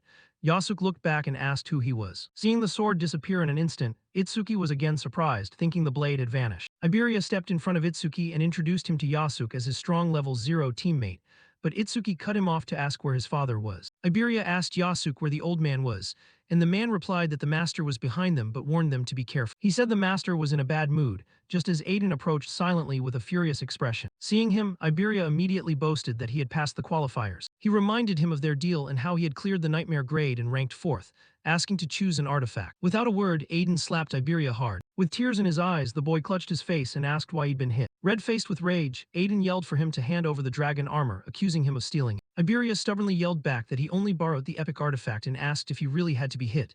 Aiden pointed a finger and warned that wearing it too long causes irreversible damage, threatening not to go easy next time. A huffy Iberia threw his bag down, snapped that he would never use his father's artifacts again, and stormed off. While Itsuki was staring blankly after Iberia, Aiden called his name, and he introduced himself as Tenma Itsuki. Itsuki went straight to the point, explaining the prophecy of the spirit beast invasion and that his master ordered him to escort Aiden. The man cut him off, saying he'd already heard about it. Aiden spoke with a hint of contempt, wondering why Nento, who rarely took disciples, would take such a normal-looking teenager. But then he suddenly froze, his eyes bulging in shock. He couldn't believe Itsuki's level was a fixed 0 and checked his information. Tenma Itsuki, human, level fixed 0, eraser class, stats and skills hidden. Aiden asked if he was using an artifact to hide his stats, but the boy said not exactly. He realized that must be why Nento wanted that specific artifact. Aiden approached, nodding. Itsuki's master always demanded something in return, but Itsuki said he was only told to escort him and hadn't heard about a reward. He was surprised to hear that Nento had contacted Aiden and demanded a specific artifact in exchange. Itsuki insisted he would protect him even without a reward. Aiden stopped him, curious why Nento would insist on a defective product when he had so many other items. Itsuki asked what he meant by defective. Aiden remembered creating the artifact as a masterpiece meant to push an awaken's attack power to the absolute limit. Unique grade critical hit crystal, doubling attack on critical hits with a 99% crit rate. He recalled the moment a crack suddenly appeared in the artifact. He pulled the artifact out and explained further that its rank had become undetermined and a mysterious effect had been added. Glitched critical crystal rank, undetermined effect. Attack power is multiplied by 10 when landing a critical hit, critical rate, 0% plus 1% every time an enemy with higher attack power than the user is defeated, glitched effect. The critical rate resets to 0 every time the user levels up, so the critical rate 1 works so hard to build would vanish with every level gain. It's completely useless for a normal awakened. Exactly. That's why I refused when he asked for this piece of junk, but looking at your stats, I understand why now. Itsuki held the artifact in his hands. He stared intently at the item in his hand while Aiden continued speaking. You're pretty special, aren't you? I don't know how you get stronger, but since you don't level up, this artifact is a perfect match for you. Power from the artifact exploded around Itsuki, but the outpouring of energy was so intense it made him let out a roar, veins bulging across his face. Since he kept defeating spirit beasts, his critical rate would gradually reach 100%, but in the future with his attacks being multiplied by 10. World-destroying Iron Fist, equipment, glitch critical crystal, critical rate 0%. As the power subsided, Itsuki gradually returned to normal and began to ponder his strategy. So the critical rate only increases when I defeat an opponent with higher attack stats. That's going to be a bit tough, but I'll come up with a strategy after we get through this sweep. Glitch critical crystal, rank, undetermined effect. Attack power is multiplied by 10 when landing a critical hit, critical rate. 0% plus 1% every time an enemy with higher attack power than the user is defeated, glitched effect. The critical rate resets to 0 every time the user levels up. Aiden looked at him seriously. It looks like it's been equipped properly. It really is compatible with you. To be honest, I've had a lot of trouble with my low attack power, so this helps a lot. Thanks, Aiden. After speaking, the man turned and walked away with a wave of his hand. I create the artifacts, and everyone else uses them to fight those calamitous spirit beasts. We're both doing this for the survival of humanity. There's no need for thanks. Unless someone knew my location beforehand, there's no way the beasts would attack such a remote place like this. For now, you should get some rest. But before he could take more than a few steps, a violent noise erupted behind Aiden, making him jump. A massive meteor plummeted straight toward the forest where they were taking shelter. It created a terrifying pressure, forcing everyone to shield their faces and back away. Iberia immediately ran out, shouting in a panic, "What was that? What's going on?" He turned pale, unable to believe his eyes. A barrier. A barrier appeared right in front of them. Why is there a barrier here? Aiden thought to himself grimly. Only the commanders-in-chief of the 5 continents knew his location, so was a stone pillar falling here just a coincidence? Bokuto immediately went on high alert, spreading his arms to shield the others. Get back. The spirit beasts are coming. They're heading right this way. Itsuki stared at the barrier with a sharp, cold gaze. I can feel it. Something is approaching at an incredible speed. From a distance, the heavy footsteps of spirit beasts echoed rapidly, 6 of them. They were rushing in at a terrifying speed, no 8. As soon as they arrived, the beasts immediately lunged to attack. One horned demon 3088, swift horned demon level 14, they're here. But in a split second, he blocked the beast's strike with a chilling look in his eyes. Itsuki immediately drove his blade through the spirit beast as blood splattered everywhere, activating Black Ice Wall. The beast was taken down instantly, but the others continued to swarm in for the attack. He nimbly dodged the spirit beast's onslaught. Against enemies of this level, no matter how many there are, I can wipe them all out in an instant with Lotus Burst. On the other side, Bokuto continued to fight the horde of beasts without rest. Yusuke could withstand the shockwave from Lotus Burst, but Itsuki glanced at the log cabin behind him, feeling worried. Aiden and Iberia are hiding in the house right back there, and if I use Lotus Burst carelessly, those two might be caught in the explosion. Then he accelerated like a bolt of lightning, charging straight through the pack of spirit beasts ahead. In an instant, they were all cut down. I guess I really am just suited for solo play. Suddenly, Itsuki looked toward the forest and immediately grew alert. Another mana fluctuation, and this one is stronger than the previous ones. Higher-level spirit beasts were approaching. Dual-horned guardian beast 815, level 24 swift-horned demon. A hellish landscape unfolded with churning lava and monsters twisting within a glowing, fiery abyss. The demon king sat on high, his darkness and overwhelming pressure filling the entire space. We have teleported the first vanguard, including the low-level slaves, to the human world. Which of the 8 demon kings should we task with leading the main force? A cold voice echoed through the chamber. Thanks to the eye I left behind during my last descent to the human realm, I have sensed the existence of someone important. Capture him. Another demon king with a deformed face and 9 eyes appeared. This one had 9 eyes on his head and was truly terrifying. One of the 8 great demon kings, Enma Rakuyama.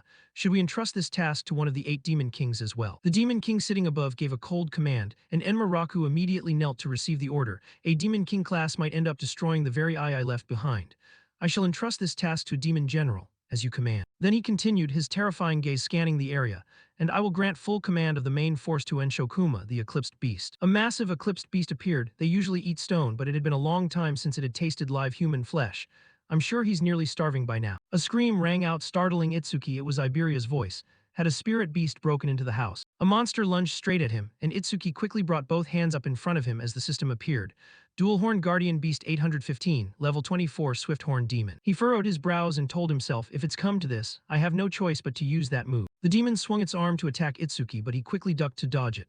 As he raised his hand to form an energy sphere, he thought, its attack power is likely higher than mine, so if I defeat it, I can increase my critical rate. The system appeared again, glitched critical crystal rank, undetermined effect.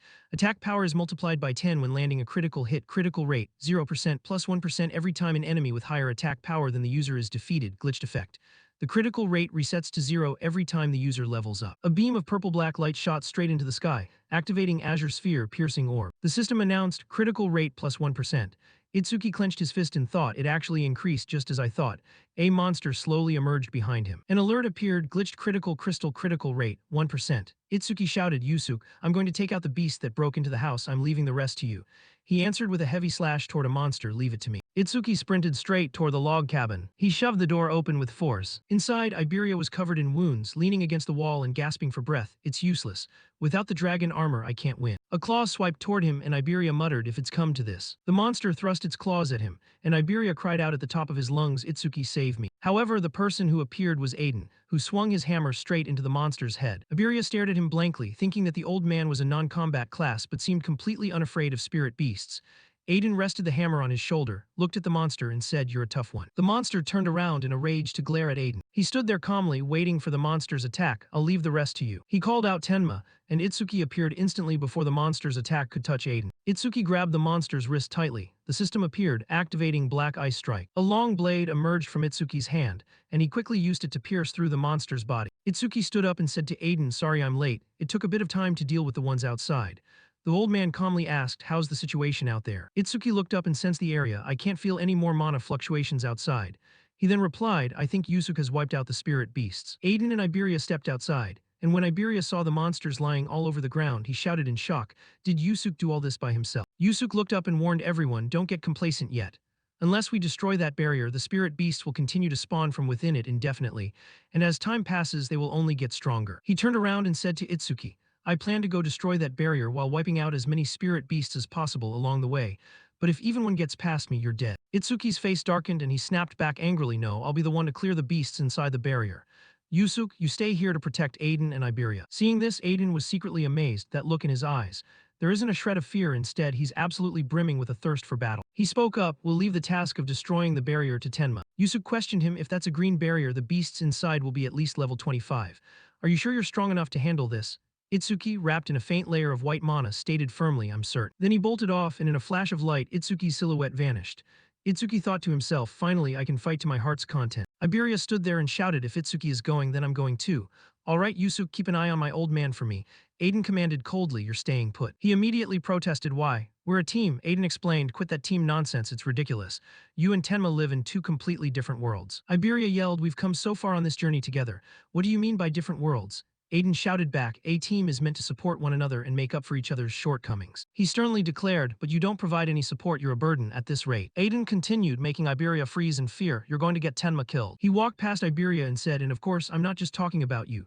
Tenma is special, no one in this generation can stand on the same level as him. He said coldly, did you see the look in his eyes when he faced the spirit beasts? That look is the look of someone drowned in hatred. On Itsuki's end, the system appeared, mana sense detected 5 enemy units restoring 50% of the user's mana. Itsuki smirked to himself, 5 spirit beasts, they must have just crawled out of the barrier. Thanks to them, my mana is fully restored. 5 monsters lunged out to block Itsuki's path. Unfazed, he charged forward and shouted, get out of my way. An explosion erupted, smoke and fire billowing up. The system then announced, activating Lotus Burst, defeated 5 enemies with Lotus Burst, overall skill scale plus 5%, currently plus 1106%, critical rate 1%, glitched critical crystal critical rate 2%. Itsuki continued to wrap his body in mana, thinking as he ran. The defense of the dual-horned guardian beast is way too high. It took 80% of my mana just to take it down with Lotus Burst.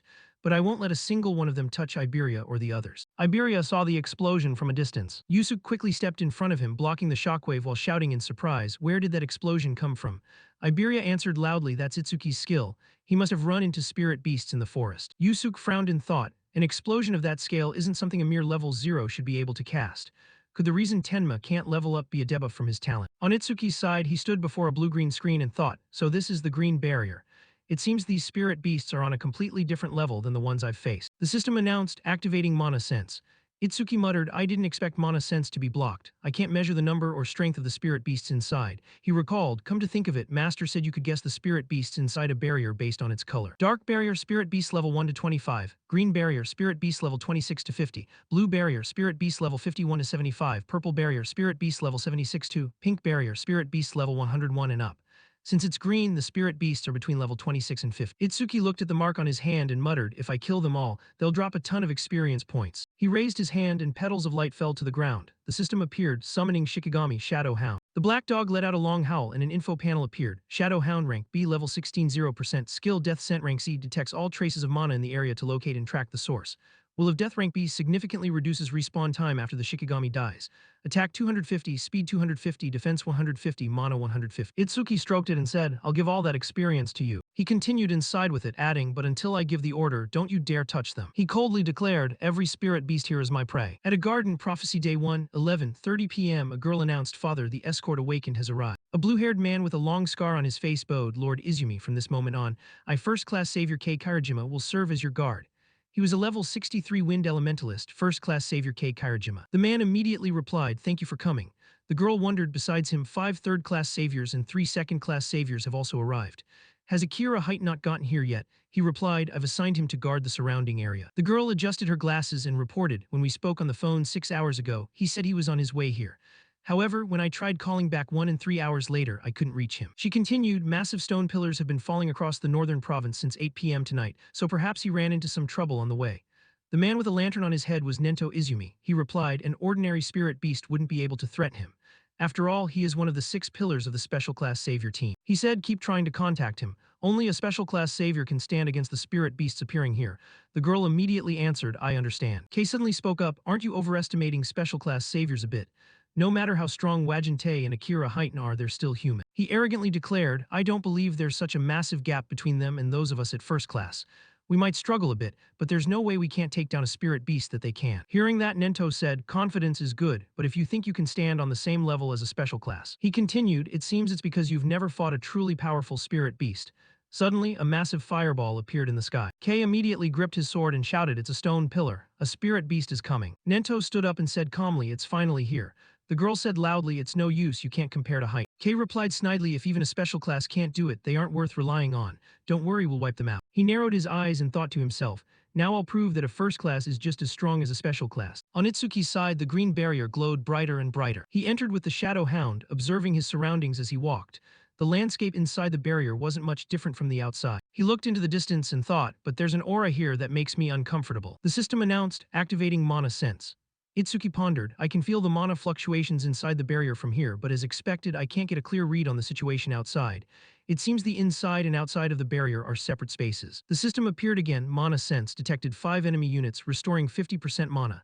Itsuki thought, alright, I've got the general location of the 5 enemy units I just found. He ordered the Shadow Hound, wait here. If you see any spirit beasts trying to run away, you can eat them. It immediately sat down obediently. Itsuki praised, good boy. A notification appeared, activating Thunderbreak Lightning Shockwave.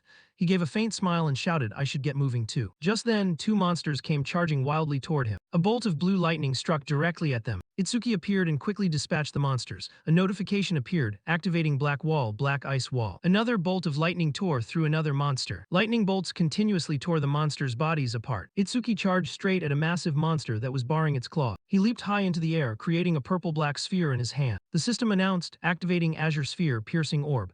The sphere was immediately fired, flying straight through the monster's body. He landed on the ground and a notification appeared.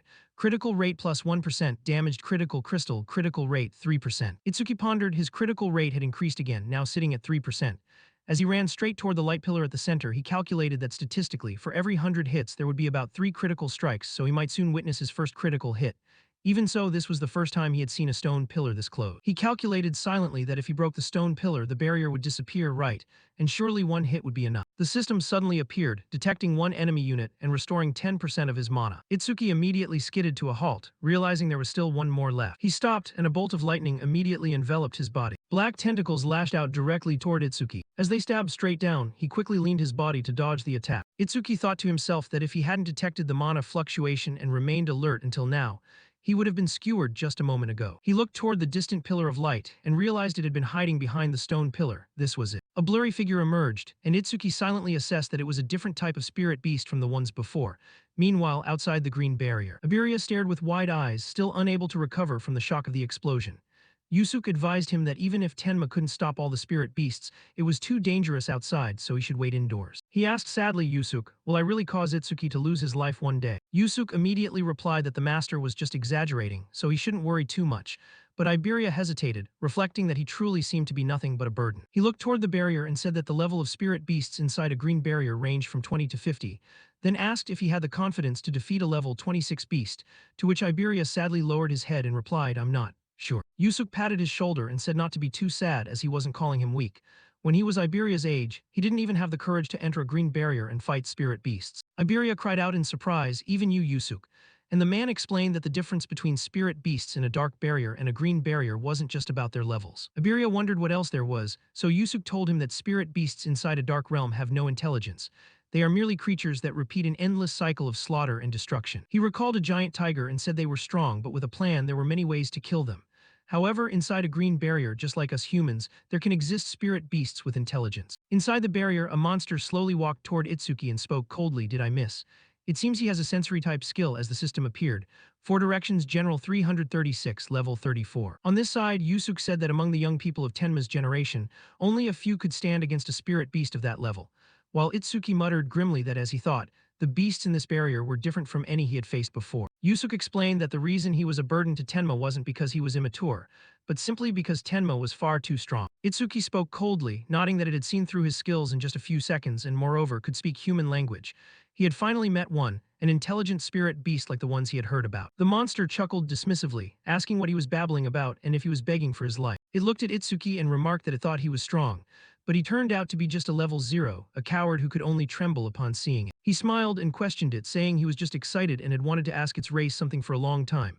Since it could talk, why not give him an answer? It stepped forward and replied that fine, if that was his final wish, it would grant it to him. A flame erupted from Itsuki's body as his eyes flashed a bright red, and he asked loudly, "Do you know what pain feels like?" Hearing the declaration of war, the 4 Directions general laughed mockingly, telling him not to be arrogant for a mere human thinking he could cause it pain. It powerfully declared that inflicting pain was their sole privilege. Next, the 4 Directions general released tentacles as sharp as knives, sweeping through everything they touched. Meanwhile, Itsuki was looking for a way to get close to it. As fast as a flash, he struck with a surprise blow, forcing the 4 Directions general back a distance. Itsuki silently asked himself if it was down yet, but no, its mana was erupting even more intensely. He keenly noticed that its tentacles were also becoming faster. However, Itsuki believed that when it came to speed, he still held the advantage. Taking advantage of a moment when his focus wavered, it quietly moved a tentacle behind Itsuki's back for a sneak attack.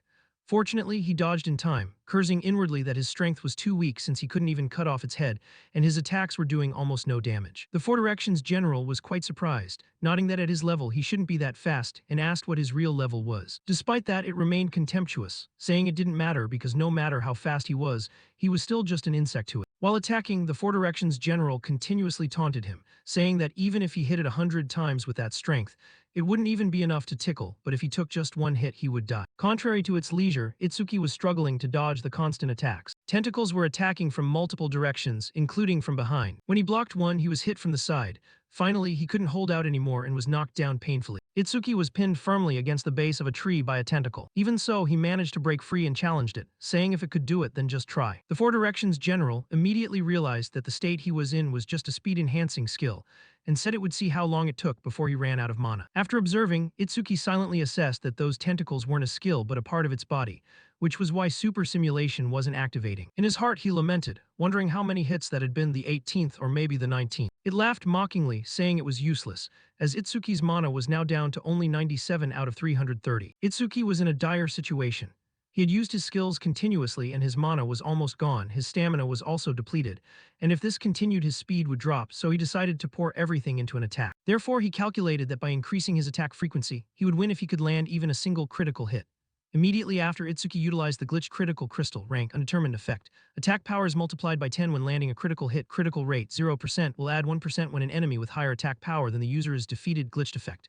The critical rate will reset to 0 every time the user levels up. He told himself that he had to attack more and to land a critical hit, he just had to keep swinging his fists. Then, Itsuki tried to take advantage of an opening to strike the Four Directions general directly. It also immediately retaliated by plunging a tentacle into his abdomen. Beside that, the Four Directions general mocked him, saying that continuously rushing at it like that made him a true fool. It even teased him, asking what was wrong and if he hadn't intended to make it feel pain. Seeing Itsuki still moving, the Four Directions general praised him, nodding he was still alive and that his defense stats must be quite high. It seemed that was a trap he had set as he spoke. It's finally here. And at that moment, the system appeared with a notification from the glitched critical crystal that his next attack would be a critical hit. Sure enough, the destructive power of Itsuki's punch was now on a completely different level. A terrifying scream escaped from its mouth. Just one punch sent the Four Directions general flying far away. It couldn't believe what had just happened, wondering how he could suddenly punch so hard. He was equally surprised, nodding it was even stronger than he had imagined. Not only that, but after the critical hit, all sorts of emotions were surging from deep within his chest: satisfaction, focus, and contentment. He had never felt like this before. Furthermore, even though blood was flowing from his stomach, he didn't feel any pain at all. Beyond that, Itsuki even felt that it was quite comfortable. Only then did he ask the Four Directions general if it felt pain after that blow. It couldn't accept it, wondering what was wrong with this guy, as humans were supposed to be low-level, fragile creatures. Clearly, it was over level 40 and showing fake stats was definitely cheating. Hey, what are you doing? This time it was Itsuki's turn to taunt, saying that until now spirit beasts had no intelligence, so even when they died they rarely scream. He flashed a bizarre smile, saying that a scream from a spirit beast that could feel pain would surely sound very pleasant to the ear. The Four Directions general screamed in terror, "No way. Are you going to crush my head? You aren't human." As soon as he finished it off, 1% was immediately added to the critical rate. Itsuki breathed a sigh of relief that it was finally over. Glitched critical crystal, the critical rate had increased to 4%. Suddenly he felt different. As the danger passed, that special feeling was also disappearing and the pain from his wounds was taking over. Simultaneously, the barrier had become transparent, which meant there were no more spirit beasts left inside. Itsuki thought to himself that if he smashed this thing, now only the stone pillar remained. Right after, he decisively threw a punch, nodding it was softer than he had thought. A moment later, Itsuki gradually became exhausted and sat down. He told himself that before heading back, he needed to check one thing. Then Itsuki muttered a call. Instantly, a beast appeared as soon as he finished speaking. "Come forth." Itsuki's jaw dropped in surprise, asking if it had gotten bigger than before. He was even more surprised and Itsuki's mind was shaken to realize it had gone up 3 levels and 150 points. Specific info: Shadowhound rank B, level 19, 14.8%. Skill: Death Scent rank C, detects all traces of magic in the area, locating and tracking their origin. Will of Death rank B, significantly shortens respawn time after the Shikigami falls in battle. Attack 250, speed 250, defense 150, mana 150, 150 points unallocated. His mood visibly brightened, realizing that when it leveled up its body also grew. He wasn't hallucinating, which meant Itsuki silently speculated that if it gained dozens more levels, how big would it grow? He was really looking forward to it. Shifting scene to the Izumi mansion, the first day of prophecy, 11:35 p.m. Night enveloped the forest alongside a dense, dark aura. Iberia pointed up at the sky, saying to Yasuke in astonishment, "The barrier, it's gone." Itsuki had actually pulled it off. Yasuke contemplatively observed the changing atmosphere. He had destroyed that silver barrier in just about 10 minutes. Perhaps there weren't any monsters inside smart enough, but regardless, that speed was still unbelievable. At the very least, Itsuki was now much stronger than he used to be. Returning to Itsuki's side, he collapsed against a cliffside, his breathing growing fainter. After a long journey and consecutive battles, his body was nearly depleted of stamina. Losing too much blood, he had truly reached his limit. Despite being heavily injured, Itsuki still managed to clutch his Shikigami's shoulder. "Zai, you can track magic traces, right? Follow my mana stream and take me back to Iberia." The loyal black wolf let out a deep roar, then dashed swiftly through the dense forest canopy beneath the quiet night. At the same time, Yasuke stopped in his tracks, on high alert upon hearing the echoing howl. The roar of a calamity spirit beast. Shouldn't the barrier have been destroyed already? Why is it? Realizing danger was approaching, Yasuke immediately turned and shouted to protect his comrade. "Iberia, go back to your room right now." Iberia stood frozen, his face revealing deep anxiety as he whispered, "This roar, I've heard it somewhere before." From deep within the profound darkness, a gigantic dark shadow with razor-sharp claws lunged forward at terrifying speed. Yasuke drew his greatsword, taking a murderous stance in the dark. "It's getting closer. I don't know where it came from, but if it's a calamity spirit beast, I'll slash it to pieces." A clash erupted. Yasuke swung his sword fiercely toward the pouncing monster. Iberia suddenly blurted out in shock, "That's the wolf Itsuki turned into a Shikigami the other day." Seeing Yasuke about to deliver the finishing blow, he hurriedly shouted to stop him. "Wait, Yasuke, that's Itsuki's Shikigami." The razor-sharp blade sliced through the air, missing the charging black wolf by a mere hair's breadth. Yasuke paused, staring in bewilderment down at the unconscious body of Itsuki lying right beside the monster, his very own Shikigami. Yasuke began to ponder deeply upon the abnormalities of this young man. Only a Shikigami user can command them right. Combat strength far exceeding his peers, a level that never increased, and he even possessed the skills of multiple classes. Iberia rushed over frantically, tears welling up. "Are you okay?" Seeing the pool of blood on the ground, Iberia anxiously lifted his friend's head. What on earth happened here? There's so much blood, Itsuki. Itsuki weakly moved his lips, his voice as faint as a breath. Let me rest for a while. Itsuki's eyes closed, causing Iberia to break down. He sobbed uncontrollably. What are we supposed to do, Itsuki boohoo? Yasuk checked Itsuki's condition, then spoke in a cold yet reassuring tone. He isn't dead yet, so there's no need to cry like that. Iberia stopped crying, looking up at Yasuk with eyes full of hope. Yasuk, is he still alive? Yasuk pointed at Itsuki's lightly heaving chest.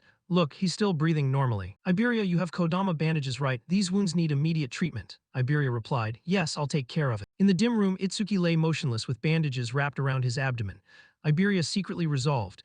It's true I might never catch up to Itsuki in combat strength, but I have something only I can do. He recalled the nature of his magic. His class was Wind Mage, a controller of air and currents of wind. This was a versatile hybrid class capable of both combat and support. But the stat panel revealed his special talent, second-tier healing focus talent. Effect: Wind attribute attack damage reduced by 50%, but the recovery speed of wind attribute healing skills increased by 50%. A low-level second-tier talent that could only heal oneself or teammates. Iberia stared intently at his hands, his gaze burning with resolve. I used to hate it, so I never used this skill even once. But for Itsuki, I'll use it as many times as it takes. Green mana erupted around Iberia. The system announced, C-rank skill activated, healing window. Warm light enveloped Itsuki. Iberia secretly prayed, please recover quickly for the sake of our duo as well, Itsuki. At the same time, near the vicinity of the mansion, 11:35 p.m. A gigantic purple barrier was deployed from a fallen stone tablet. A tremendously powerful attack struck down, shattering all protective defenses. Kairajima collapsed miserably in the gray smoke.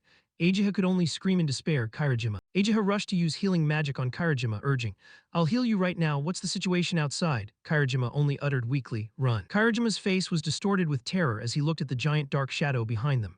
Size, defense, power, speed, everything was on a completely different level. Even a special grade savior couldn't fight it. Humanity had no way to defeat a monster like that. A majestic entity loomed imposingly. Squad 14 warrior, Minotaur tribe, level 81. Amidst despair, Nento appeared, stepping forward to shield them. Kairajima screamed, Ajiha, run. The monster growled upon seeing the new challenger. That weird outfit. You must be Izumi, Nento, right? It laughed arrogantly as it prepared to attack, running straight into our target. How lucky. At this rate, we won't even need to bother Enshokuma. Nento calmly replied, so your target really is me, if so that's a relief. Boom, a heaven-shaking collision broke out, a blinding white light blanketing the entire area. Ajiha panicked and screamed, Dad. While Kairajima despaired, it's truly over, everything is finished. The dust and smoke gradually cleared. Nento stood imposingly, looking at the figure that had just appeared. You're late. A young man with glowing red eyes and overwhelming killing intent revealed himself. Akira Height. Akira Heighten stepped forward to shield Nento. Sorry, leave this thing to me. The monster laughed with utter contempt.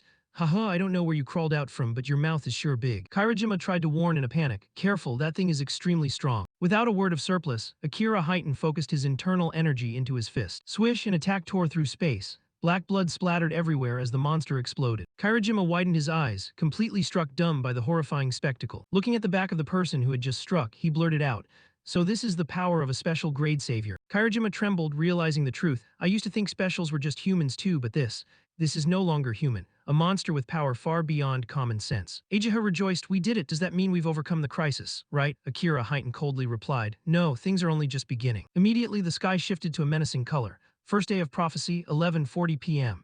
The barrier near Izumi Nento's mansion changed from purple to red. A gigantic furry creature emerged amidst the flames inside the red barrier. How would Enshokuma torment humanity? A demon with blazing fiery hair smiled savagely. I really want to watch that scene right here. He was the Fire Demon King, level 37. A stark white monster roared from behind, following up, you agree with me too, right? That guy was the White Demon, level 49. An authoritative hidden figure commanded, don't do anything unnecessary. Our mission is to capture that person. If we fail, you know the consequences, right? The powerful leader revealed himself. Bone King General Mew, level 87. The Fire Demon wondered, why were we sent with the barrier alongside Enshokuma instead of the target? Bone King General calmly explained. If all three of us shared one barrier, it would turn purple and attract unwanted attention. The red barrier Enshokuma creates will attract strong humans nearby, and that way we can complete Ringa's mission without anyone interfering. One of the 8 great demon kings, Enshokuma. The demon kings looked toward the mansion, while Enshokuma drew attention, head straight to the destination. You know where the destination is, right? The demon king affirmed, relax, Ringa will guide us through the magic eye left behind in the human realm. Of course he could see the coordinates of the magic eye and even peek at what it was seeing. And right now, that magic eye was in the exact same place as our target. The clock struck the first day of prophecy, 11:35 p.m. Itsuki lay motionless. In his subconscious, he saw himself as a child standing before his mother. Mom, I finally found a calamity spirit beast that knows how to feel pain just like us. Young Itsuki smiled brightly and innocently. I crushed its head. Now Mom's revenge will. His mother looked at him with a sorrowful gaze. No, Itsuki. She gently taught him there are things far more important than revenge. Itsuki looked dazed. Something more important than wiping out all calamity spirit beasts. His mother smiled tenderly. Power isn't meant for revenge but to protect the ones you love. Itsuki lowered his head. Darkness enveloped the young boy. That's impossible. He screamed in anguish. I will never forgive the calamity spirit beasts that killed Mom and Dad. Young Itsuki's eyes suddenly burned red with hatred. I will definitely wipe all of them out. His mother quietly looked away, her face laden with heartache over the path of hatred her son had chosen. She smiled sadly and slowly faded away. It's time for me to go. Where are you going, Mom? I still have so many things I want to tell you. She reached out and touched his cheek gently, giving a final admonition. Itsuki, please don't let hatred consume you. Young Itsuki wailed, stretching his small hands into empty space. Mom. But those hands only managed to touch glowing specks vanishing into the void. Itsuki's face was struck with horror, tears falling endlessly as he realized his mother had truly gone far away. Suddenly, a mocking voice echoed from the darkness within his mind. Crying over the dead, truly a typical act of weak creatures. Itsuki gritted his teeth, his eyes suddenly turning red with fury. Bastard. He screamed with bitter hatred toward the dark shadow consuming his soul. A powerful demon appeared amidst a sea of blood. The demon of destruction sneered, finally awake, looks like you only turn into a kid when you're around her. Itsuki strained himself, killing intent exploding around his body. You son of a bitch. He lunged to attack the enemy within the illusion with a thunderous roar. I'll kill you. The mysterious entity easily deflected it, whispering threateningly, calm down, I'll let you experience that again soon enough. He dealt a fatal blow to the boy's mind, absolute despair. Itsuki screamed in despair as he was knocked flying. Ringa, I'll kill you no matter what it takes. Returning to reality, Itsuki suddenly woke up drenched in sweat as if he had just been through a battle. Casting his gaze around, he saw Iberia slumped over on the bed, thinking to himself, was it a dream? My eyes, they aren't even injured, but why does it hurt so much? Mentioning this, Itsuki seemed to realize something. Come to think of it, my wounds healed and I was in critical condition. Did Iberia use Kodama bandages to cure me? Is he really sleeping in a place like this? Ah well, he did say he was going to rest for a bit. I should make sure Zai doesn't bark so he can rest. Thinking of this, Itsuki turned to signal the wolf. But upon seeing his master wake up, Zai barked loudly out of joy, which made Itsuki's face darken completely. Damn it, he muttered inwardly. And sure enough, this woke Iberia up, who instinctively screamed out, Spirit beast, I have to protect Itsuki. Itsuki sleepily opened his eyes, looking at the weak wind currents around him. A bit of wind like this wouldn't even scare a calamity spirit beast. Iberia cheered excitedly upon seeing him move. You're awake, Itsuki. He rushed over and hugged Itsuki tightly, making the latter awkwardly think, thank goodness, looks like my healing spell actually worked, still hugging me whenever he gets excited as usual. How long have I been unconscious? Iberia let go and replied, not long, maybe about 3 hours. Itsuki calculated, 3 hours, so it's around 3:00 a.m. on the second day of prophecy already. Are Yasuke and Aiden safe? Iberia smiled brightly to reassure him. Yeah, no calamity spirit beasts appeared after that. Itsuki remained dazed, recalling the voice in his dream. Don't rush, I'll let you experience it again soon. Even though it was just a dream, those words kept haunting him. It felt too real to just be a dream. The calamity spirit beasts are definitely plotting something. The clock struck the second day of prophecy, 3:30 a.m. Itsuki woke up from his coma, standing up with determination. We can't let our guard down. Iberia looked at him with admiration. Great, you look like you've fully recovered. Itsuki walked quickly toward the door, not forgetting to instruct. Master said reinforcements will arrive soon. I'm going to go check on the situation with Yasuke. On the way, Iberia curiously asked about the black wolf. Itsuki, what's the name of that dog Shikigami? Is it just a dead hound? Iberia enthusiastically suggested. You didn't know? Shikigami users can give them any name they want. Want me to give it a really cool name? I'm great at naming things. Itsuki replied flatly, I'm not a Shikigami user. Iberia pouted in disappointment. Oh, that's a shame, I really wanted to name it. Itsuki broke out in a cold sweat thinking, there's no way in hell I'm letting him name it. Itsuki looked at the golem right outside the yard, internally assessing his healed wounds. Kodama bandages alone couldn't completely heal me this fast. Looks like Iberia finally used his true power. Itsuki looked at Iberia in surprise. I thought you never used skills, turns out you're a healer. Iberia flusteredly replied, no, I can use attack skills too, it's just that they're really weak. Turning to Yasuke standing next to the charred monster corpse, Itsuki asked thoughtfully, Yasuke, did any awakened come here after I passed out? Yasuke narrowed his eyes, probing Itsuki, why do you ask? Itsuki explained further, Master said they'd send awakened nearby. A whole day has passed, they should have been here by now. Before he could finish his sentence, the swordsman replied, this place is deep in the woods though, you couldn't get here this fast without Ageha leading the way. Itsuki grew contemplative, his sharp gaze filled with anxiety. That makes sense, but I still have a very uneasy feeling. He looked deep into the pitch-black forest where a dark aura was gradually spreading, as if something evil was drawing closer. Meanwhile, not far away, a group of trainees was sprinting through the forest at breakneck speed. A boy panted heavily as he ran. Kobayashi, how much further to the target? Kobayashi replied. Just a few more kilometers, we're almost there. Another member said excitedly while running. Complete this mission and I'll finally graduate from trainee to third-class savior.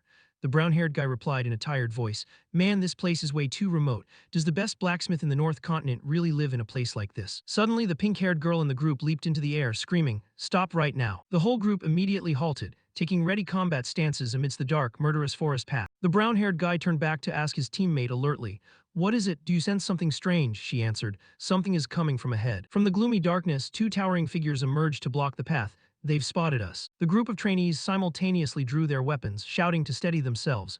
Calamity Spirit Beast, prepare to fight. Yet the entity that emerged was a demon king with a mocking smile.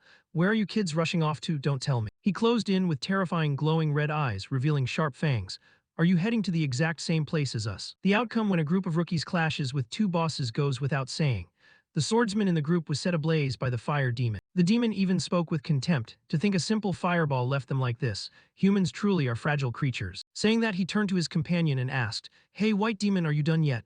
Beside him, the white demon's fist had already crushed another group member. His fist was still stained with the victim's blood. The fire demon walked over, clicking his tongue. "They look just like dumplings. You really are a cruel bastard." Not far away, the only girl in the group witnessed this and screamed, "There isn't even a barrier nearby. Where the hell did you guys crawl out from?" In response, the fire demon smiled. "Well, we had to travel quite a long way to get here." The pink-haired girl seemed to have accepted her fate, biting her lower lip tightly and refusing to look forward anymore. Yet at that very moment, the bone general from behind commanded, "Protect them, you are not allowed to kill them." The fire demon complained instead, "It's been so long since I've had any fun, don't interfere while I'm enjoying myself." As soon as those words fell, a chilling cold swept in. Instantly, the fire demon's body was frozen solid, leaving him stunned. The one who struck was naturally the general. "If you dare ignore orders again, the punishment won't be this gentle." At this point, the fire demon dared not push his luck any further. He hurriedly pleaded, "I get it. Please lift the spell or else my body will." Without letting him blabber more, the ice on his body slowly melted away. The fire demon quickly flared up his flames to chase away the chill. "I thought I was going to freeze to death," he muttered. Meanwhile, the pink-haired girl clung to a shred of hope, quietly asking herself, "Are they going to spare us?" On this side, the fire demon crossed his arms and continued, "We're just not allowed to harm the target and the magic eye's owner, right? Does this woman have some special power too?" The bone general shook his head in reply, "Not really. I just wanted to test the new ability Lord Ringa bestowed upon me." Hearing them say that, the pink-haired girl was startled, her face turning pale. But before she could react, a stream of black smoke suddenly shot out from the demon general's palm and surged straight into her body, causing her to let out a shrill scream. Yet very quickly, just a few seconds later, her body grew eerily still. Over here, the fire demon also curiously walked over to observe and asked, "What is it? Did she bite the dust after all?" To which the demon general explained, "She is undergoing the demonization process." Sure enough, right after those words, the girl's eyes snapped wide open as a powerful aura radiated from her body. The fire demon seemed not to understand what demonization was, so the demon general explained right away, "Humans who go through the demonization process become completely obedient to Lord Linga. In other words, this woman is now one of us as well." Up ahead, the demonization process appeared to have concluded as the pink-haired girl immediately dropped to her knees and pleaded, "Lord Wang of Resentment, please give your orders." The demon general swiftly issued a few commands to her. "You will conceal your identity and secretly operate within human society until the day Lord Linga descends. Afterward, you will report that your team was attacked by spirit beasts in the forest, and that you were the only survivor thanks to the sacrifice of your comrades. If you understand, get on your way quickly." After about 2 seconds of silence, the pink-haired girl seemed to return to her original state, looking startled and panicked, before hurriedly scrambling away from this place. Watching her figure fade into the distance, the fire demon still could not understand. "Making them obey our commands is fine and all, but what is the use of recruiting such a weakling?" Hearing this, the demon general shared a part of the plan. "She is not the only one. 10,000 people have already been demonized, including some awakeners. When Lord Linga unifies this world, they will play a crucial role. Now stop talking nonsense and follow me. This mission is far more important." With that, the two of them quickly departed. Time passed until the second prophetic day at 3:05 a.m. The swordsman Yasuk was explaining the automaton before him. "The stats of the Steelforged Guardian are on par with 30 awakeners combined, so this thing will make up for our lack of manpower." Iberia chimed in with admiration, "I don't think we'll even need this thing if Itsuki and Yasuk are here." Yasuk seemed to remember something and prompted, "Speaking of which, where did Itsuki go?" Iberia smiled and said, "He went to the forge. He said he wanted to ask the old man to do something with a critical strike gemstone." Shifting the scene inside the forge, old man Aiden also asked the male protagonist, "You said you landed a critical strike while fighting a spirit beast. At that time, what was your critical hit rate?" The male protagonist replied, "It was 3% initially, but after I defeated that thing, it went up to 4%. Iberia marveled at Itsuki's luck. "You triggered a critical strike with just 3%, that is seriously lucky." Itsuki nodded in agreement as well. "Yeah, I sometimes think the same way. After that critical hit, I couldn't bear the surge in concentration. I entered a strange state that made me feel like an omnipotent being. Is that also an effect of the critical strike gemstone? The old blacksmith suddenly startled and hastily turned back to ask. A feeling that makes you sharp enough to perceive everything around you, yet you can remain so calm that you don't flinch at all. The male protagonist rubbed his chin and nodded once more. Yes, that exact feeling. Aiden temporarily halted his forging work, turned around, and exclaimed, "Astonishing, you've entered the state of Muga." The state of Muga occurs when you focus entirely on a single task. It is a state where your perception of time becomes distorted while your concentration and excitement reach their peak. In short, it means being in a state of hyperfocus, much like an artist who forgets to eat because they are so engrossed in their work, or an athlete whose body moves entirely on instinct, as if it has a will of its own throughout a match, or a student who loses track of time while solving a difficult math problem. Those are also signs of Muga. When an awakener enters the state of Muga, not only do they concentrate deeply, but their senses become incredibly acute as well. At the same time, their stats and skill effects increase to 120% of their initial values. Hearing him say this, Itsuki could not help but be surprised. I've never heard teachers or other awakeners talk about this. Besides, I've never met anyone who entered the state of Muga. Upon hearing that, Aiden scolded him with a chuckle. What on earth do you think Muga is? Only a handful of people can pull that off. It demands the awakener's own skill, a clear mind, and extreme luck. If even one of those elements is missing, entering the flow state is impossible. Itsuki bowed his head slightly, never expecting the conditions to be so harsh. Old man Aiden continued to lecture him on the matter. It is no exaggeration to say that entering the state of Muga is the dividing line between a genius and an ordinary person. Among the awakeners across the 5 continents, including Wajante, not a single person can enter the state of Muga at will. The first time I entered Muga was 2 years after becoming an awakener. 2 years is quite early, yet you managed it only a month after awakening. At that moment, a sound suddenly rang out, interrupting their conversation. Wait, did you hear that? Aiden asked. While Itsuki's expression grew even darker, he explained, 3 entities with terrifying magical energy are approaching. Old man Aiden speculated, they must be the awakeners sent by Nento Izumi to act as my bodyguards. Contrary to his guess, Itsuki had already sensed the abnormality of this energy source. No, that rough and grating wave. It feels more like a spirit beast than an awakener. Without a moment's hesitation, Itsuki immediately requested, Aiden, go back to your room. While he himself ran off to check, thinking to himself, I cleared out all the spirit beasts within the barrier, and there are no signs of new stone pillars dropping nearby. Let's just hope this is only my imagination. Outside, seeing him step out, Iberia cheerfully spoke up. Itsuki, you're finally out. What's wrong? You look really tense. Itsuki slowly recounted what he had discovered. I felt a rather deliberate wave of magical energy. It could be a spirit beast. The other two seemed unwilling to believe Itsuki's finding. No stone pillars have appeared around here, so that's probably not it. Even if a rogue spirit beast has reactivated the Steel-Forged Guardian, we can easily take down any ordinary spirit beast. However, as if to refute his words, the body of the Steel-Forged Guardian was suddenly sent flying past Itsuki by something. A deep dent appeared on its chest, instantly stripping the automaton of its combat capability. Iberia screamed. The Steel-Forged Guardian was defeated before it could even react. Itsuki and Yasuke immediately shifted into combat mode. The ones who had arrived were none other than the Demon General's party. Seeing that Itsuki's group consisted of only 3 people, the fire demon arrogantly remarked, only 3 people, this is going to be a piece of cake. Switching back to Itsuki's perspective just by looking at the 3 monstrous entities before him, he made a preliminary assessment. They were in an entirely different league compared to the ones inside the barrier, especially their leader. He had never felt such an overwhelming wave of magical energy before. Unaware of the thoughts running through his head, the demon general ordered his 2 companions. I am going to capture the target. Leave the rest to you two. Make sure you don't ruin the magic eyes. The fire demon answered almost immediately, his tone as confident as if this were the easiest task in the world. Yeah, don't worry about it. Over here, the group grew even more panicked upon hearing the 3 of them converse. The target is Aiden, the spirit beasts are talking. We won't let you pass, everyone shouted. Yet in the blink of an eye, the demon general's body flashed past all 3 of them before the group even realized it. Yasuke hastily turned his head and blurted out in shock, since when? Itsuki was also startled by the demon general's speed. But there was no time to overthink. The group rushed toward the demon general to block him. We'll stop you. No matter what, you won't be getting anywhere near Aiden. In response to the group's reaction, the demon general waved his hand, and a massive ice wall instantly rose up, separating the 2 sides. The swordsman Yasuke was somewhat surprised by this ability. When he tried slashing his sword against the wall, he discovered it was ultra-hard ice. While he was caught off guard, the white demon also swung its fist, charging in from behind as a warning cry rang out.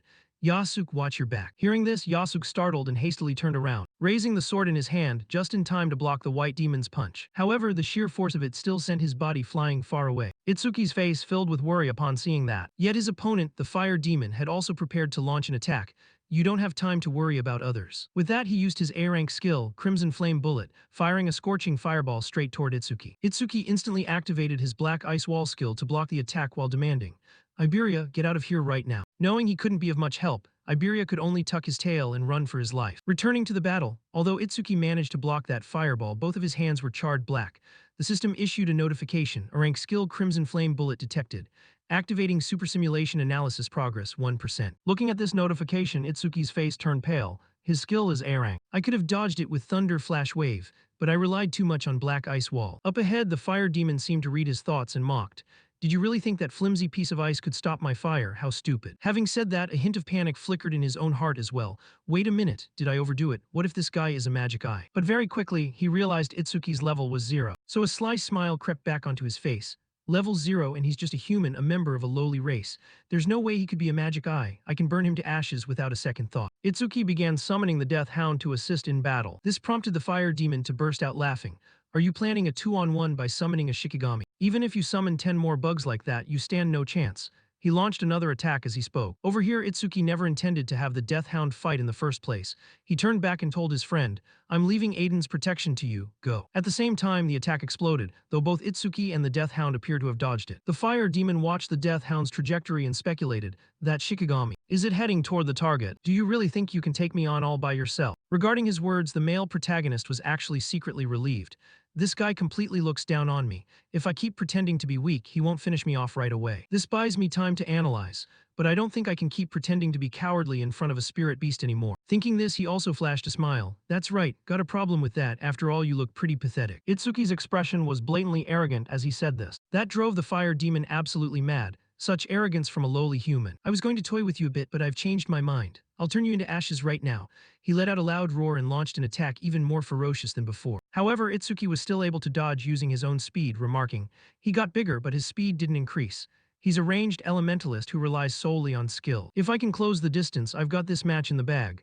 With that thought, Itsuki dashed forward at top speed. That speed startled the fire demon. What, this speed? He closed the distance in the blink of an eye, but still not enough. A cunning smile appeared on the demon's face. Sure enough, just as Itsuki closed in and unleashed a kick, it was blocked by a red shield. At that moment, Itsuki's expression froze. The shock on his face amused the fire demon. Did you think I wouldn't know my own weakness? No sooner had the words left his mouth than he unleashed an attack that sent the male protagonist flying backward. After the impact, Itsuki hastily regained his footing, reminding himself inwardly, right, my opponent is an intelligent spirit beast. How could I have been so careless? Up ahead, the fire demon spared no praise. With that speed, you're not level 0, are you? You completely fooled me. In his line of sight, Itsuki was struggling to pull himself up once more. The monster smirked and said, still want to fight? Wouldn't it be easier if you just lay there and died? His words were met only with a cold remark from the boy.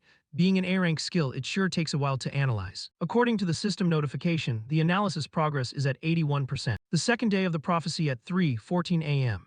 The demon general successfully infiltrated the house and was currently interrogating Aiden. Aiden Hild, I hear you've crafted 3 unique artifacts, 16 epic artifacts, and countless mythic artifacts.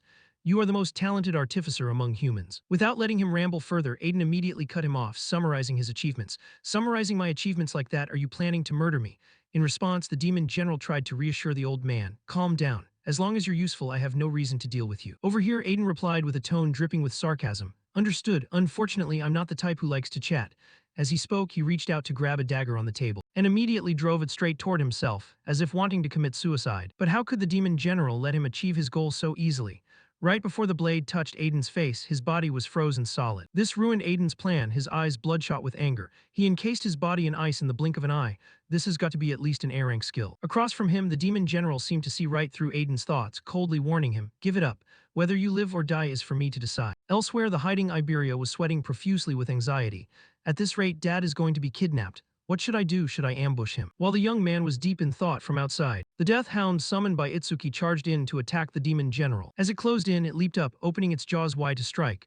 Too bad the demon general spotted this early on. In a single second, the Death Hound's body was frozen midair, before crashing hard onto the ground with a loud thump. Having done that, he even scolded his 2 subordinates outside. What are those 2 idiots outside doing, letting a Shikigami slip past like that? Aiden felt a glimmer of hope rise within him. A Shikigami has reinforcement arrived. Contrary to his thoughts, Iberia's face had darkened with tension. He thought to himself, even a Shikigami that strong couldn't get near him, there's no way I can beat him. I should go to Itsuki's location. If I do that, then surely. Thinking this, an angry shout from Aiden from a past day suddenly echoed in his mind. You're going to get Itsuki killed. That reminder seemed to snap him back to reality. That's right, before coming here, Itsuki was already heavily injured. If he had any strength left, he would have come himself instead of sending a Shikigami. If I go to him now, I'll only put Itsuki in greater danger. I can't let that happen, I have to save Dad myself. Then, as if remembering something, his eyes widened like saucers.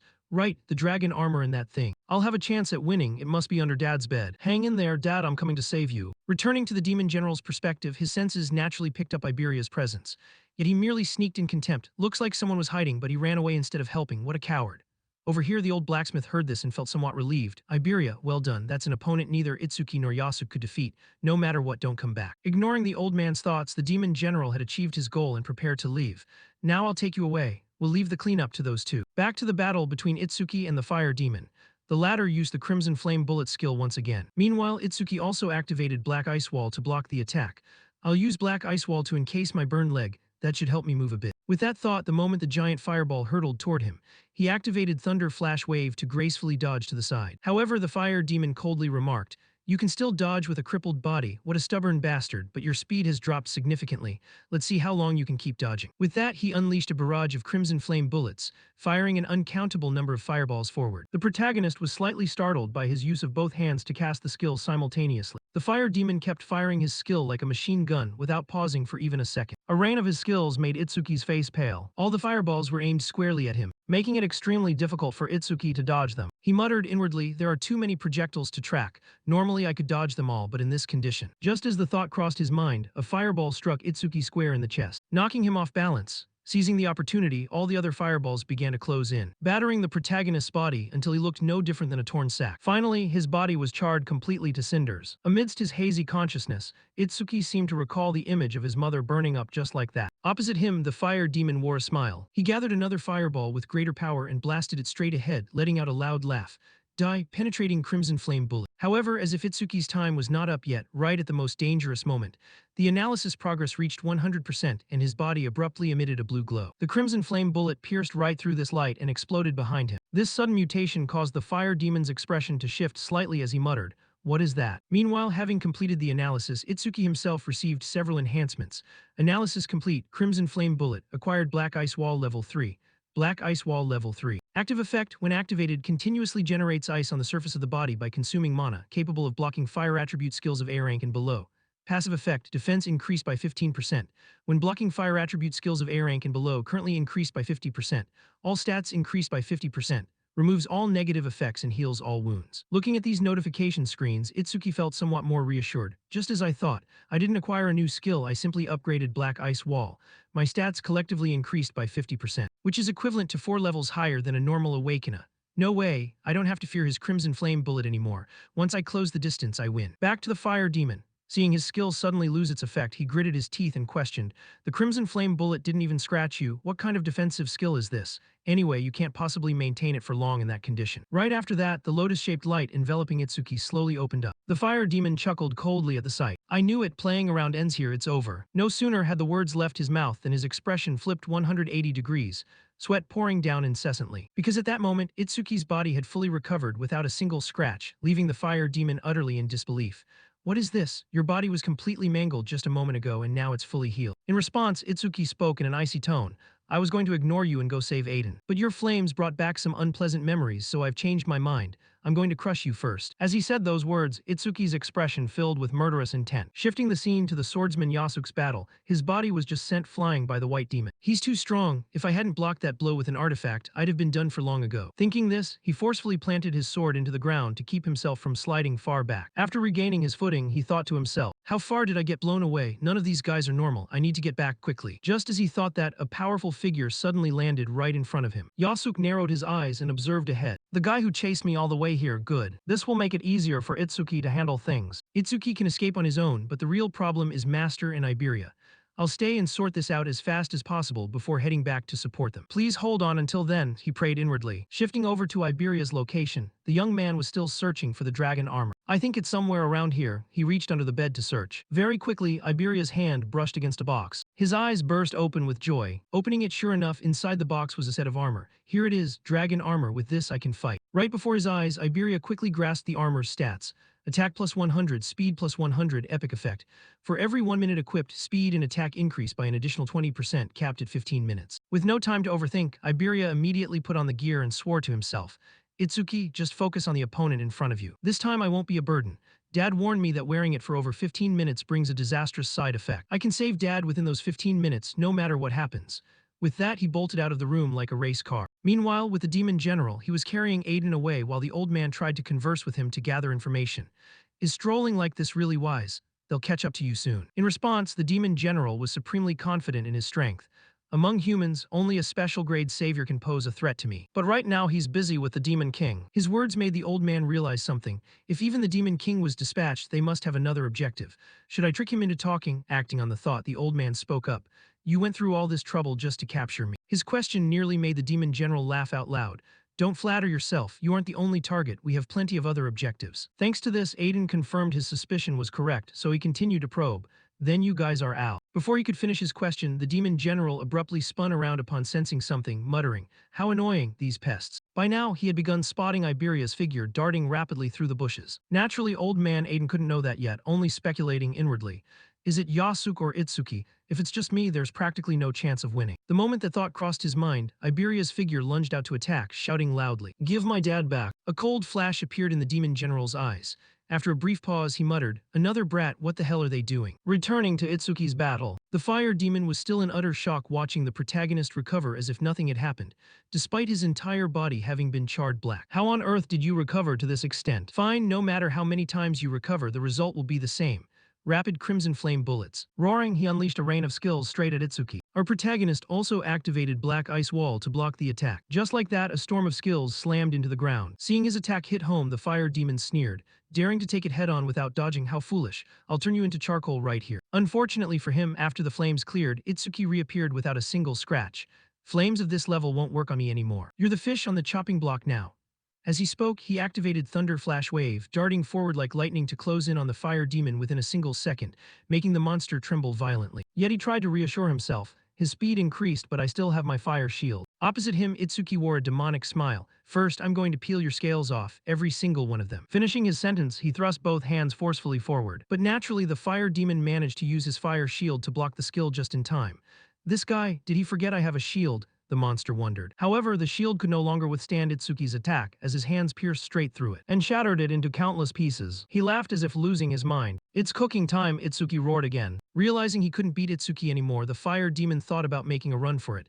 I have to run. If he catches me, I'm dead for sure. With no time to overthink, he hastily turned tail and fled. But disastrously, he tripped over a rock outcrop and face planted onto the ground. Meanwhile, Itsuki slowly approached from behind. Feeling he could no longer run, the fire demon turned around and launched a counterattack. I never thought someone like me would be overpowered by a lowly human. Itsuki tilted his head, easily dodging the attack. The fire demon was completely in despair. Compared to a level 0, you're a monster. The male protagonist channeled power into his fist as the system issued a notification. Critical strike gemstone bug notification.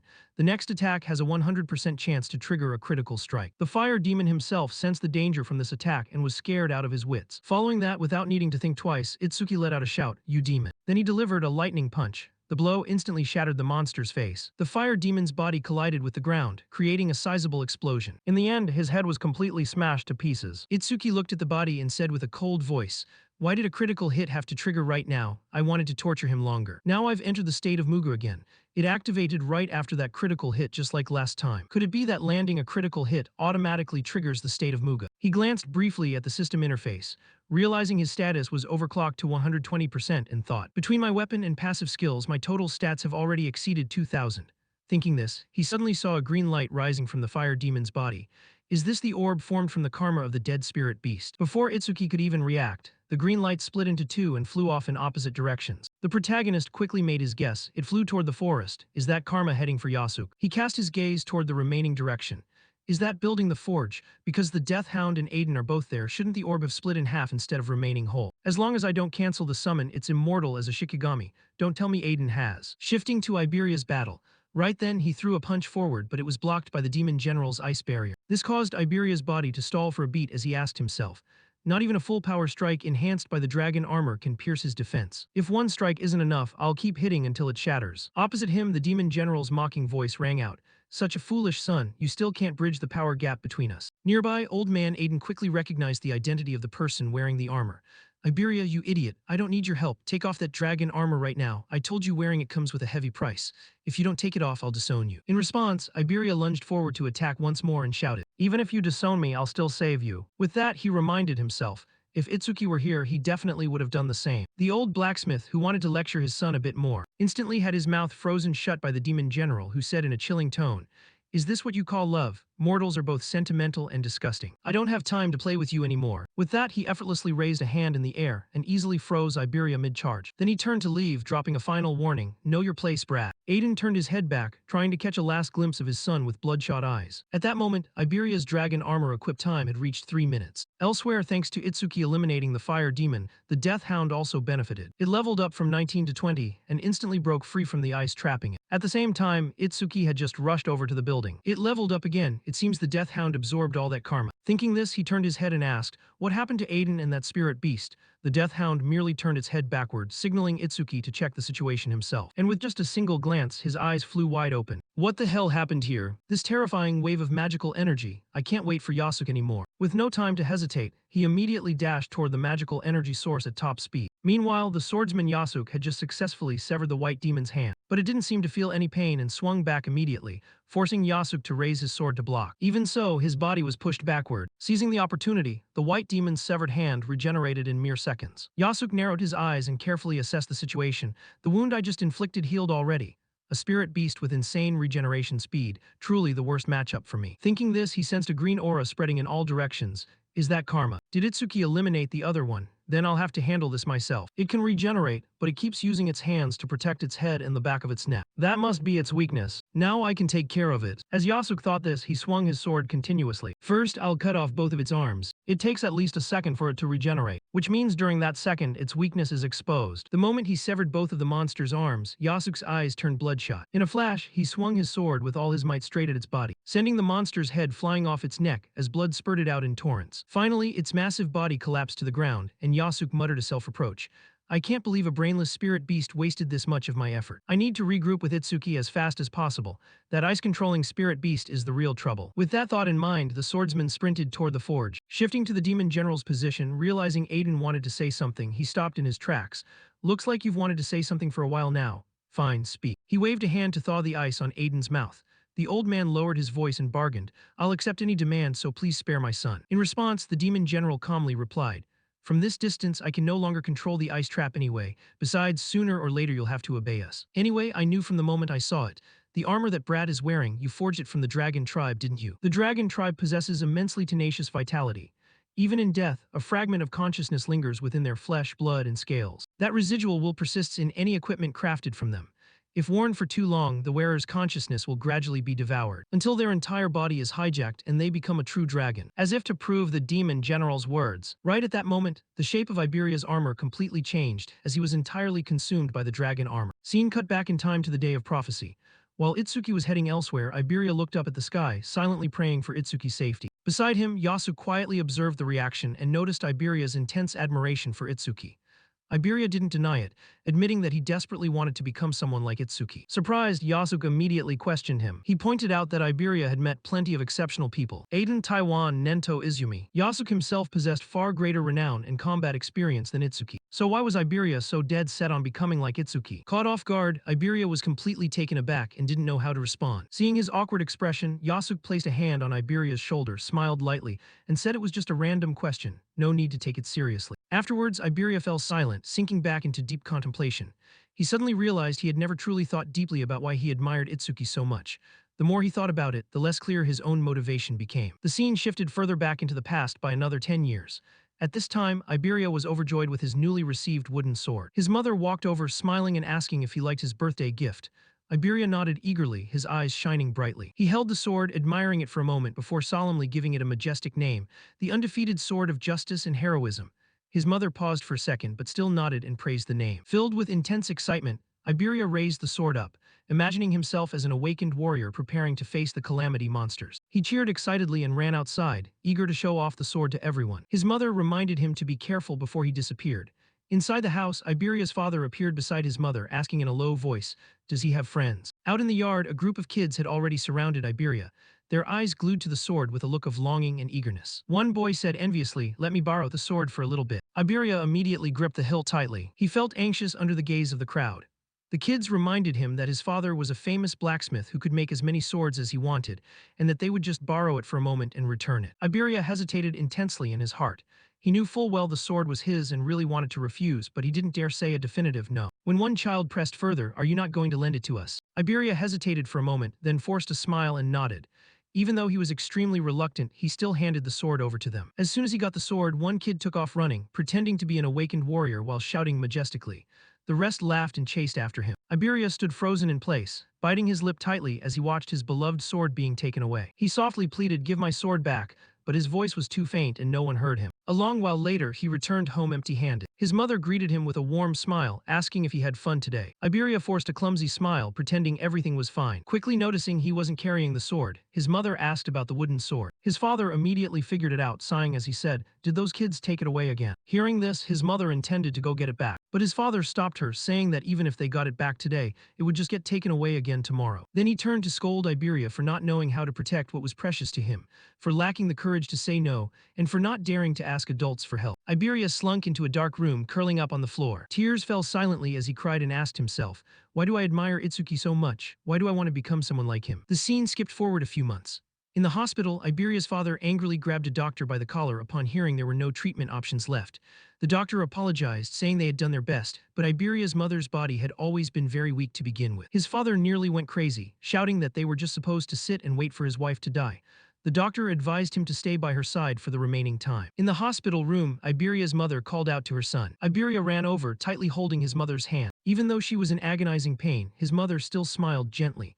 She softly said that even though his father often called him a coward, she understood clearly that he was a very kind-hearted child. However, she also reminded him, kindness without strength only brings harm.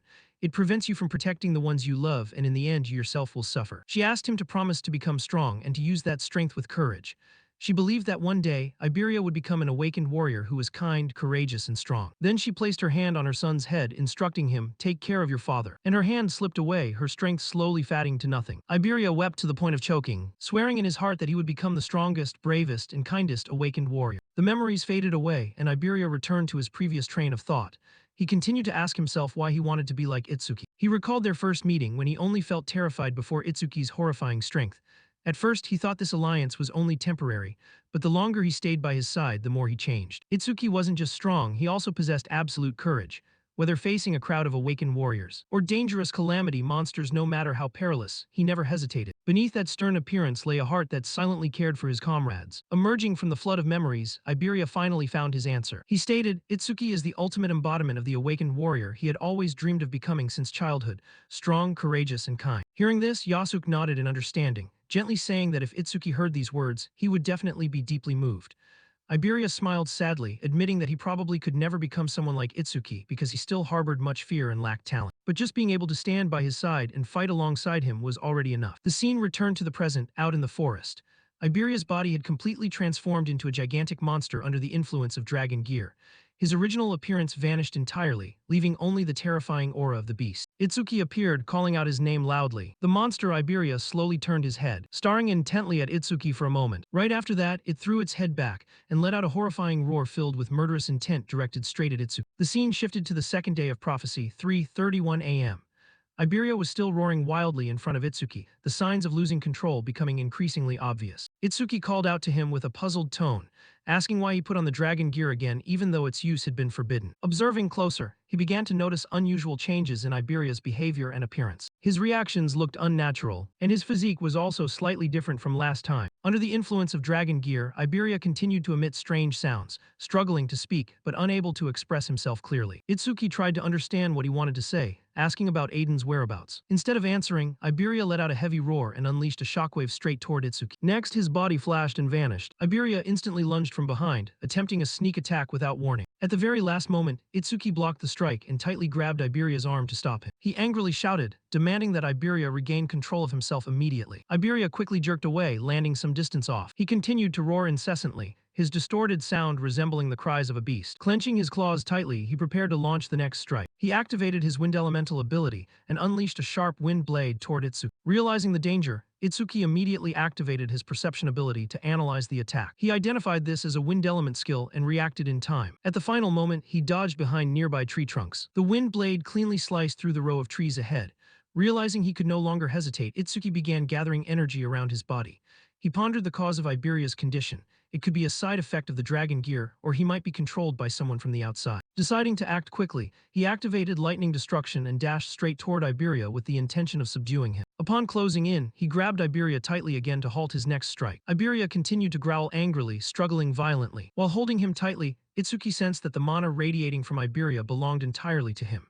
Even so, he still didn't understand why Iberia was attacking him in this state. Frustration welled up and his anger began to flare. Right at that moment, Iberia finally forced out clear words, desperately pleading with Itsuki, "Kill me." Hearing Iberia's voice clearly, Itsuki was momentarily stunned. Taking advantage of that opening, Iberia unleashed another shockwave. Without missing a beat, Iberia followed up with an extremely powerful sharp claw strike. Before the blow could land, Yasuke appeared between the two of them and blocked the swipe with his sword. Itsuki warned Yasuke to be careful, but Yasuke immediately counterattacked with a powerful punch to Iberia's chest. The horrifying force sent Iberia flying backward into the air before crashing heavily to the ground. Itsuki tried to explain Iberia's condition, but Yasuke already understood everything and realized the situation had reached its absolute worst. Unexpectedly, Iberia stood back up and moved at extreme speed, circling the two of them continuously.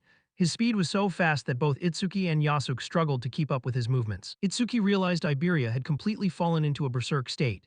Yasuke confirmed that the dragon gear had consumed him, noting this as its terrifying side effect. Itsuki understood that the only way out was to remove the dragon gear as quickly as possible. However, Yasuke coldly stated that removing it was no longer feasible, because the dragon gear had completely fused with Iberia's body. He recounted having witnessed another awakened warrior consumed in the exact same way. The dragon gear would never detach from the wearer unless that person died. Those words left Itsuki dazed, but Yasuke firmly insisted that killing Iberia might be the only remaining choice. Yasuke raised his sword, preparing to take responsibility himself, and advising Itsuki to leave if he couldn't bear to watch. Instead of stepping back, Itsuki stepped forward and declared he would handle it himself.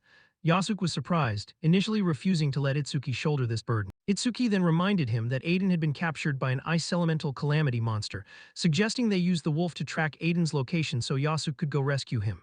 Though hesitant, Yasuke gradually understood the reasoning. Itsuki stopped him from arguing further and said he still had things to say to Iberia. He raised his hand to summon the wolf. After a moment of hesitation, Yasuke agreed and left the situation in Itsuki's hand. He warned if Iberia managed to escape, his strength and savage instincts would only grow worse, so it had to end right here. Right at that moment, Iberia jumped onto a tree branch and immediately lunged down to attack from above. Itsuki reacted by creating a barrier of black ice to block the strike. As the clash continued, Yasuke began running toward Aiden's direction, calling the wolf to follow. Unable to break the barrier, Iberia retreated and continued to roar in anger. He activated his wind blade ability and continuously unleashed a barrage of attacks toward Itsuki. Itsuki stood still in place, observing calmly. Despite being constantly attacked, his defense ability failed to trigger automatically, proving these strikes carried no real murderous intent. A wind blade grazed his cheek, leaving a shallow cut. From this, Itsuki realized Iberia wasn't attacking with the genuine intent to kill. Iberia grew increasingly agitated, roaring endlessly. His anger surged, triggering the Thousand Wind Blades technique, unleashing countless attacks simultaneously. This time, instead of dodging, Itsuki kept walking straight toward him. The wind blades battered his body from multiple directions, leaving numerous small cuts on his skin. Despite being hit repeatedly, he didn't retreat an inch, advancing steadily. Iberia grew even more frustrated as his attacks failed to halt Itsuki's steps. His roars grew louder, clear signs of emotional instability showing as he attacked while collapsing from within. The scene shifted to the Monster Kingdom in Morocco. Imaraku stood before his lord to report the mission results. He confirmed that Aiden had been successfully captured, but also brought news that the Red Fire Demon King and the White Demon had been annihilated by humans. Linga listened calmly, remarking that there were plenty of warriors in the world strong enough to defeat those at that level, and capturing Aiden alone made the mission a success. Imaraku continued his report, mentioning that Sashikoma seemed to be struggling in battle. Linga replied that the situation remained within acceptable limits since Saru Shikoma wasn't expected to wipe out Izumi Nento. His task was merely to tie down most of the special grade saviors. Imaraku added that currently Sashikoma was only fighting a single special grade opponent. Hearing this, Linga showed interest, nodding that aside from Wajin Te, there seemed to be another human capable of holding down Shikoma alone. he asked for the warrior's identity. Imaraku reported that according to their informants, that warrior was famous for possessing the strongest physical body among humans, named Heitan Akira. The scene shifted to the area near Izumi Nento's residence. Heitan was continuing his fierce battle against the Yeti-type calamity monster, Sushikoma. Their attacks collided continuously, generating powerful shockwaves that sent dust and debris flying everywhere. The intensity of the battle shocked everyone watching nearby. Kirishima witnessed the ongoing clash with a look of astonishment. He realized the battle that started yesterday afternoon still hadn't ended. Even though enough time had passed for his own wounds to heal almost entirely, the duel between the two hadn't been decided yet. Witnessing such a large-scale battle from such close range left him utterly amazed. Amidst the exchange, the calamity monster roared and unleashed a massive punch toward Heitan. The force of the strike was enough to shake the ground, causing those watching to worry. Ajiha panicked at the horrifying power of those blows. She realized if Heitan fell, no one else would likely be able to stop this monster. Out of anxiety, she began moving toward the battlefield. But before she could get close, Izumi Nento placed a hand on her shoulder to stop her. He reassured her that Heitan wasn't weak enough to fall from attacks of that level. As the monster continued slamming down, the impacts created numerous deep cracks in the earth. Ruru witnessed the destruction and grew terrified at the scale of the damage. Izumi Nento explained that all special-grade warriors stood at the peak of human strength and must never be underestimated. Amidst the rubble, Heitan slowly stood up while still blocking the monster's attack. He used incredible physical strength to push the gigantic fist back upward, preventing it from pressing down any further. Unable to overwhelm him, the giant monster began to show clear signs of restlessness. Heitan stood upright, using just one hand to grip the monster's fist, completely taking the initiative in the tug-of-war. Witnessing this, Izumi Nento softly remarked that it had been a very long time since he last saw Heitan in his second form. Ajiha was surprised to hear about the second form. While still holding the monster's fist with one hand, Heitan began radiating a blazing red energy from all over his body. His eyes also glowed the same red, his aura visibly changing even from a distance. Ajiha sensed his presence felt completely different from before, as if he had turned into a completely different person. Izumi Nento explained that upon entering this state, all of Heitan's abilities skyrocketed astonishingly. However, his personality also became extremely savage and ruthless. As the energy continued to surge, Heitan let out a terrifying roar and forcefully pushed the monster's giant fist away, completely asserting dominance. Izumi Nento prepared to reveal the moniker associated with this transformation state. Filled with fury, Heitan leaped high into the air, his entire body radiating immense energy. With extreme speed, he lunged straight at the giant monster and pierced directly through its chest. The horrifying force created a massive hole as he blasted through the monster's body. After flying out the other side, he landed on the ground. The monster stood frozen for a moment before losing its balance and collapsing completely. Heitan slowly stood up and calmly walked off in another direction. From afar, Ajiha watched him leave, looking confused as to where he was heading. Izumi Nento explained that he was probably making his way toward the pillar that sustained the barrier. Ajiha noticed that his movements were still tightly controlled, thinking to herself that even in that state, he managed to keep his reason. Izumi Nento stated that if he lost control and attacked both allies and enemies alike, then even a massive boost in strength would only bring destruction, failing to make him a true special-grade guardian. Heitan finally reached the stone pillar and began raining continuous punches on it. With relentless, powerful strikes, he smashed the pillar's structure to pieces. As the pillar collapsed, the red light in his eyes gradually faded and his condition stabilized. The feral state vanished and he regained his composure. Clenching his fist, he wondered inwardly why he was even here and whether the enemy had been dealt with. Realizing that presence had surfaced again during his transformation, he sat down on the ground and muttered how annoying it was. As the stone pillar was destroyed, the red barrier enveloping the area also began to dissolve. Ajiha watched the barrier disappear, wondering if everything was finally over. Izumi Nento shifted the topic to her earlier actions, pointing out that she had risked her life to heal Heitan despite knowing the deadly danger. He remarked that this behavior was entirely unlike her usual cautious personality. Normally, she would have suggested retreating instead of gambling on a slim chance. He noted that she was starting to resemble Itsuki in her decision-making. She quietly denied it, but her mind immediately drifted toward Itsuki, worrying about his situation in the forest. Even with powerful allies like Yasuke there, the outcome remained a question mark. Shifting the scene back to the forest, Iberia, still possessed by the dragon gear, kept attacking while crying inwardly. He could not understand why Itsuki refused to dodge the incoming blows. Itsuki continued to walk straight ahead without making any effort to evade. He intentionally let the attacks hit him because he understood that physical pain could suppress hesitation and help him maintain focus. A barrage of wind blades slammed into his body, leaving gashes all over his flesh. Blood poured from his wounds, but he did not slow down despite taking hit after hit, pressing forward until he closed in on Iberia. Once close enough, Itsuki grabbed Iberia tightly by the neck, cutting off his movement. He raised his hand, preparing to unleash a penetrating sphere. Before launching it, he declared that this strike would put an end to everything. Iberia roared and unleashed one final shockwave. Though still hesitant at heart, Itsuki released the sphere anyway. The attack pierced straight through Iberia's chest. The force of the impact caused Iberia's body to collapse, Itsuki instantly caught him before he hit the ground. As Iberia's consciousness began to fade, the dragon gear started melting away from his body. His appearance reverted to normal, still cradled in Itsuki's arms. Iberia began to apologize, regretting that he had lost control, and fearing that he had become a burden. Itsuki reassured him that he had never been a burden. Iberia asked doubtfully, to which Itsuki affirmed that everyone excelled in their own way. With his strength fading fast, Iberia gripped Itsuki's hand and recounted the vague information he had overheard earlier. The calamity monster did not want to kill his father but rather to control him. He expressed his belief that Itsuki would save his father. Itsuki shouldered that responsibility and vowed that he would definitely defeat the monster that caused this tragedy. Enduring the escalating pain, Iberia managed to squeeze out a final smile. With a sense of relief, he thanked him for letting him have his last words and entrusted the future to Itsuki. Scene cut to the second day of prophecy at 3:33 a.m., the exact moment Iberia passed away. The perspective shifted to the demon realm. The demon god acknowledged the outcome, realizing things had progressed much further than anticipated.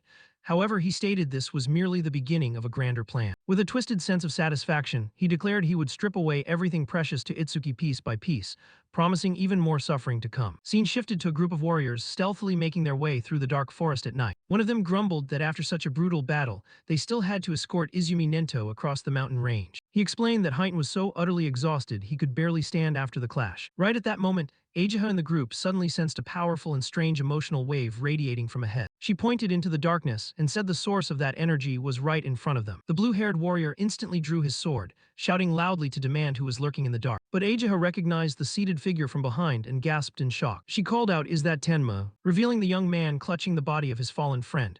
With a face covered in bruises, Itsuki raised his head to greet the newly arrived mentors. Ajiha suffered a heavy shock upon seeing his injuries, hastily asking what had happened here. Right then, another man appeared alongside a giant wolf, stating he would explain the entire situation. The group was startled, wondering who else could possibly be in this dark forest. The newcomer introduced himself as first-class savior Bokudo Yasuk. Ajiha immediately pressed him about the mission to protect the kidnapped blacksmith. An image of the three main villains flashed, the very ones the heroes had confronted on that tragic night. Yasuk bowed his head, his voice heavy as he admitted they had been completely overwhelmed by the enemy. He recounted that the battle ended in the worst possible way, resulting in heavy losses on their side. Yasuk began to explain after Aiden was captured. He used his wolf to track the beast horde, but he and the wolf only found clones of them in the forest. The calamity monster is cunning. It intentionally left clones behind to throw us off. Nento anxiously asked about Itsuki's current condition. She replied that they were only scratches and the bleeding had stopped, but he stubbornly refused treatment. Ajiha worriedly said she could feel a fire of rage burning brighter than ever inside Itsuki's heart. Fearing that if things continued this way, her friend's soul would be completely consumed by hatred. Alone in his room, Itsuki quietly stared at the family photo of Iberia resting on the desk. In the picture, the blonde boy was smiling happily beside his parents on a sunny day. Looking at the photo, he recalled the first time he met Iberia, the boy who had introduced himself with overwhelming enthusiasm. He also remembered the day he carried his exhausted friend on his back after a long journey. Another memory rushed back, the blonde friend declaring he would never leave his side, not even for a single step. Itsuki vividly remembered how excitedly the boy had insisted on naming his wolf Shikigami. Returning to the present, the expression on Itsuki's face was a blend of grief and silent fury. He stood up, calling out the wolf's name in a low, murderous tone. "We're moving out." The wolf let out a roar in response. Its level 20 stats appeared alongside terrifying attack and speed ratings. Itsuki turned to his companion and declared he was going to hunt down the calamity monster responsible for all this tragedy. His eyes blazed red as he swore to crush the enemy with all his might. Itsuki left the room with the wolf following closely behind, but his path was blocked by someone. Master Izumi Nento stood right at the doorway, exuding an imposing and gloomy aura. Itsuki looked at the group and asked what was going on and why the atmosphere was so heavy. Everyone had gathered in the room, looking at him with serious, worried gazes. Kirishima thought to himself that this was the second disciple, recalling the boy's monumental achievement. He concluded that Itsuki was immensely strong, yet cold enough to put down his own friend with his own hands. Izumi Nento bluntly asked where he was heading.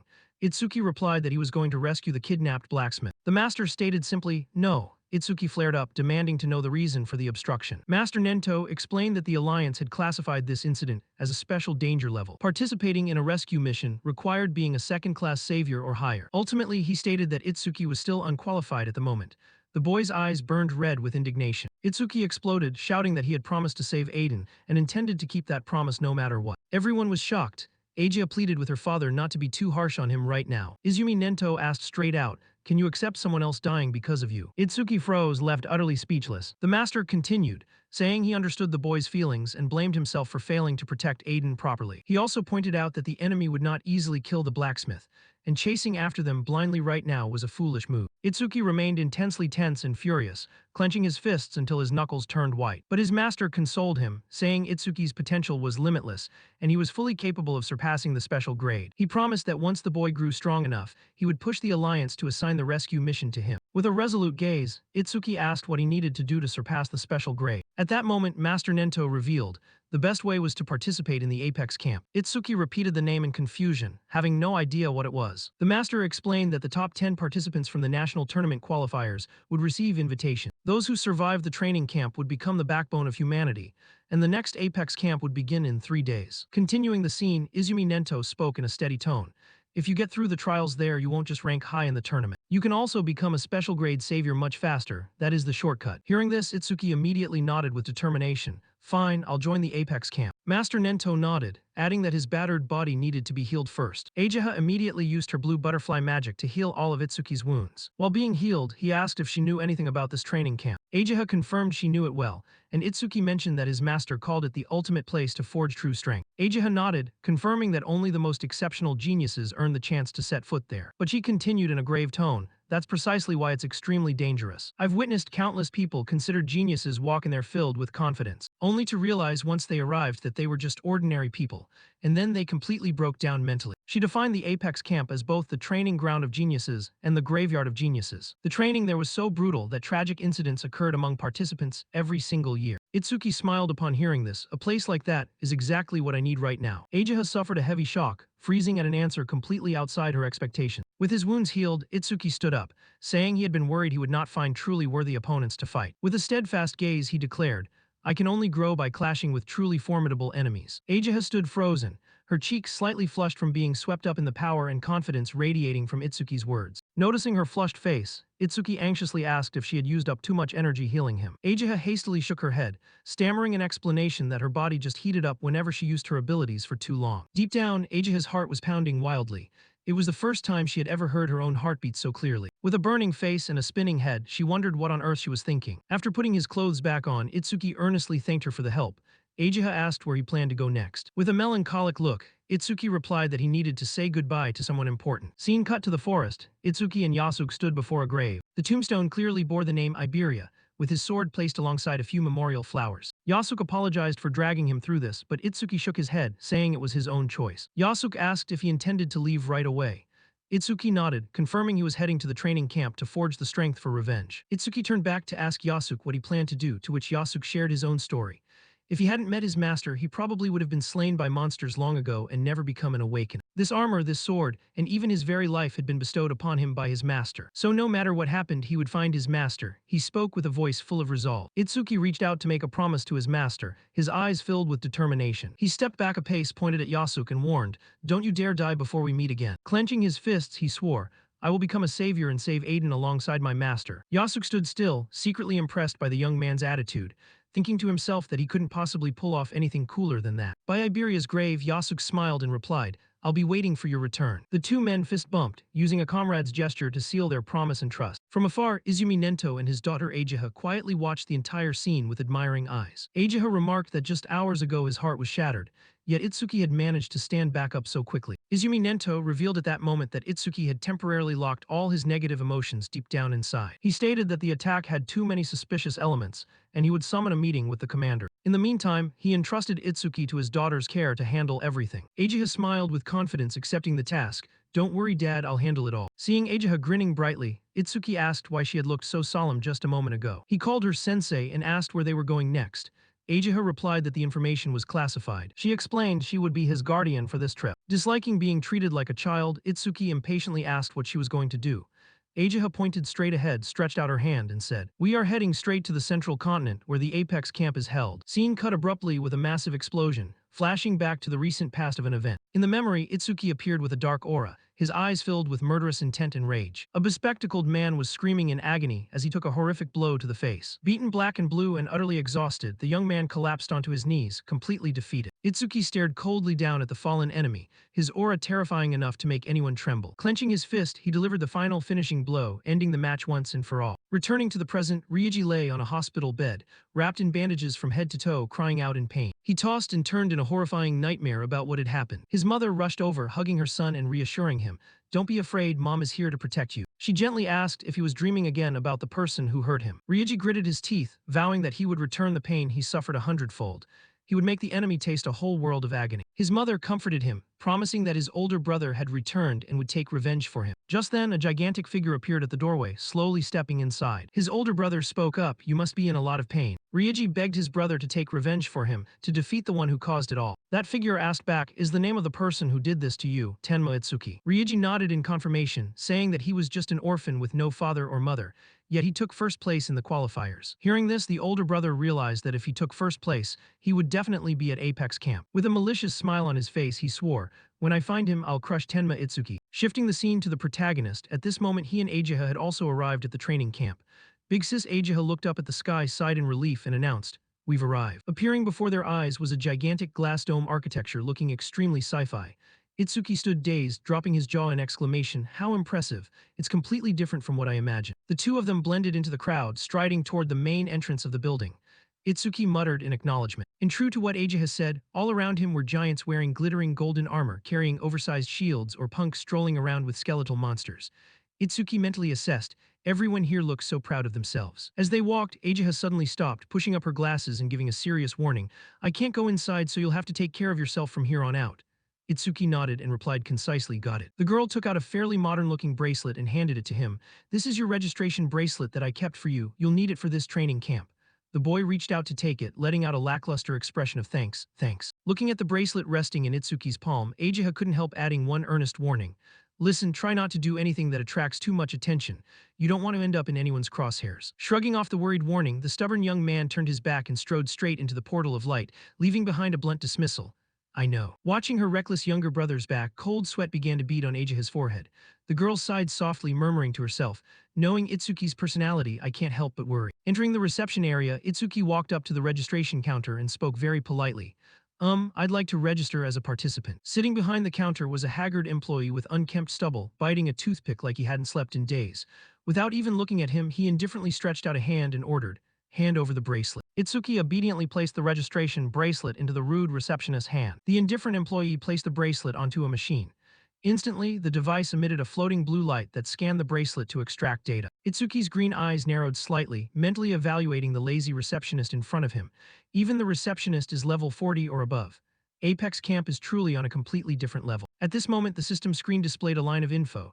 Name, Tenma Itsuki, level 0, class, order breaker, talent, special grade. Seeing the perfectly round level 0, the receptionist sneered contemptuously, still biting his toothpick as he whispered with scorn, "A level 0 can get in here too. This kid must have used some major backing to pass the preliminaries." But backing doesn't mean shit here. If you don't have actual strength to back it up, getting crushed to pieces is just a matter of time. Maintaining his standard one-star customer service attitude, the receptionist waved his hand forward and barked a dismissal. "Hey, after picking your room, go pay your accommodation fee." Hearing the receptionist's bold proclamation, Itsuki froze for 5 full seconds, cold sweat pouring down like rain, and stuttered in utter disbelief. "You have to pay money to live here." The receptionist gave him a half-lidded, disdainful look, spitting out a brutally blunt remark. "Obviously, this isn't a charity." Itsuki's face instantly darkened like the sky before a storm. He lowered his head, despairingly lamenting to himself, "Ageha, why didn't you tell me? I don't have a single penny." Seeing the kid standing frozen like a statue, the receptionist spoke up, acting all reasonable. "You passed the preliminaries, so you must have at least some points, right?" Itsuki asked blankly. "Points." Figuring he had caught a clueless sucker, the receptionist started a basic lesson on camp currency. "Your assets here are determined by the points you earned in the preliminaries. For example, if you earned 1,000 points in the preliminaries, that amount gets transferred to you as soon as you step in here. You can also earn extra points by completing missions. Points here basically act as currency. You need them to buy food, daily necessities, and pay for lodging too." Itsuki rested his chin on his hand in deep thought, finally figuring it out. So points are really important here. I earned quite a lot in the preliminaries, so it should be enough." While he was deep in thought, the receptionist tapped his hand heavily on the desk, urging him impatiently, "Hey, hurry up and pick a room, people are waiting." Being rushed, Itsuki snapped his head up and asked a question that shocked the receptionist to his core. "How much is the most luxurious room?" The receptionist's eyes bulged as various room options flashed through his mind. Standard room 35M2 for 100 points month, luxury room 75M2 for 500 points month, villa 200M2 for 2,000 points month. Meanwhile, Itsuki was weighing his options. "A regular room would be fine for me, but he's coming with me too. We won't fit together in a cramped room." After weighing the pros and cons, the young man made a heavily money-burning decision. I'll take the villa. The receptionist dropped his jaw in astonishment, hastily offering advice like an abruptly kind older brother. What did you say? Kid, you might have a lot of points right now, but you shouldn't waste them. Points get eaten up everywhere in daily life here. Shrugging off the sincere advice, Itsuki placed his hand on the counter and replied, I've already decided, please process it quickly. Seeing the stubborn kid was beyond reasoning, the receptionist grumbled irritably while clacking away at the keyboard. HMPH, a clueless brat, don't come crying to me later. He reluctantly handed the activated bracelet back to Itsuki. Before the boy left, the receptionist didn't forget to mention an important rule. Once you enter the camp, everyone's stats will be hidden, and you won't be able to check other people's names, skills, or levels either. Itsuki nodded, got it. Watching Itsuki's retreating back, the receptionist rested his chin on his hand and thought, choosing a villa, HMPH, just how many points did that kid actually earn in the preliminaries? Curiosity getting the better of him, he dragged his mouse across the computer screen. Then his eyes rolled back, cold sweat broke out, and his jaw dropped speechlessly. What? He rubbed his eyes repeatedly, panicking as he muttered, is this a system error, that kid's points? The computer screen displayed an unbelievable number, points, 106,600. The receptionist blurted out in terror, over 100,000 points. I only have 1,600 points. Outside, Itsuki was strolling along. Walking along, he suddenly halted, his face darkening. He reached up to scratch his head, a giant bean-sized drop of sweat rolling down his cheek as he cursed his goldfish memory. I forgot to ask where the villa is. Letting out a sigh, the dejected boy with a goldfish memory had no choice but to turn back toward the reception counter. Right as he turned around, he was blocked by two guys who looked very friendly. Itsuki looked up at the two strangers and asked coldly, need something? A big brute and a blonde punk grinned from ear to ear. The big brute spoke first. We're awakened from the southern continent and just arrived yesterday. Look like you're lost, huh? We'll show you the way. Where do you want to go? Thinking they were kind people helping out, Itsuki didn't hesitate. I'm trying to get to the villa area. Do you guys know where it is? The big brute scratched his head. A villa? I think it's over that way, right? The blonde punk chimed in. Yeah, right over there. But the moment they heard the word villa, both guys froze, their eyes bulging and jaws dropping as if they'd seen a ghost. Itsuki tilted his head in confusion. Something wrong. The blonde guy hurriedly waved his hands and stuttered. Wait a second, I'm just trying to remember the exact location right now. Seeing the two whispering and sneaking glances at each other, Itsuki frowned suspiciously. Why are you acting all sneaky just to remember a location? Are you plotting something? At that exact moment, not far away, a fiery cat-eared girl with a black cat perched on her shoulder appeared. She was Akagami-shin. Just one glance was enough for her to understand what was happening. They're trying to scam points out of a newcomer under the guise of giving directions. Wonder which idiot is about to become their next victim. But then, looking closer at the victim, the purple-eyed girl's eyes widened in shock. That person was, the girl realized immediately, the monster who grabbed over 100,000 points in the preliminaries. The girl licked her lips, her eyes flashing with amusement. Things are starting to get interesting. Jack was whispering, here he's living in a villa. Sounds like he's the guy who took first place in the preliminaries from some northern continent. Even if he's first place, nobody's crazy enough to throw away a whole 2,000 points just for rent. Jack judged him as some rich, pampered princeling, the type who knows nothing about the value of points.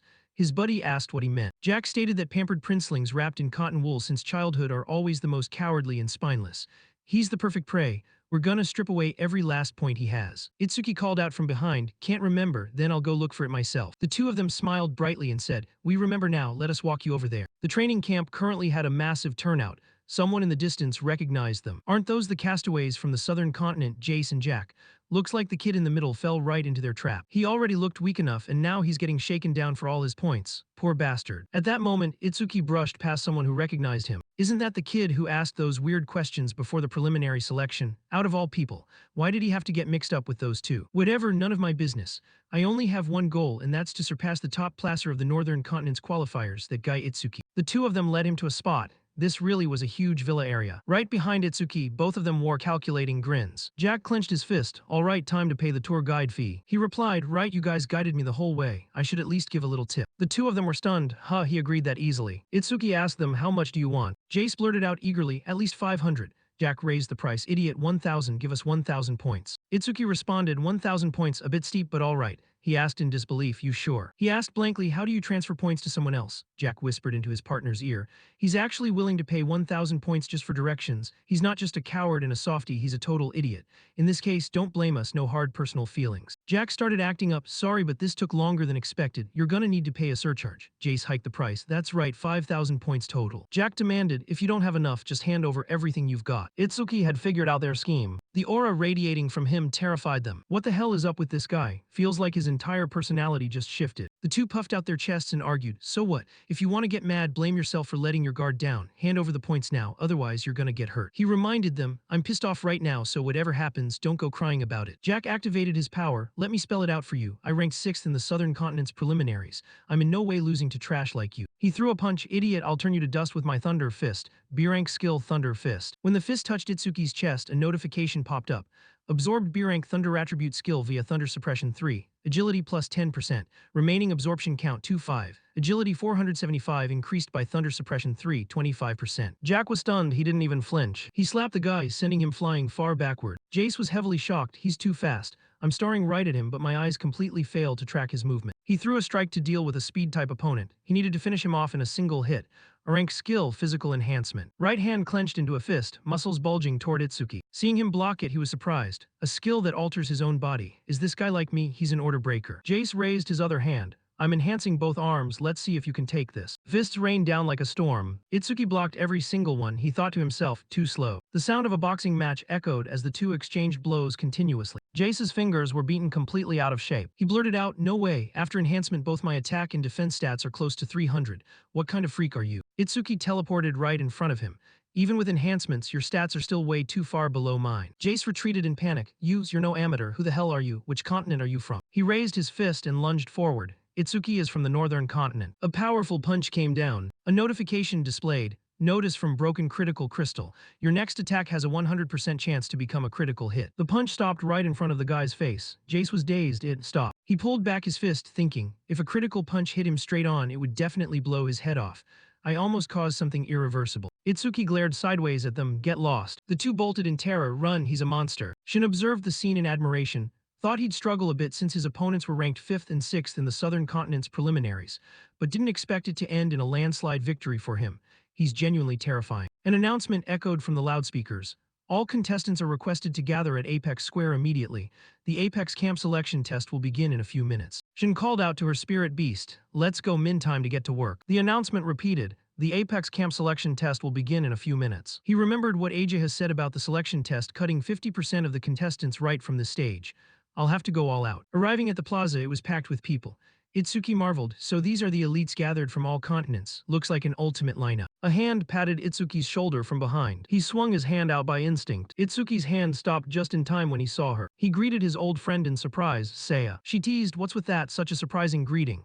Horino chimed in, daring to punch Seiya. "You've got guts." Itsuki awkwardly said, "Sorry, I thought you were an enemy." Seiya worriedly said, "Geez, why so tense?" Horino asked curiously, "Where's Iberia? You two are always joined at the hip, right?" Itsuki's gaze turned sorrowful at the thought of his old friend. Seiya hesitated, asking if there was a chance he got hurt during the recent attack. "He hid Iberia away at home." Horino threw an arm around Itsuki. "Don't be so gloomy. If he's hurt, a little rest will fix him right up." Horino continued, "More importantly, listen, ever since that attack happened, Seiya was so worried about you she lost focus through the whole training session." Getting called out, Seiya gently smacked Horino on the head, leaving a bump. Itsuki spoke up, "That last attack made me realize just how weak I really am. I'm gonna level up my skills here with everything I've got." Horino couldn't believe his ears. "Weak, Itsuki?" Seiya turned toward the stands. The two fell silent. The enlistment test was about to begin. A commanding shout boomed from the stage. "Silence. Before your lives at Apex Camp officially begin, there is one thing you must know. Here, all information apart from your names will be kept under absolute confidentiality. In other words, no matter what glory you achieved in the past, you will all be starting completely over from zero." Horino looked surprised. "Are all details other than our names hidden?" "I'll show you my status screen to check if that's really true." He glanced at his information panel. Name, Horino level, undisclosed talent, undisclosed skills, undisclosed status, undisclosed. Itsuki confirmed, it really is all hidden. An announcement echoed. "The enlistment examination will begin right now. Please enter the venue in an orderly and neat manner." The announcer lowered the megaphone, a faint curve playing at the corner of his lips. Horino remarked, "It is ridiculously huge in here," Seiya observed. "It's even larger than the venue for the preliminary rounds." Someone from behind called out, "Is that you? The brat who embarrassed those of us from the Southern Continent?" Itsuki turned around in a daze.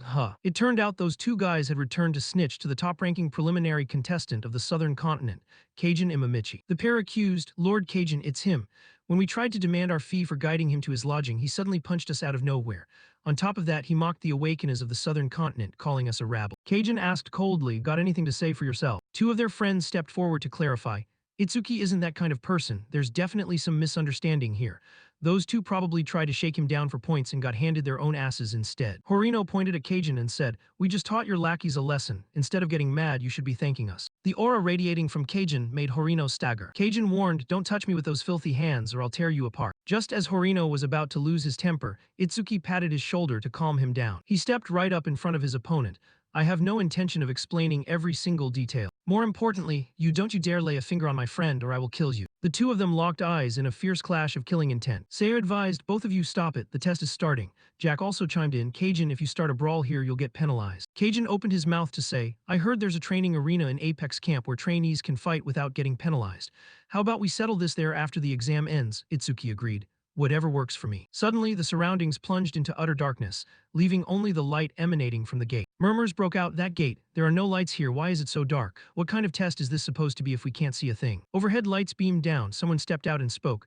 "I'm glad to see everyone so enthusiastic. Hopefully you'll maintain that passion until the test is over. Next, I will explain the rules for the enlistment examination." Saying that, there wasn't actually much to explain. Because there are no rules whatsoever for this test, everyone reacted in shock. "What do you mean there are no rules? I've never seen an exam like this." The instructor introduced, "Now you will take turns entering the 4 rooms behind me to undergo 4 different tests.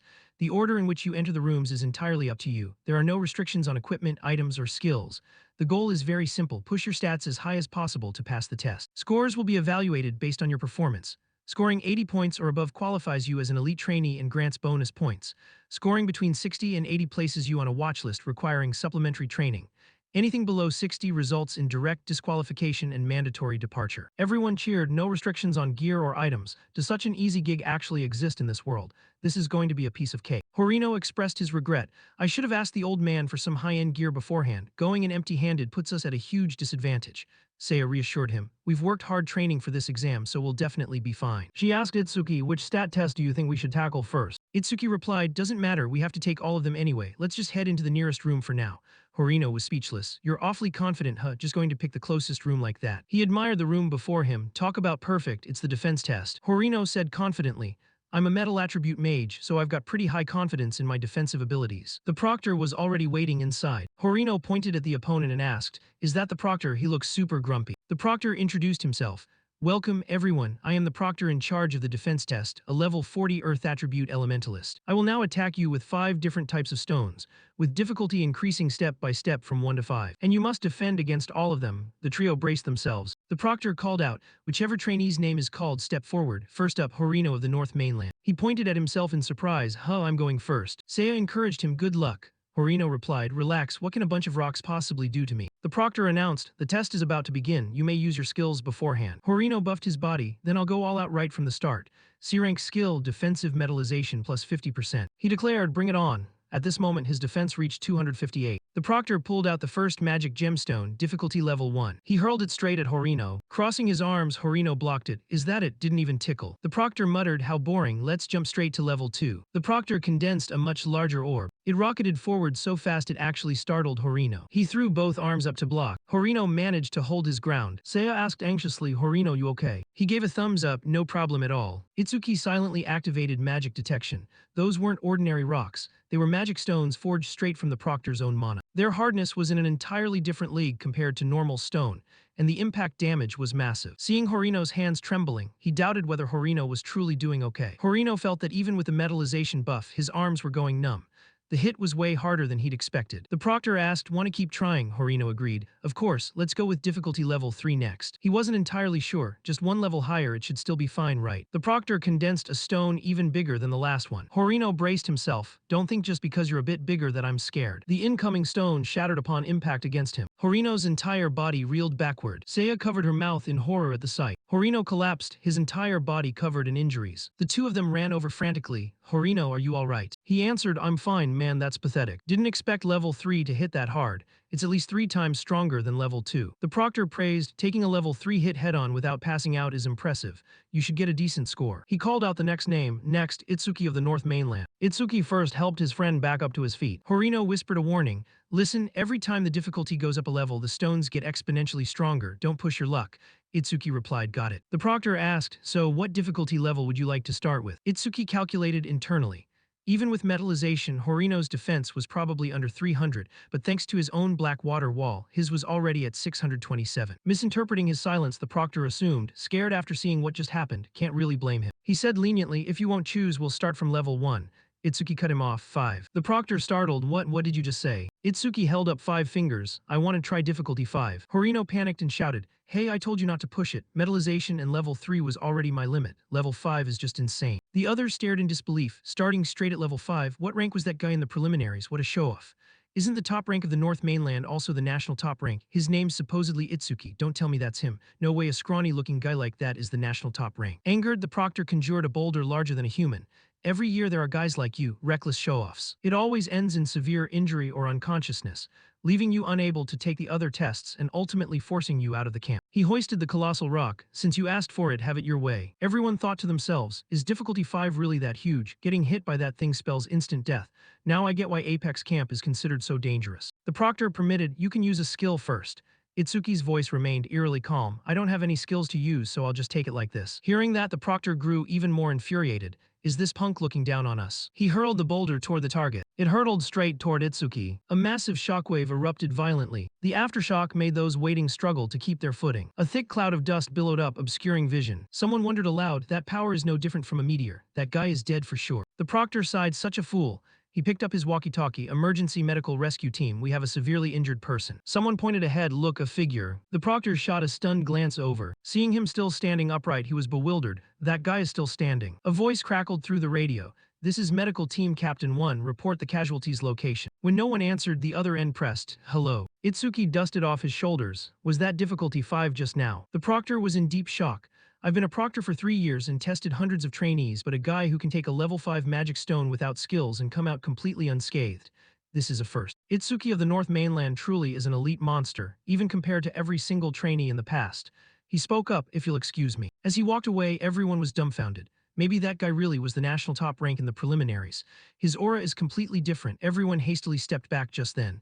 Itsuki was puzzled by their reaction. Why is everyone backing away from me? His 2 friends stepped forward to congratulate him. That was epic, Itsuki. I thought I could beat you in defense, but you just widened the gap even more. Itsuki answered modestly, is there ever a completely flawless awakener? I'm sure there are things Horino beats me at. He eagerly believed it. Really, like what? Realizing Itsuki couldn't think of a single thing, Horino figured he was just daydreaming and dropped it. The next name called on the PA, Seki Saraj of the North Mainland, to the stage. Itsuki encouraged, good luck Saya-chan, be careful, she replied, don't worry. The proctor repeated his line, you may use a skill. Saya used her B-rank skill, flowing water wall. She requested, give me level 3. The proctor materialized a stone. Brave choice, here it comes. Saya's water wall successfully intercepted the rock. It fought to punch through the wall of water. Saya pushed herself to reinforce her defense, but the water wall was ultimately shattered. Pushed back against the wall, she watched the stone drop to the ground. The proctor praised, smart move, Saya. Instead of trying to brute force a block, you used the flowing current to deflect the stone's impact force. That agile combat sense is the most vital quality of a savior, she replied. Thank you very much. Itsuki complimented, that was awesome. The proctor called out the next name. Next, Mana Magaru of the East Mainland. Saya teased Itsuki, hee praised by Itsuku-kan. As they left the defense room, Horino wondered, which test should we hit up next? I'm guessing the room next door is the attack power test, right? Over at the attack power testing zone, the crowd was already packed. The proctor here spoke up. Looks like the second group has gathered properly. Listen up, you little brats. In the attack power test, you will be graded based on the sheer destructive output of your strike. Horino wondered aloud, who are we supposed to attack? Don't tell me it's the instructor. Saya scolded, idiot, you talk way too much. He revealed, good question. Naturally, your target won't be me, but rather my Shikigami. B-rank Shikigami Tanma, a gigantic bear, materialized before them. Its tattered appearance prompted them to blurt out, what the hell is that? It looks so cheap. Yet in Itsuki's eyes, he found it rather cute. The proctor announced, you can use your bare hands or weapons. Attack this thing with everything you've got. The others asked confidently, that Shikigami looks like a punching bag. Instructor, what happens if we accidentally destroy it? He cautioned, kids, even a level 50 awakener might not be able to destroy it, so don't worry. Besides, Tanma will grade you based on the impact force of the attack it receives. The proctor demonstrated by punching Tanma. Its body bent backward. Tanma announced, score received 50 points. He continued, the grading standard is preset so that the strike I just delivered equals 50 points. A perfect score is 100 points. He thought to himself, though theoretically the highest possible score is 99, to actually hit a perfect 100, these brats would at least need to be around my level, somewhere around level 40. No matter how much you level 1 brats struggle. The proctor sat down on a nearby chair and announced, all right, the test begins. Someone piped up, first up, Jaro Hanma of the East Mainland. If that half-assed punch got 50 points, going all out should easily net me a 100. Horino whispered, that Shikigami looks like weak sauce. Itsuki warned, don't let his flashy exterior fool you, that Proctor is over level 40, even a casual punch from him packs way more power than we can dish out. The Proctor, sitting at level 44 with a Shikigami user class, spoke up. Attack Tanma whenever you're ready, don't make me repeat myself. The first challenger stepped up, feeling slightly guilty about attacking a Shikigami that looked so harmless. Gyro Hanma threw a punch. Don't hold it against me if I want to stay at Apex Camp. At least turn to dust quietly. The punch landed squarely on Tanma's belly. It read out the score, 37 points. Jirohama was shocked, only 37, I clearly used a punch enhancement skill. The proctor snapped, stop whining next. The second person went all out and only scored 28 points. The third person slashed with a sword and hit 49 points. The fourth person reached 77 points. The proctor called out next, Gaku of the northern continent. He said with contempt, can't even reach 80 points, pathetic. Gaku mentally deduced that this Shikigami must be quite tough. He slammed his weapon down, but I am completely confident in my own strength. The hammer in his hand unleashed a surge of flames that struck hard against Tanma's belly. The proctor looked up from the magazine he was reading and praised. Not bad. Tanma reported the score, 91 points. Gaku expressed regret, didn't get 100. He proudly stated, anyway, no one here can beat me in terms of strength, so 91 points is good enough. Gaku was curious about him. Where is he? Itsuki, how many points will that guy score? The proctor read out, next, Itsuki of the northern continent. Gaku froze for a brief second. He whipped his head around to look, so you were here. I finally get to witness your strength with my own eyes. Itsuki stepped up to the testing area. Gaku watched Itsuki's retreating back. That's the guy who scored 100,000 points in the preliminaries, but nobody can defeat me in power when I'm holding this mace. The item info displayed, unique rank mace, attack effect plus 100, personal unique effect. He was confident, even if he ranked first in the preliminaries, his attack power probably only matches mine. Itsuki faced Tanma, a wave of guilt welling up.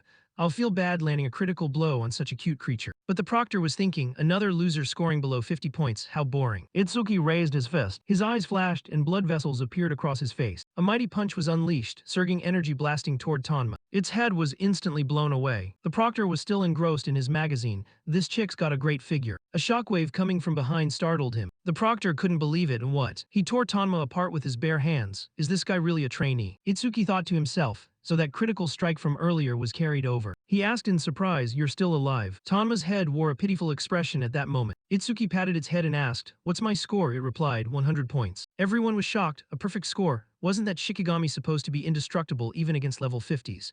Even using bare hands, he scored 9 points higher than Gaku using a hammer. Gaku turned pale with fear. No, it's not just a 9-point difference. He only got 100 points because the scoring system couldn't go any higher.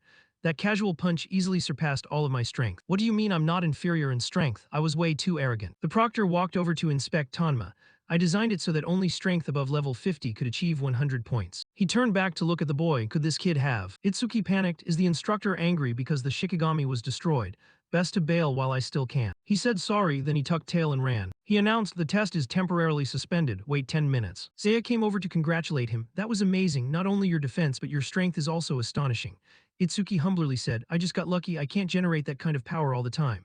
Horino patted his chest. Don't be so modest. What about the guy who said earlier Itsuki wouldn't even score 30 points? See, he got 100 points. Seiya smiled. Why are you acting so proud? You're not the one who scored. Itsuki felt like at this rate it would take a while for the test to resume. Seiya reminded him, Itsuki, why don't you go take another test first? We'll wait here. He instructed, let's meet at the plaza after we're all done. Magic power test next, huh? Itsuki arrived at the magic power testing room. The proctor inside was level 42 with the craftsperson class. She announced, magic power testing site, looks like everyone has gathered. I will now explain the details of the test. The other young men blushed, gazing infatuatedly at the proctor.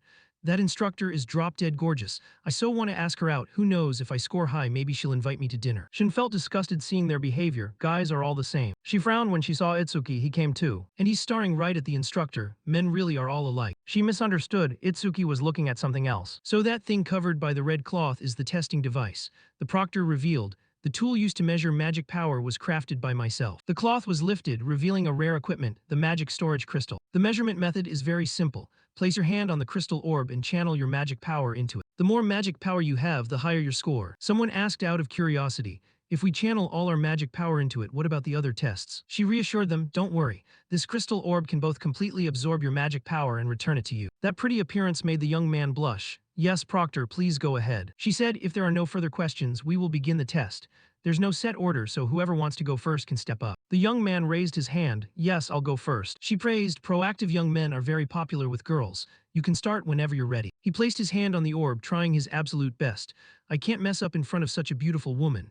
Even if it drains all my magic power, I have to get a high score. He condensed his magic power, burst forth my magic power. Seeing the meager stream of magic power, he blurted out, "No way." Even after pouring in all his magic power, it hadn't even filled half of it. The proctor picked up the orb and said, "Calm down, I forgot to mention. This magic storage crystal once absorbed the entire magic power of an awakened at the threshold of level 40. The others were astonished. For real, even a level 40 awakened couldn't fill that crystal, then teens in the low 10s like us won't even fill half. The proctor ordered, "Stand still, I'll return your mana to you now." She whispered into his ear, "Just between us, I can tell what kind of person someone is by the amount of mana they pour into the crystal. Turns out you have a pure heart, did you know?" The proctor announced, "Who wants to go next? Raise your hand." Everyone was hesitant.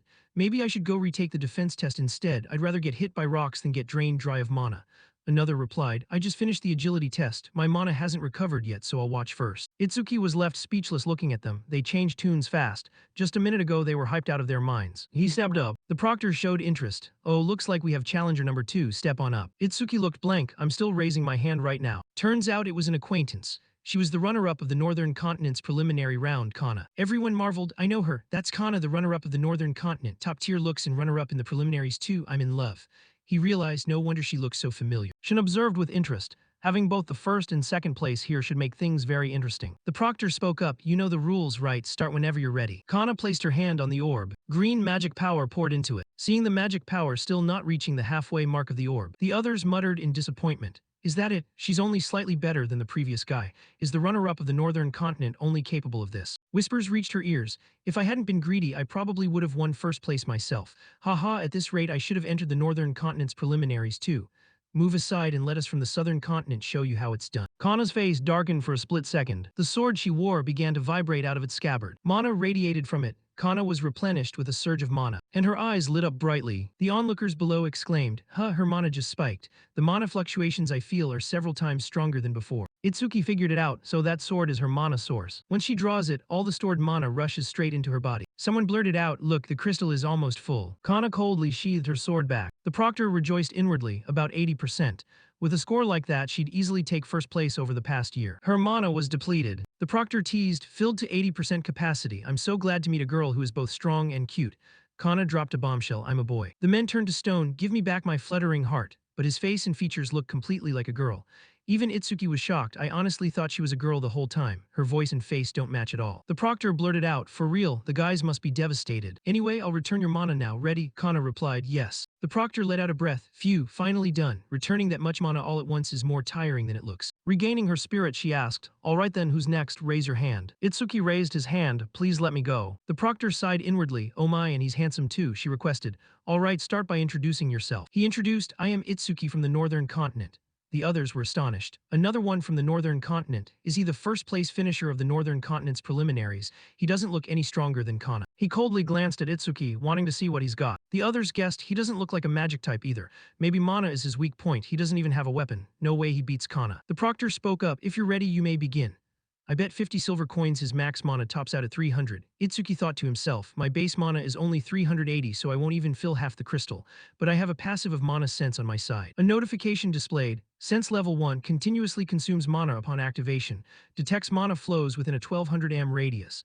Each time an enemy unit is detected, self-mana recovers by 10%. He activated his mana.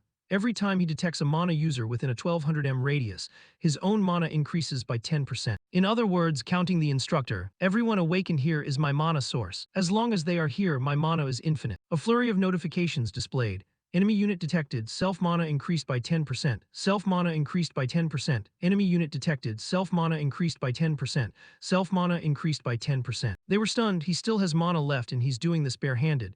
Even Kana needed a magic artifact. The proctor noticed the crystal, it's almost full. The crystal was blanketed in a mystical purple color. Itsuki felt it looked full, but there was still room to take more. "Then I'll keep pouring mana in until it can't hold anymore." The proctor knew clearly the crystal was full, but this kid's mana wasn't dropping at all. At this rate, she raised her hand. "Enough." Itsuki stood dazed, looking at her in confusion. Cracks began appearing on the surface of the crystal sphere. A violent burst of mana erupted. The onlookers in the back shocked. "Is it going to blow? What the hell?" The proctor raised her hand to shield her face from the incoming blast wave. Someone heard, "Did something just crack a second ago?" The crystal shattered to pieces in Itsuki's hand. He panicked about getting punished. I was just pouring mana in and it shattered on its own. You're not gonna make me pay for that, right? The fragments of the crystal orb were scattered across the testing platform.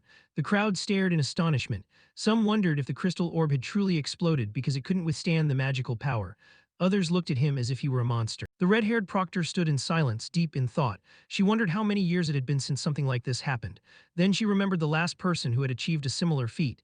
10 years ago, there was another extraordinary individual. That was Taewajin, the strongest person in the world.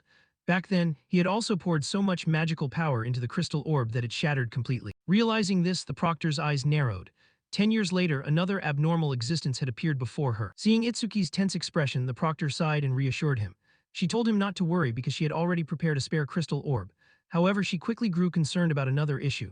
Since he had poured an astonishing amount of mana into the orb to the point of destroying it, she asked whether he would still have enough strength left to complete the remaining test. Hearing this, Itsuki immediately relaxed. He was relieved that he wouldn't have to pay compensation for the destroyed orb. Then, with absolute confidence, she told him not to worry about the tests because he still had plenty of reserved mana. The red-haired proctor looked at Itsuki with an incredulous gaze. Even after pouring enough magical power to shatter the crystal orb, he still claimed to have surplus mana. That thought left her speechless and intrigued. She sensed a faint trace of his mana still lingering around, and she wanted to understand what kind of person he truly was. She carefully reached out her hand to touch the remaining mana. The moment her finger brushed against it, her consciousness was dragged into a horrifying illusion. The proctor's eyes widened in shock. Sweat broke out on her face as she stepped back, panting heavily. What is this? She asked herself in horror. An endless storm of negative emotions rushed into her mind. She felt heartrending regret cutting deep down to the bone. Boiling anger flared up like an unstoppable hellfire. Along with that came a cold, murderous will. It seemed countless negative emotions had been gathered and compressed into a single existence. The red-haired proctor watched Itsuki walk away and couldn't stop thinking about what she had just sensed. The emotions hidden within his mana were like a furious whirlpool, twisting violently together. Based on her experience, no ordinary person could withstand such overwhelming emotions without collapsing. Meanwhile, as Itsuki walked away, he felt that using such skills in a crowded place was unfair. But since there were no rules forbidding skills during the exam, he decided not to make a big deal out of it. Looking ahead, he saw only one final test remaining, the agility test. Without hesitation, he headed toward the next testing area. Right at that moment, a familiar voice called out his name from behind. Itsuki stopped and turned around. Running toward him was Seiya, while Horino followed behind, looking completely exhausted from the previous tests. Seiya quickly caught up to him and asked if he had finished the magic power test. Itsuki nodded with a faint smile and replied that he was done and on his way to the agility test. Itsuki then noticed that Horino looked particularly depressed. Curious, he asked Seiya what had happened to him. Seiya whispered to Itsuki that Horino's pride was probably hurt because he scored lower than her in the attack test. Horino immediately reacted, shouting that he could hear every word. His exaggerated reaction made both of them sweat awkwardly. Horino grew increasingly gloomy, looking completely defeated. He grumbled that with this situation, getting an excellent student rating was impossible. Now he could only pray that his final score wouldn't drop below 60. Seeing his despair, Itsuki tried to encourage him. He told Horino not to give up because he believed both of them would pass. Yet instead of being comforted, Horino grew even more irritated. He pointed out that Itsuki had it too easy. After all, Itsuki had cleared the difficulty 5 trial and even destroyed a Shikigami in a single blow. In Horino's eyes, that practically guaranteed an excellent rating. Their situations were completely different, and he felt they couldn't be compared. Seiya quickly scolded Horino for taking his frustration out on Itsuki. She reminded him that his poor results were partly due to his constant laziness throughout the training period. Horino immediately clasped his hands together in desperate pleading. He declared that even if they made him do extra training afterwards, it didn't matter. He just wanted to avoid failing the exam. After Horino's little act, Seiya smiled and told Itsuki not to worry about him. She advised Itsuki to focus on the final test, while also saying that she and Horino would give it their all as well. Then her expression softened. She noticed Itsuki looked very exhausted after everything he had been through and gently reminded him to rest once the exam was over. Itsuki nodded quietly in agreement. He turned and left for the agility test. Before going, he looked back at the two of them and simply told them to do their best. Seiya cheerfully replied that she would see him later, waving with a radiant smile. However, the moment Itsuki walked away, Seiya's calm expression vanished. Frustration surging, she immediately punched Horino and asked why he had said such things to Itsuki right before the final test. Horino rubbed the back of his neck awkwardly and tried to reassure her. He pointed out that he and Itsuki had been friends for years, so he doubted Itsuki would take those words to heart. Yet Seiya remained worried. She feared Horino's words might influence Itsuki and make him deliberately lower his performance just to join the observation group with them. Horino quickly dismissed that thought. He argued that Itsuki had achieved stellar results in the previous tests. Even if he held back on the final test, his overall score would probably still be above 80. According to him, there was no reason for Itsuki to throw away the advantages of the excellent student group just to choose the observation group, a group that required extra training and effort. With an air of confidence, he declared that Itsuki wasn't stupid enough to make a choice like that. Seiya quietly disagreed.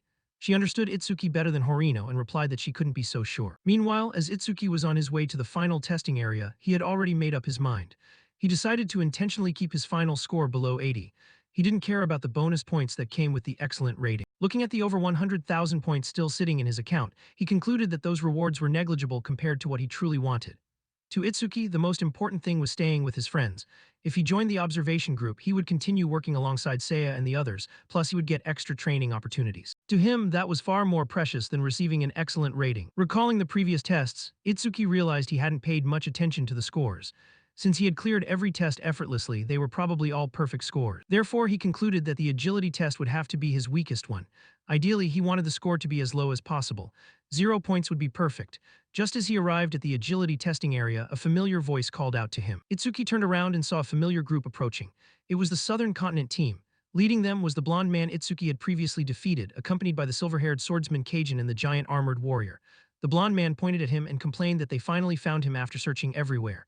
He accused Itsuki of avoiding them this whole time. Itsuki looked at them calmly. Then with a faint smile, he asked if the guy wanted another round. The blonde man instantly froze up at those words. Before he could respond, Kajin stepped forward and asked if he was really that eager to fight them. He said he was very glad to hear that. It seemed Itsuki hadn't forgotten his promise to face them in an official match. The atmosphere between Itsuki and Kajin grew extremely tense, but Kajin told Itsuki to relax, saying that when the exam ended, he promised to give him all the time he wanted for a fight. Kajin then turned and walked away. The blonde man and the giant armored warrior quickly followed behind. As they left, the blonde man made a throat-slitting gesture toward Itsuki. Seeing that, Itsuki couldn't help feeling confused. He wondered if these guys got hit in the head during the exam. After all, they were the ones who challenged him first, yet now they were acting like they were letting Itsuki off easy. Shaking his head, Itsuki decided not to dwell on it anymore. Right now, the only thing that mattered was the final test. He shifted his attention to the large arena for the agility test. There, an instructor began explaining the rules. According to him, the agility test was essentially a game of cat and mouse. The instructor explained that just like a cat chasing a mouse while the mouse tries to avoid getting caught, the test would follow that exact principle. Smiling confidently, the instructor introduced himself as a level 40 order breaker and declared he would play the role of the cat. All the contestants would be the mice. The instructor then pointed to a large red circle drawn on the ground and explained the rules. Every contestant was restricted from moving outside that circle. Their objective was simple: run continuously, avoid getting caught, and survive as long as possible. However, to prevent the test from dragging on, a time limit had been set. The instructor held up one finger and declared the limit was 1 minute. Any contestant who managed to avoid getting caught for a full minute would receive a perfect score. The announcement instantly caused a stir among the contestants. Some smiled confidently, finding the challenge too easy. They wondered if the instructor was underestimating them. To them, surviving for a minute sounded more like a reward than a test. Many became convinced that a perfect score was practically guaranteed. The instructor smiled at the crowd before announcing the name of the first contestant. The first mouse, he declared, would be Fumiya Futaki from the Southern Continent. Fumiya instantly stiffened when his name was called. But before he could react, Kajin placed a hand on his shoulder and told him not to bring shame upon their continent. Hearing those words, Fumiya quickly regained his confidence. Turning back with a smile, he assured everyone there was nothing to worry about. He proudly declared that speed was his specialty, especially since he was a lightning element user. As Fumiya stepped into the arena, the instructor casually added a rule he had forgotten to mention. If he touched a contestant even once, that person would be instantly eliminated. After explaining the condition, he calmly asked if Fumiya was ready. Fumiya replied with full confidence that he was ready. At the same time, purple lightning crackled around his body as he activated his power. Smirking, he even warned the proctor to be careful not to get run in circles by a mouse. The instructor merely smiled in response. A strange aura swirled around him as he snapped his fingers and stared straight at Fumiya. He remarked that whether the cat got run in circles depended entirely on the mouse. The moment the test started, the instructor vanished from his spot. Fumiya froze in shock upon seeing that. A chill ran down Fumiya's spine. Before he could react, a dark shadow with glowing red eyes quietly appeared behind him. The next second, a hand was placed on his head. Fumiya's body went rigid. He slowly turned his head and saw the instructor standing right behind him. With a cold voice, the instructor remarked that a noisy mouse with slow reflexes like Fumiya made the perfect prey. Fumiya crashed hard onto the ground, his face pressed against the floor. His eyes trembled in shock, unable to comprehend what had just happened. Standing over him, the instructor smiled lightly and announced that it took only 0.47 seconds. Hearing that, the surrounding contestants were stunned. None of them could track the movement. They wondered how the proctor appeared behind Fumiya so fast and realized in terror that he had been caught in under a second.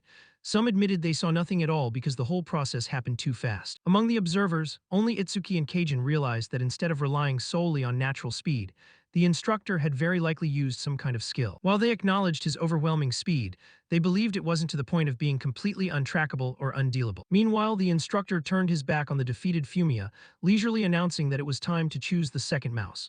He picked another contestant from the southern continent, Kajin Imamichi. As Kajin stepped out, his armored teammate shouted encouragement, telling him to do his best.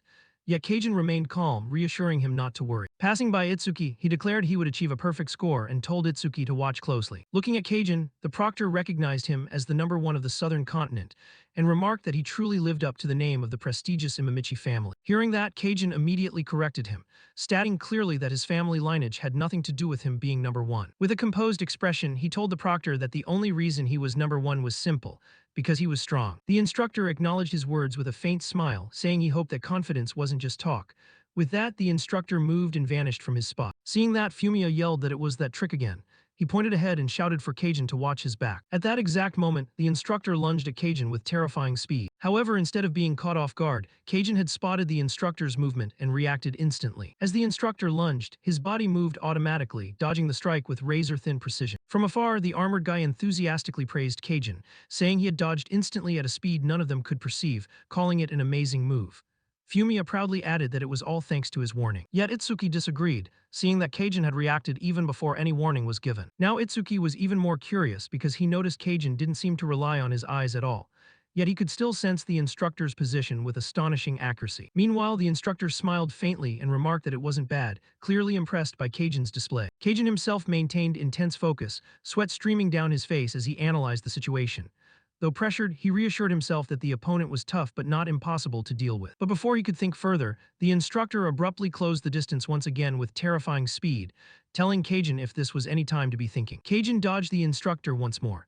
Realizing the instructor was right, he understood that facing a master like him required 100% focus. Kajin spun around and dashed in various directions, but the instructor immediately pivoted to follow, telling Kajin there was no time left to rest. The battle grew increasingly fierce as Kajin, and the instructor attacked and dodged at a pace that completely overwhelmed most of the contestants. To them, the duel was nothing more than blurred streaks. They could only see the afterimages left behind by the two, which was already enough to amaze them. Many began wondering if Kajin really was just a contestant like them. Others remarked that the southern continent's number one was indeed no ordinary genius. At this pace, they believed achieving a perfect score might actually be possible for him. Meanwhile, Itsuki observed the battle calmly. After activating Thunder Roar Wave, he could clearly track the movements of both. From what he gathered, Kajin was very likely using a temporary overload state that boosted his physical abilities to a superhuman level. However, as the fight dragged on, Itsuki noticed a weakness. Kajin continued to dodge effectively, but his speed was gradually slowing down. Realizing this, Itsuki concluded that Kajin was reaching his limit. If he couldn't pick his speed back up, getting caught by the proctor was only a matter of time. The instructor realized the same thing. A sinister smile formed beneath his mask as he accelerated forward, declaring that the little mouse had finally slipped up. Kajin instantly sensed danger and scrambled to escape, pushing his exhausted body to move faster. Sweat poured like rain down his face. In his heart, he compared himself to Taewajin, admitting that the legendary genius definitely would have lasted longer in this situation. Still, since he was determined to surpass Taewajin, he refused to allow himself to give up. No matter what happened, he couldn't afford to get caught here. Realizing pure speed wasn't enough anymore, Kajin used a skill. Wind energy gathered around his hands as he activated a C-rank skill called Air Cannon, a technique that compressed surrounding air to its limit before releasing it in a single instant. Although the skill dealt almost no direct damage and created strong recoil that many wind element users considered a drawback, Kajin saw an opportunity where others saw a flaw. At the crucial moment, he executed Air Cannon and used the terrifying recoil to drastically alter his body's trajectory. That sudden shift allowed him to slip away from the instructor's grasp by a hair's breadth. Observing that move, the instructor quickly understood that Kajin had cleverly utilized the skill's recoil to dodge. He conceded that it was quite smart. But looking down at Kajin's awkward posture after the dodge, he lunged forward and asked how Kajin planned to dodge in that position. Knowing he had no other choice, Kajin immediately funneled more wind energy into both hands and activated Air Cannon at maximum capacity. A giant compressed wind blast erupted from his hands, slamming straight into the instructor and sending him flying backward. The instructor was amazed to see Kajin simultaneously restrict his own movement and create distance to buy time for physical recovery. He praised it as an outstanding strategy. Kajin flew backward, creating a massive gap between himself and the instructor. The watching trainees were all shocked. Just when they thought Kajin was about to get caught, he had widened the distance once more. One wondered what he had done, and another explained that Kajin had fired the skill directly at the proctor, saying even an ordinary C-rank skill could become extraordinary when used creatively. The instructor smiled. He admired Kajin's ability to maximize the potential of an ordinary skill in practical combat. In his eyes, Kajin was truly a genius. Even so, the instructor saw through the truth. Kajin was panting heavily, continuously using air cannon had nearly drained his stamina. The instructor smiled as he advanced toward Kajin. A projection of a cat appeared behind him as he looked at Kajin and stated that the game was over. Kajin conceded that the instructor was right. He was virtually out of stamina. If he could buy just a few more seconds to recover, maybe he would have lasted a bit longer. Unfortunately, that chance no longer existed. He had been cornered with nowhere left to run. Even so, Itsuki believed Imamichi still had one final escape route. The answer was simple, the air itself. At that exact moment, the instructor lunged at Kajin at maximum speed. But before the instructor could touch him, Kajin leaped straight up into the air. Using the recoil and air currents generated by his ability, he slipped through an unexpected angle and dodged the instructor's attack by a hair's breadth. Kajin revealed another capability, a C-rank skill named Skywalk. Using the wind element, he compressed and solidified the air beneath his feet, turning it into invisible platforms. Thanks to that, he began running across the sky itself. The audience fell silent. Some looked up into the sky in disbelief, wondering if he was actually flying. Others quickly pointed out that he hadn't left the circle yet, meaning technically he broke no rules. Fumiya proudly stated that wind element users belonged to a rare group with the highest potential among elemental classes, and Kajin was a once in 10,000 years awakened genius. He was completely different from ordinary element users. Observing Kajin, Itsuki realized that by solidifying the air beneath his feet and using it as a stepping stone, he could move midair and evade the instructor's pursuit. Itsuki admitted that doing so required an extraordinary understanding of one's own abilities, and Kajin's mastery and practical application of his skills were truly stellar. Based on everything the instructor had shown so far, Itsuki figured the instructor didn't possess the ability to fly or sustain himself in the air for long. If that assumption held true, then Kajin had finally created a distance the instructor couldn't close. But the very next second, everything changed. The instructor suddenly appeared right in front of Kajin. The boy's eyes widened in shock. A confident smile bloomed on the instructor's face as he reached out to grab Kajin and said, "Got you." A massive shockwave erupted as the instructor slammed Kajin back down to the ground. The impact sent dust and debris flying, shaking the entire arena. Imamichi struggled to stand back up, coughing violently as exhaustion consumed him. The proctor calmly stood over him, holding a small stopwatch. He smiled and conceded that Kajin came very close to success. Then he announced the final result. Kajin had lasted 1 minute and 2 seconds. The instructor congratulated him on his achievement and held out a hand. Hearing the result, Kajin smiled with satisfaction, sweat pouring down his face, while every muscle in his body screamed from exhaustion. As soon as the result was announced, the crowd erupted in excitement. The audience cheered loudly, praising Kajin's performance. Many declared that the top-ranked contestant from the preliminaries had proven his reputation was well-deserved. Others admitted the tense chase made them feel like their hearts were about to explode from suspense. Among the spectators, Itsuki observed quietly. He acknowledged Kajin's exceptional talent.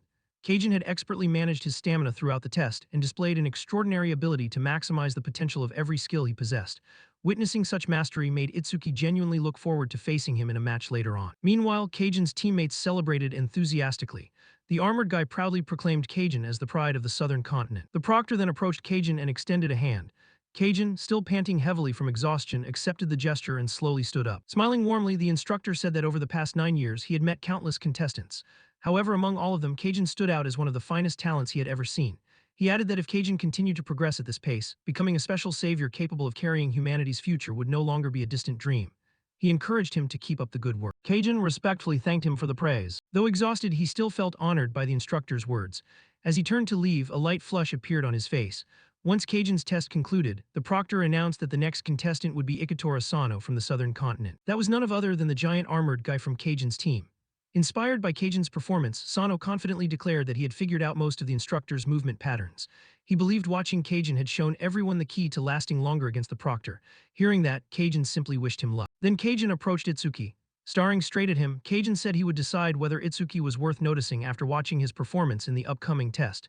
He warned Itsuki not to waste his time. But Itsuki calmly replied that Kajin might end up disappointed. Before Kajin could fully process the reply, the next contestant's result was announced. Ikatora Sano's survival time was just over 5 seconds. Sano lay stiff with shock. He couldn't understand what had happened. He had predicted the instructor would attack from behind based on the observed patterns. However, the instructor told him that a cat never hunts following just a single predictable pattern. Standing nearby, Itsuki looked at Kajin with a faint smile and remarked that Kajin's performance hadn't turned out to be a good example after all. Kajin instantly stiffened with embarrassment and frustration. Sano looked completely defeated. With a pained expression, he apologized to Kajin, saying he had brought shame upon him. Kajin lightly slapped the back of his head and warned him that the one disgraced wasn't him, but the entire southern continent. The proctor then announced that following the southern continent, it was time for the northern continent's representative to step up for testing. He recalled that there was only one contestant from the northern continent participating at this location. He called Itsuki forward. When Itsuki's name was called, the crowd instantly buzzed with excitement. Many contestants whispered among themselves, recognizing him as the Northern Continent's #1 genius and the country's highest-ranked preliminary contestant. Having witnessed Kajin's performance, they felt lucky to also watch the nation's top genius compete. But as Itsuki walked toward the testing area, several showed doubt. Some admitted they couldn't sense the overwhelming aura Kajin had radiated. Itsuki listened to the comments without reacting. Initially, he had planned to stand still, get caught immediately, and deliberately score 0. However, after watching Kajin's test, his mind changed. That performance sparked his curiosity and made him want to experience the genuine challenge. On the other side, Sano told Kajin to leave, saying they still had the magic power test. Fumiya grumbled that if he hadn't wasted so much time during the attack power test, he would have finished everything by now. He wondered who on earth was strong enough to destroy the Shikigami in the previous test. Tired of the whining, Kajin told them to shut their mouths and watch Itsuki's test. Kajin observed Itsuki with sharp eyes. He wanted to witness firsthand just how capable the nation's #1 genius truly was. Meanwhile, as Itsuki stepped into the red circle, the instructor recognized him as the person who had surpassed the record once set by the legendary Tenma Itsuki. He said he had been looking forward to meeting him for a long time. Itsuki stretched his body, deciding to last 5 seconds against the proctor. With that thought, he told the instructor that he might end up disappointing everyone's expectations. The proctor smiled, saying there was no need to be so modest. With that, he lunged forward with astonishing speed. His figure turned into a blur as he shot straight toward Itsuki. But Itsuki stepped aside and dodged. Seeing that, the instructor conceded that Itsuki was fast, exactly as expected of a national #1 contestant. Itsuki then turned and ran in the opposite direction at maximum speed. The instructor also moved with terrifying speed, chasing after Itsuki while confidently asking where the boy thought he was running off to. Meanwhile, Itsuki remained calm, counting the seconds ticking away in his head. 2 seconds had passed. Itsuki moved in a zigzag pattern, yet the proctor tracked his movements effortlessly without any trouble. Observing the match, the spectators realized Itsuki's speed was no weaker than Kajin's. However, many of them felt confused. Instead of creating distance, Itsuki kept retreating toward the boundary line. To them, it looked like he was cutting off his own escape route. Some viewers assumed Itsuki was panicking and running purely on instinct. Even Kajin arrived at a similar conclusion. He initially believed Itsuki could become a formidable opponent, but now felt Itsuki was simply digging his own grave. Seeing this, Kajin lost interest and prepared to leave. Noticing this, Sono asked if he wasn't going to watch anymore. Kajin replied that the outcome was already crystal clear. In his view, Itsuki had been cornered in under 3 seconds, sealing his fate. Continuing to watch would just be a waste of time. As the chase continued, the proctor grew increasingly confused. He carefully observed Itsuki and realized the boy wasn't using any skills, accelerating, or trying to obstruct him. Furthermore, Itsuki had chosen the worst possible path. The proctor couldn't fathom what he was thinking. At that very moment, Itsuki abruptly shifted his footing and stopped with flawless control near the boundary. A system notification flashed before his eyes. Thunder Roar Wave activated, agility increased by 100%. The instant the skill activated, electricity crackled across Itsuki's body, boosting his speed dramatically. Seeing this, the proctor smirked. He believed Itsuki had finally decided to use a skill, but in his mind it was far too late. Confident that victory was within his grasp, he reached out and lunged forward to grab the boy. However, the next moment left him completely dazed. Shrouded in lightning, Itsuki suddenly zipped past him with unbelievable speed. The proctor's hand clutched only empty air. His eyes bulged in utter disbelief after seeing that Itsuki had evaded him. The proctor stood frozen in shock. A drop of sweat rolled down his face as he replayed what had just happened in his mind.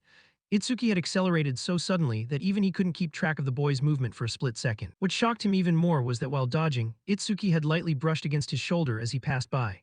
To the proctor, it felt as though Itsuki was openly mocking him. Meanwhile, Itsuki remained calm. In his mind, he had only tapped the shoulder as a warning to prevent an accident. However, judging by the proctor's reaction, it seemed to have backfired and only made the man even angrier. The proctor's expression darkened. Being a cat, he had caught countless mice. Some were quite interesting and required a bit of effort, but ultimately they were just games to him. But this time was different. This was the first time he had gone all out against a mouse rather than just treating it like a game. A flash of excitement gleamed in the proctor's eyes as a wide smile spread across his face.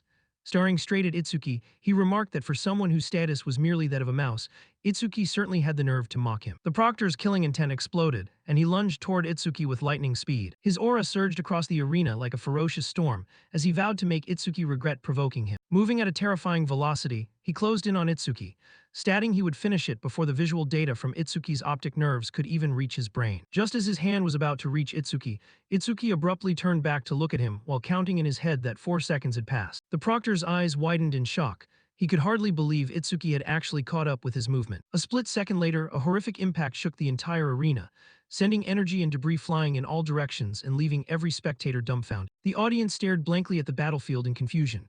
Some asked what had just happened, while others wondered if Kajin had successfully dodged once more. However, Kajin calmly shook his head and declared that the match was already over. When the dust cleared, Itsuki was pinned to the ground while the proctor stood over him with a hand pressed firmly onto Itsuki's chest. Yet the proctor felt something was off. If Itsuki had truly reacted to his movement in time, why hadn't he dodged the attack? At that moment, Itsuki looked completely calm despite being pinned. With a relaxed tone, he quietly announced the time, 5 seconds. The proctor frowned in confusion. He had no idea what Itsuki was talking about. Then he glanced down and pulled out the stopwatch used for the test. His eyes widened in shock. The stopwatch displayed exactly 5 seconds. The proctor stared unblinkingly at the stopwatch in disbelief. Sweat trickled down his face. The result shocked him to the point of near paralysis. Around the arena, the spectators noticed the proctor's bizarre expression. They couldn't understand why he was so stunned when Itsuki was the one lying on the ground. Itsuki then asked the proctor to announce the result, also asking if he could finally take his hand off. The proctor remained silent for a moment before slowly withdrawing his hand. Finally, he composed himself and made the official announcement. The survival time of Itsuki Tenma from the North Mainland was 5 seconds. Upon hearing the result, Itsuki adjusted his clothes, thinking that lasting only 5 seconds would surely keep his score low, even if he had scored perfectly on the previous 3 tests. He believed he would still end up in the watchlist group exactly as he desired. While he was deep in thought, Kajin approached with a confident smile. He conceded that Itsuki was very fast, but mocked that his combat sense and adaptability were laughably poor. He confidently declared that someone at that level could never possibly defeat him. Itsuki looked at him with an expressionless face and simply asked when and where their match would take place. Kajin immediately replied that they would fight after all the exams concluded, at training ground number 1. He then arrogantly proclaimed he would crush Itsuki right there. With that, Kajin let out a cold huff and turned to leave, followed by both of his teammates. As they walked away, the guy in armor remarked that even though Itsuki was from the North Mainland, he was still their number 1, and asked Kajin what his actual winning percentage was. Kajin smirked and said he had already told them Itsuki stood no chance against him. Hearing this, Fumiya praised Kajin, stating that across the entire southern continent, very few people his age could last even 3 minutes against him, and even the North Mainland's number 1 could only survive a maximum of 6 minutes. Sono agreed, proudly proclaiming Kajin as this year's strongest contestant. But Kajin told them not to waste time chatting and to focus on passing the exam, warning that anyone who failed shouldn't bother calling themselves members of the southern continent anymore. Fumiya and Sano responded anxiously and hurried off. A little while later, they arrived at the magic power testing area. Sano looked around in confusion and asked why so many people had suddenly gathered in the hall. Another examinee quickly explained what had happened. During the magic power strength test, a candidate had poured so much mana into the crystal orb that it couldn't handle it and exploded, so the proctor had gone to the storage room to fetch a replacement orb. Hearing this, Kajin grew interested and asked for the person's name.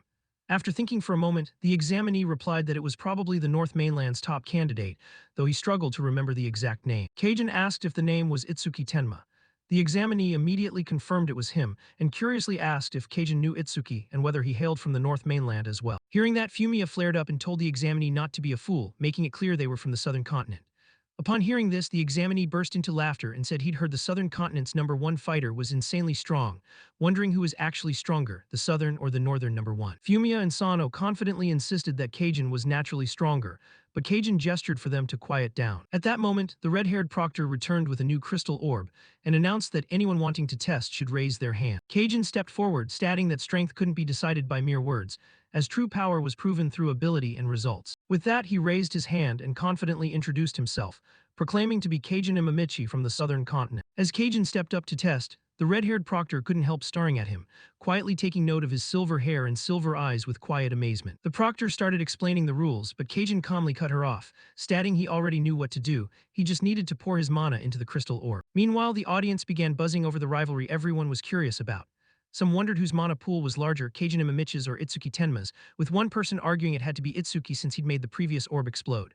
However, Fumiya disagreed, insisting that in terms of pure mana, Kajin yielded to no one, citing Kajin's own claim that his mana was practically limitless. As Kajin continued funneling energy into the crystal orb, the red-haired proctor suddenly smiled and invited him to share a meal with her after the test, though Kajin paid her little mind. In his mind, he had originally planned to stop the moment he hit a perfect score, but upon hearing that Itsuki Tenma had made a crystal orb explode, he changed his mind. Deciding that if Itsuki could blow up an orb, he would do the exact same thing, Kajin pushed further. The crystal orb quickly filled with magical energy to the point of complete saturation. Seeing this, the red-haired proctor smiled in admiration, praising him for filling the entire orb and joking not to worry because she'd return all the mana afterward. However, Kajin had no intention of stopping, and the purple aura surrounding him grew increasingly intense. The overwhelming energy caused the proctor's expression to shift. She initially tried to stop him, warning that it was already enough, but sensing the terrifying volume of mana still pouring into the orb, she wondered if Kajin was about to pull off the same stunt as Itsuki. The next instant, a blinding purple beam erupted from the crystal orb. The sheer magnitude of magical energy caused it to shatter completely, sending a shockwave rippling across the testing area. The crowd erupted into excitement, staring in awe and shouting that Kajin had blown up the crystal orb as well. Some called him a monster, finding it hard to believe anyone possessed such terrifying mana, while Fumiya proudly boasted he'd known all along Kajin could pull it off. After shattering the crystal orb, Kajin calmly told the proctor there was no need to return the mana since he still had plenty to spare, leaving her staring at the destroyed orb in stunned disbelief and regret. Sano could hardly believe Kajin had destroyed an orb capable of absorbing the mana of a level 40 awakener, calling the feat astonishing, while Fumiya immediately declared that first place for this test belonged to Kajin. Yet Kajin didn't care about rankings, viewing first place in a low-level test as utterly meaningless, as there was only one thing that currently interested him. Meanwhile, Horino looked stunned upon learning that Itsuki had only lasted 5 seconds in the agility test. Itsuki explained that the proctor's movement speed was absurdly fast, adding that speed wasn't his strong suit anyway, though Seiya looked at him skeptically. Itsuki noticed her sharp gaze and anxiously wondered if she'd figured out he had deliberately held back during the previous test. Horino proudly celebrated his own result, laughing and boasting that he had survived a full 8 seconds, joking that he never expected there'd be any test where he outperformed Itsuki. Once all the entrance exams concluded, an announcement echoed across the hall informing the candidates that scores were being calculated, and individual results would be sent directly to their recording wristbands within 1 minute. Seiya thought it was convenient to check results straight from the wristband, while Horino clasped his hands together and prayed fervently to score at least 60 points. A moment later, his wristband lit up, displaying his results. Horino checked quickly and saw he scored 61 points, broken down into 11 for attack, 15 for agility, 18 for mana, and 17 for defense, with an overall evaluation of watchlist. Overjoyed, Horino immediately started celebrating, cheering that he got to stay, though Seiya looked at him in disbelief, pointing out that he barely scraped by yet was acting as if he got a perfect score. Shortly after, Seiya checked her results. A total of 62 points consisting of 12 for attack, 16 for agility, 16 for mana, and 18 for defense, also receiving a watchlist evaluation. Seeing Seiya's score of 62, Horino smiled and congratulated her, joking that she beat him by 1 point since they both landed on the watchlist, cheerfully suggesting they work hard together from then on. Meanwhile, Itsuki quietly calculated his own score. Seeing that Horino scored 15 points for lasting 8 seconds in agility, Itsuki estimated his own 5-second run was worth roughly 10 points, a realization that made him anxious. If his math was right, he might end up in the elite student group, the exact opposite of what he wanted. Looking back, he regretted not just standing still during the test. Out of curiosity, Seiya asked Itsuki what score he got. Before he could reply, Horino confidently stated there was no need to ask, figuring Itsuki was definitely in the elite group since he'd gotten perfect scores on the other 3 tests and just needed a fraction more in agility to push him to the top tier. Itsuki simply smiled and agreed, acting as though he'd anticipated it. A moment later, all 3 of them looked at the results displayed on Itsuki's wristband, leaving them utterly speechless. Horino and Seiya stared in disbelief, wondering if Itsuki had somehow managed to piss off the proctor. Itsuki's score was 25 for attack, 25 for mana, and 25 for defense, but he only received 5 points for agility, bringing his total to exactly 80 points, with the overall evaluation still marked as watchlist. Horino could hardly believe it, nodding that if Itsuki had gotten even a single more point in agility, he would have made the elite group, missing it by a hair. Realizing Itsuki also landed on the watchlist, Horino tried to console him, saying missing the elite group was unfortunate but no reason to be too sad since the 3 of them could keep training together like before. Itsuki nodded along, outwardly acting as though staying with everyone wasn't bad at all while secretly rejoicing inside. At that moment, Kajin's group approached.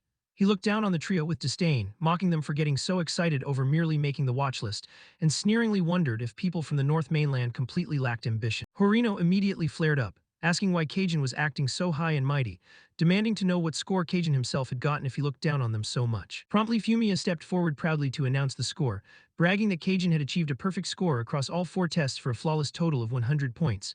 Though before he could boast further, Kajin cut him off, stating he didn't come here to show off. Kajin then shifted his attention to Itsuki and brought up their prior promise, to which Itsuki smiled and replied he couldn't possibly forget since Kajin had promised to teach him a lesson, adding that he was very much looking forward to it. Watching the 2 lock eyes, a proctor observed the scene with amusement, remarking that modern youth certainly had spirit. Hearing that voice, Itsuki and Kajin's group turned around to see who it was. It was a group of instructors approaching, and their arrival instantly commanded everyone's attention. One of the instructors looked at Itsuki and Kajin, asking if he'd heard correctly that they were planning a match. Kajin calmly asked if that wasn't allowed, and the proctor smiled and replied quite the opposite, welcoming it. However, he pointed out that a match without an audience would be rather boring, a mischievous smile spreading across his face as he looked around the arena. He then loudly announced that in his capacity as an instructor, he was formally inviting everyone to come watch. In a booming voice, he declared that at 8:00 p.m. tonight, a match would take place at training ground number 1. The bout would be between Itsuki Tenma, the North Mainland's strongest contestant, and Keijin Imamichi, the Southern Continent's strongest contestant. He encouraged everyone not to miss it, and the news instantly caused a massive uproar among the trainees.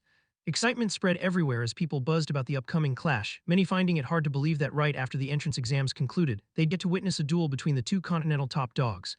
Some eagerly debated who would win, with a few even starting to place bets. Everyone looked forward to seeing which of these two geniuses would stand at the peak, Keijin on one side, Itsuki on the other, in a true battle of the strongest. Seeing all this, Keijin told Itsuki he hadn't intended to turn their bout into such a big event, telling him to blame the overly nosy proctor for turning it into a public spectacle. Itsuki smiled confidently, admitting he was genuinely looking forward to the match. Seeing both sides agreed, the instructor cheerfully wrapped up the conversation, announcing everyone would get their fill of action tonight and telling the trainees to disperse. As the students began clearing out, the instructor stopped Itsuki and asked if he had a moment to talk, to which Itsuki agreed. Sano invited Keijin to grab a bite to eat, but Keijin declined, telling them to go ahead because he wanted to rest for a bit. Meanwhile, the instructor told Itsuki he was the only one who truly understood how impressive Itsuki's performance in the agility test actually was. Itsuki humbly replied that the instructor was overpraising him since he'd only lasted 5 seconds. The proctor smiled and explained that under normal circumstances, lasting 5 seconds in agility would net a much higher score, asking if Itsuki knew why he purposely gave him only 5 points. Itsuki answered that he didn't know, but added that he was completely satisfied with the score he received. Hearing that, the proctor replied that while he didn't know the exact reason, he could tell Itsuki was hiding his true strength, which was why he deliberately lowered his score as a way of helping him out. Hearing this, Itsuki asked why the proctor had made such a loud announcement about the match with Keijin, and thrust him into the spotlight if he already knew Itsuki was concealing his abilities. The proctor smiled and admitted it was just a small penalty for the casual attitude Itsuki had displayed during the test. He warned Itsuki that if he really wanted to hide his strength, he should be more careful and avoid fighting at full force. Smiling with confidence, Itsuki asked if the proctor genuinely believed Keijin had what it took to force him to fight seriously. The proctor just shrugged and replied no one could know for sure, though he cautioned Itsuki not to underestimate Keijin, reminding him that Keijin possessed a special grade talent. With nothing more to say, the instructor wrapped up the conversation, telling Itsuki they'd shared enough secrets for one day and advising him to head back and rest. Wishing him luck before parting ways, the two went separate directions. As Itsuki walked away, he reflected on what the proctor had said, realizing Keijin also possessed a special grade talent much like his own nirvana. He recalled his teacher saying special grade talents possess the power to rewrite the very rules of the world. Itsuki thought back on his talent's capabilities.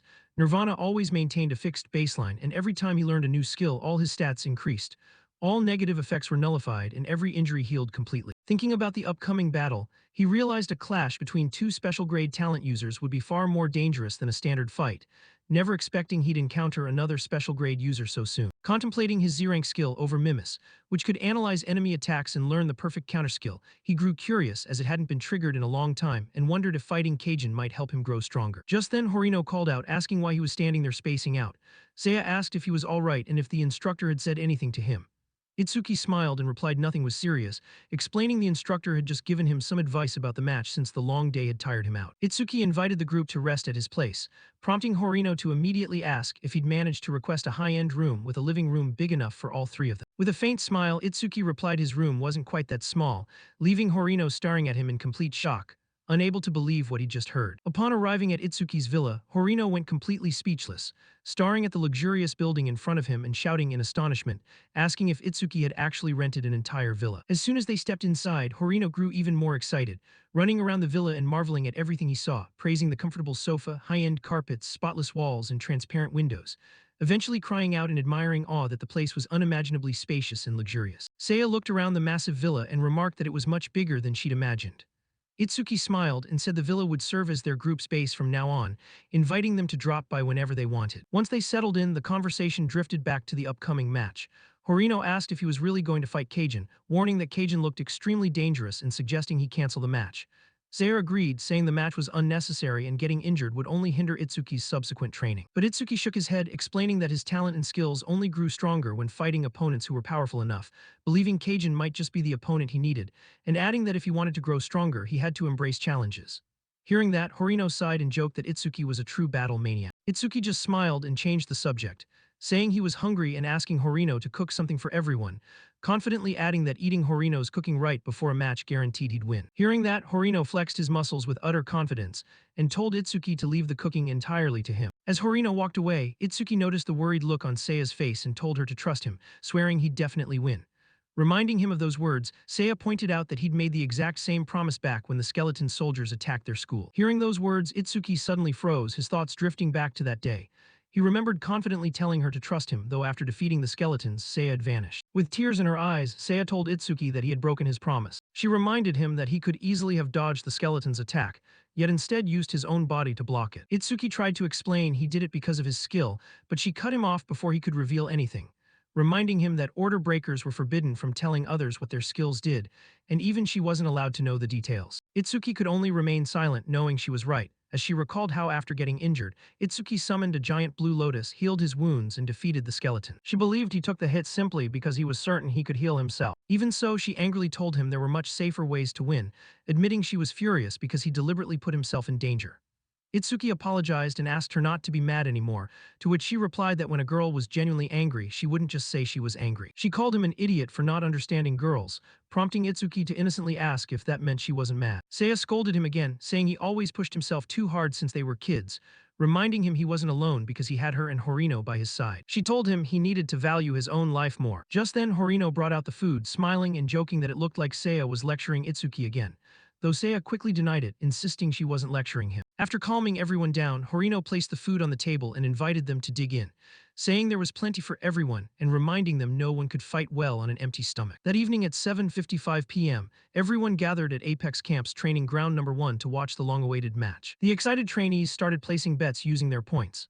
Some confidently wagered 10 points on Itsuki Tenma, while others believed Keijin Imamichi held a clear advantage due to his perfect score compared to Itsuki's 80 points, though even those admitting Itsuki might have hidden trumps still placed all their chips on Keijin's victory. Aside from the trainees, Kana, Gakushin, and the Black Cat had also come to watch the match. The agile proctor smiled, nodding that while student bouts had happened many times before, this was the first time the entire training camp had gathered to watch a single match. The red-haired proctor admitted even she was curious about the outcome, while the bespectacled proctor wondered why a simple trainee match was drawing so much attention. As the crowd packed around the arena, the agile proctor announced it was time to explain the match rules. An instructor beside him called for everyone's attention and ordered the noisy crowd to quiet down. Once the arena fell silent, he instructed both duelists, Itsuki Tenma and Keijin Imamichi, to step into the ring. As the two fighters entered the arena, their supporters erupted into cheers. Horino and Seiya shouted for Itsuki to go all out and beat Keijin, while Sano and Fumiya cheered for Keijin, telling him to show the North Mainland representative just how strong he was. The instructor then explained the first rule of the match. A fighter loses if they are knocked unconscious, rendered unable to continue fighting, or forced out of the ring, with meeting any of those conditions resulting in immediate defeat. Next, he announced the second rule regarding equipment, stating that both fighters were permitted to use any gear or artifacts in their possession during the match. The proctor then announced the third and final rule. Since both duelists agreed to enter the match, they would bear full personal responsibility for the outcome. Any injuries or even death occurring during the match would be entirely on them. The entire crowd fell dead silent after hearing this rule.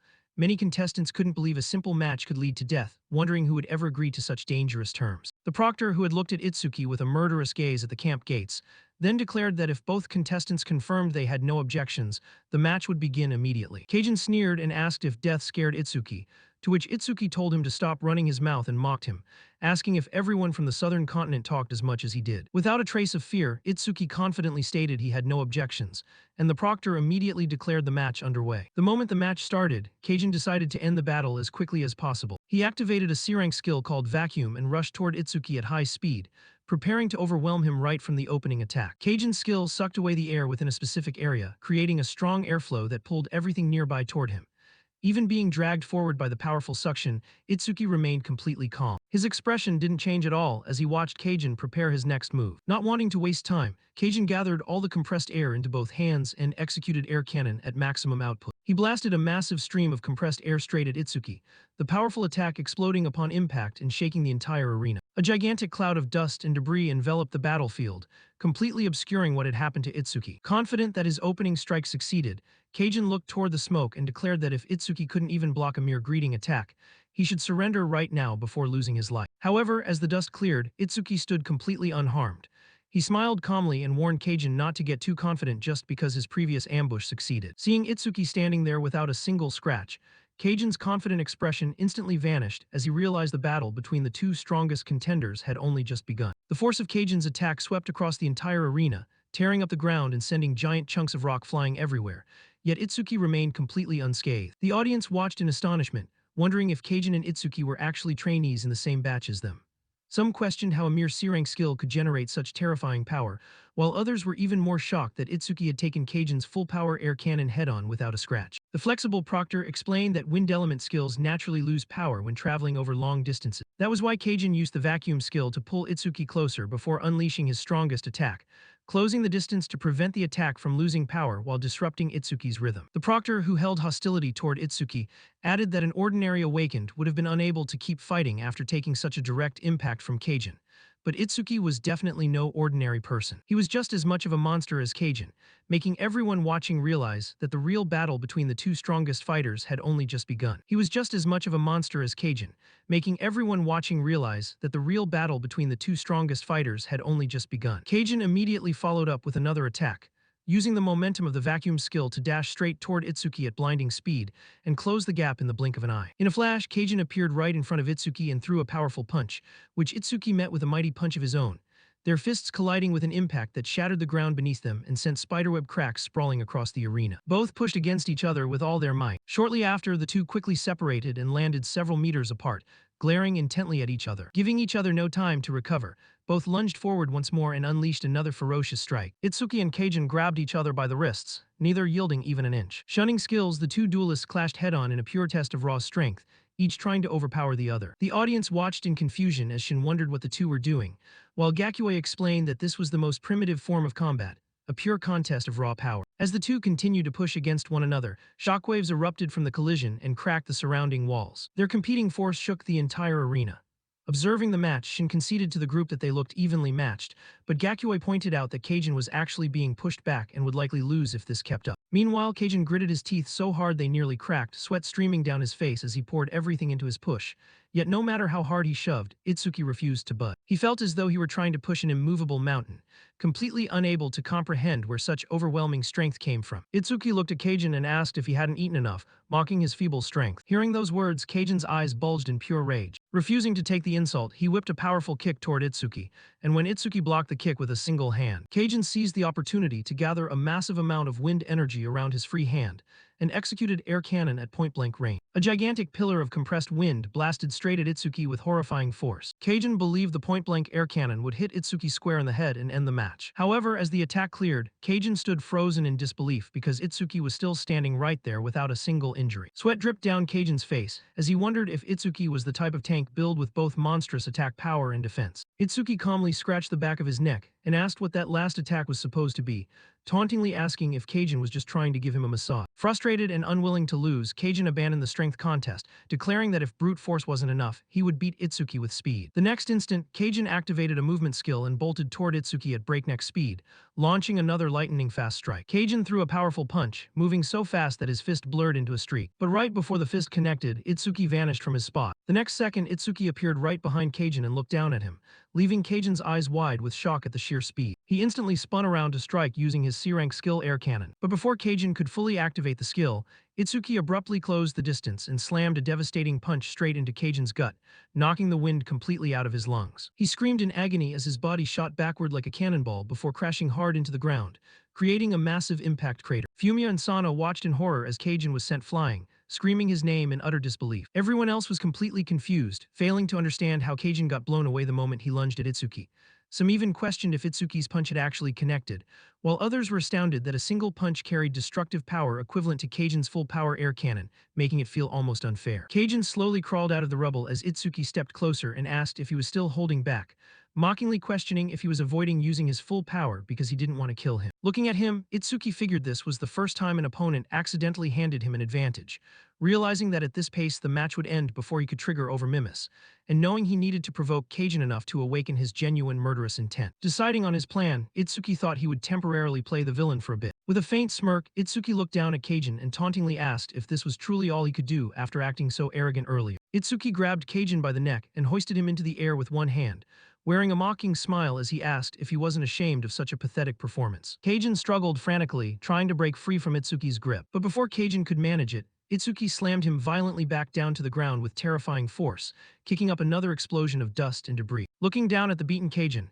Itsuki coldly told him to go look in a mirror and see his own pathetic face. He continued to provoke him, saying a one-sided beatdown like this no longer deserved to be called a duel. Finally, he called Cajun a coward, which triggered Fumiya and Sano on the sidelines into a furious rage, screaming angrily to demand what Itsuki just said and warning him not to insult Cajun. The entire audience was displeased with Itsuki's attitude, shouting that winning didn't give him the right to humiliate his opponent, with some expressing disappointment while others insisted Cajun Imamichi was a warrior worthy of respect. Meanwhile, Horino watched the match in confusion, nodding Itsuki had never acted this way before and wondering why he was behaving so out of character, while Seiya calmly replied that Itsuki must have his reasons and told him to trust him and keep watching. As Cajun slowly picked himself up, dark purple energy began gathering around his body. He glared at Itsuki and declared he would show him the consequence of truly angering him, blood trickling from his mouth as his aura exploded with overwhelming power. The air began to vibrate as Cajun grew increasingly furious. Seeing Cajun's murderous intent finally surface, Itsuki's eyes turned red as he quietly thought to himself that it had finally arrived. Cajun unleashed his C-rank skill Wind Blade,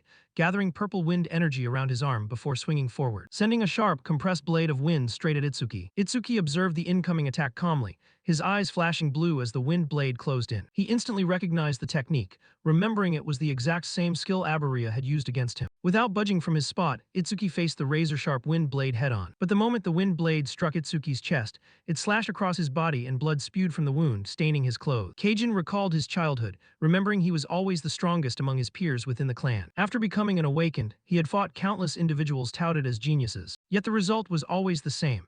No matter who the opponent was, he only needed to make a slight instinctive move. And before they even realized it, they were already defeated. Because of these consecutive victories, his emotions gradually shifted. The thrill he felt after his very first win slowly faded away, and winning became something completely natural to him, to the point where combat started growing boring. However, everything changed when he met Taewajin, known as the strongest awakened alive. Cajun believed fighting Taewajin might bring back the thrill of battle he once had, even if he lost. With that hope, he challenged Taewajin to a match, but the fight ended almost instantly. In just 2 seconds, Cajun suffered the first defeat of his life. When Cajun lay injured on the ground, Taewajin asked why he looked so sad and wondered if it was because he lost, and Cajun admitted it was his first time losing, believing the experience of failure would reignite his passion for battle, though things didn't turn out as expected. In the end, Cajun realized he still felt bored even after tasting his first defeat. Taewajin explained that he felt this way because he had grown too strong, stating that being completely overpowered by someone vastly superior like him would never bring the thrill of battle, which could only be found fighting someone close in level, age, and capability. Cajun wondered if such a person even existed. Taewajin told him to go to Apex Camp. He was certain Cajun would find someone there worthy of fighting with all his might,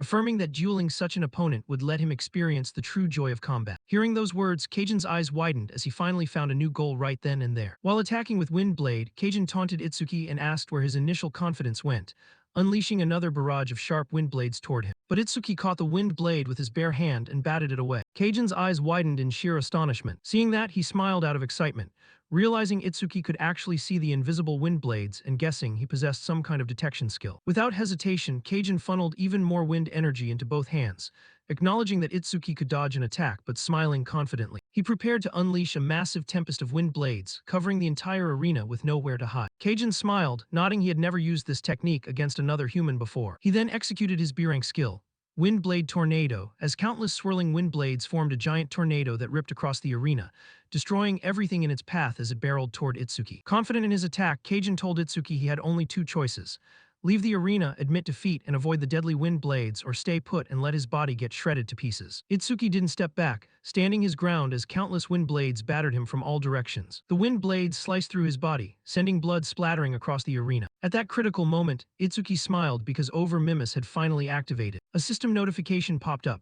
stating that the B-rank skill Wind Blade Tornado was detected, Over Mimus successfully triggered, and skill analysis had begun with progress at 1%. Horino watched the match in terror, screaming for Itsuki to stop and warning him he would die if he kept going, crying that this was no longer a match but an execution, and begging him not to throw his life away over a simple match. Many in the arena grew increasingly anxious, continuously urging Itsuki to surrender as they failed to understand why he refused to give up and feared he would be killed if he kept fighting. Even Fumiya and Sano were shocked by Cajun's actions, admitting Kajin was usually ruthless, but they had never seen him go this far, feeling that while Itsuki had acted arrogant, Kajin was pushing the fight far beyond necessity. Some proctors wanted to halt the match immediately, believing Itsuki was in grave danger, but the flexible proctor refused. He smiled, saying both duelists had reached the pinnacle of their fighting spirit, and interfering in such a battle would show disrespect. Meanwhile, Itsuki endured the endless wind blades, activating black ice armor to protect himself and buy time, while the system display showed the skill analysis progress rising from 38% to 39%. At the same time, the magic proctor was astonished to see Itsuki using black ice armor,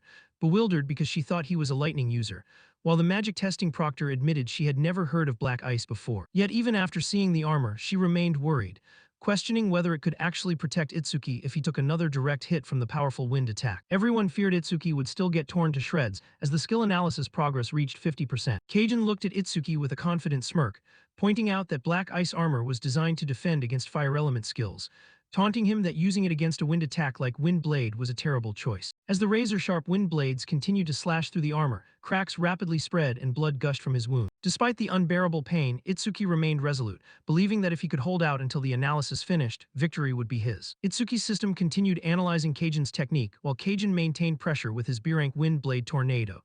The analysis progress hitting 75% as Itsuki kept enduring the pain of countless wind blades tearing through his flesh, covered in blood from head to toe yet refusing to fall. Kajin looked at Itsuki and stated that just taking hits was practically equivalent to failure, guessing he was trying to outlast his mana, only to reveal that such a plan would never work. Kajin explained that his special grade talent Silver Eye reduced the mana consumption of all skills by 90%, and on top of that, any mana he spent regenerated instantly. The system verified his ability, identifying him as Kajin Imamichi, a level 18 wind element user whose special grade talent Silver Eye cut skill mana consumption by 90% and instantly refunded all spent mana. Kajin proudly declared that thanks to this ability, he didn't need to raise his mana stats or rely on special items, making his mana practically infinite. His current stats displayed: attack 250, defense 250, agility 400, mana 20 for a total of 920. The audience sat in dead silence, unable to fathom how someone with only 20 mana could cast skills continuously even at beginner levels.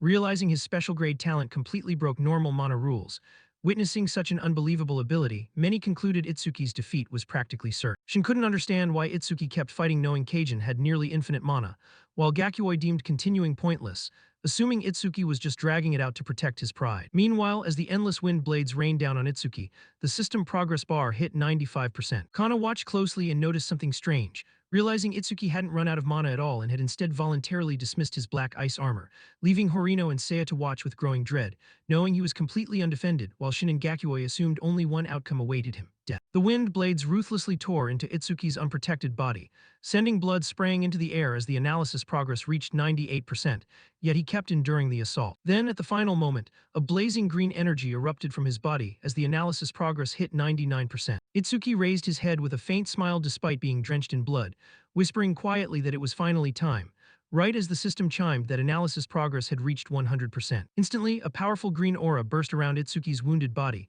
shaping itself into a lotus flower, as Itsuki successfully finished analyzing Kajin's B-rank skill Wind Blade Tornado. As the energy lotus surrounded Itsuki's battered body, another system notification popped up to inform him that he had successfully learned magic detection level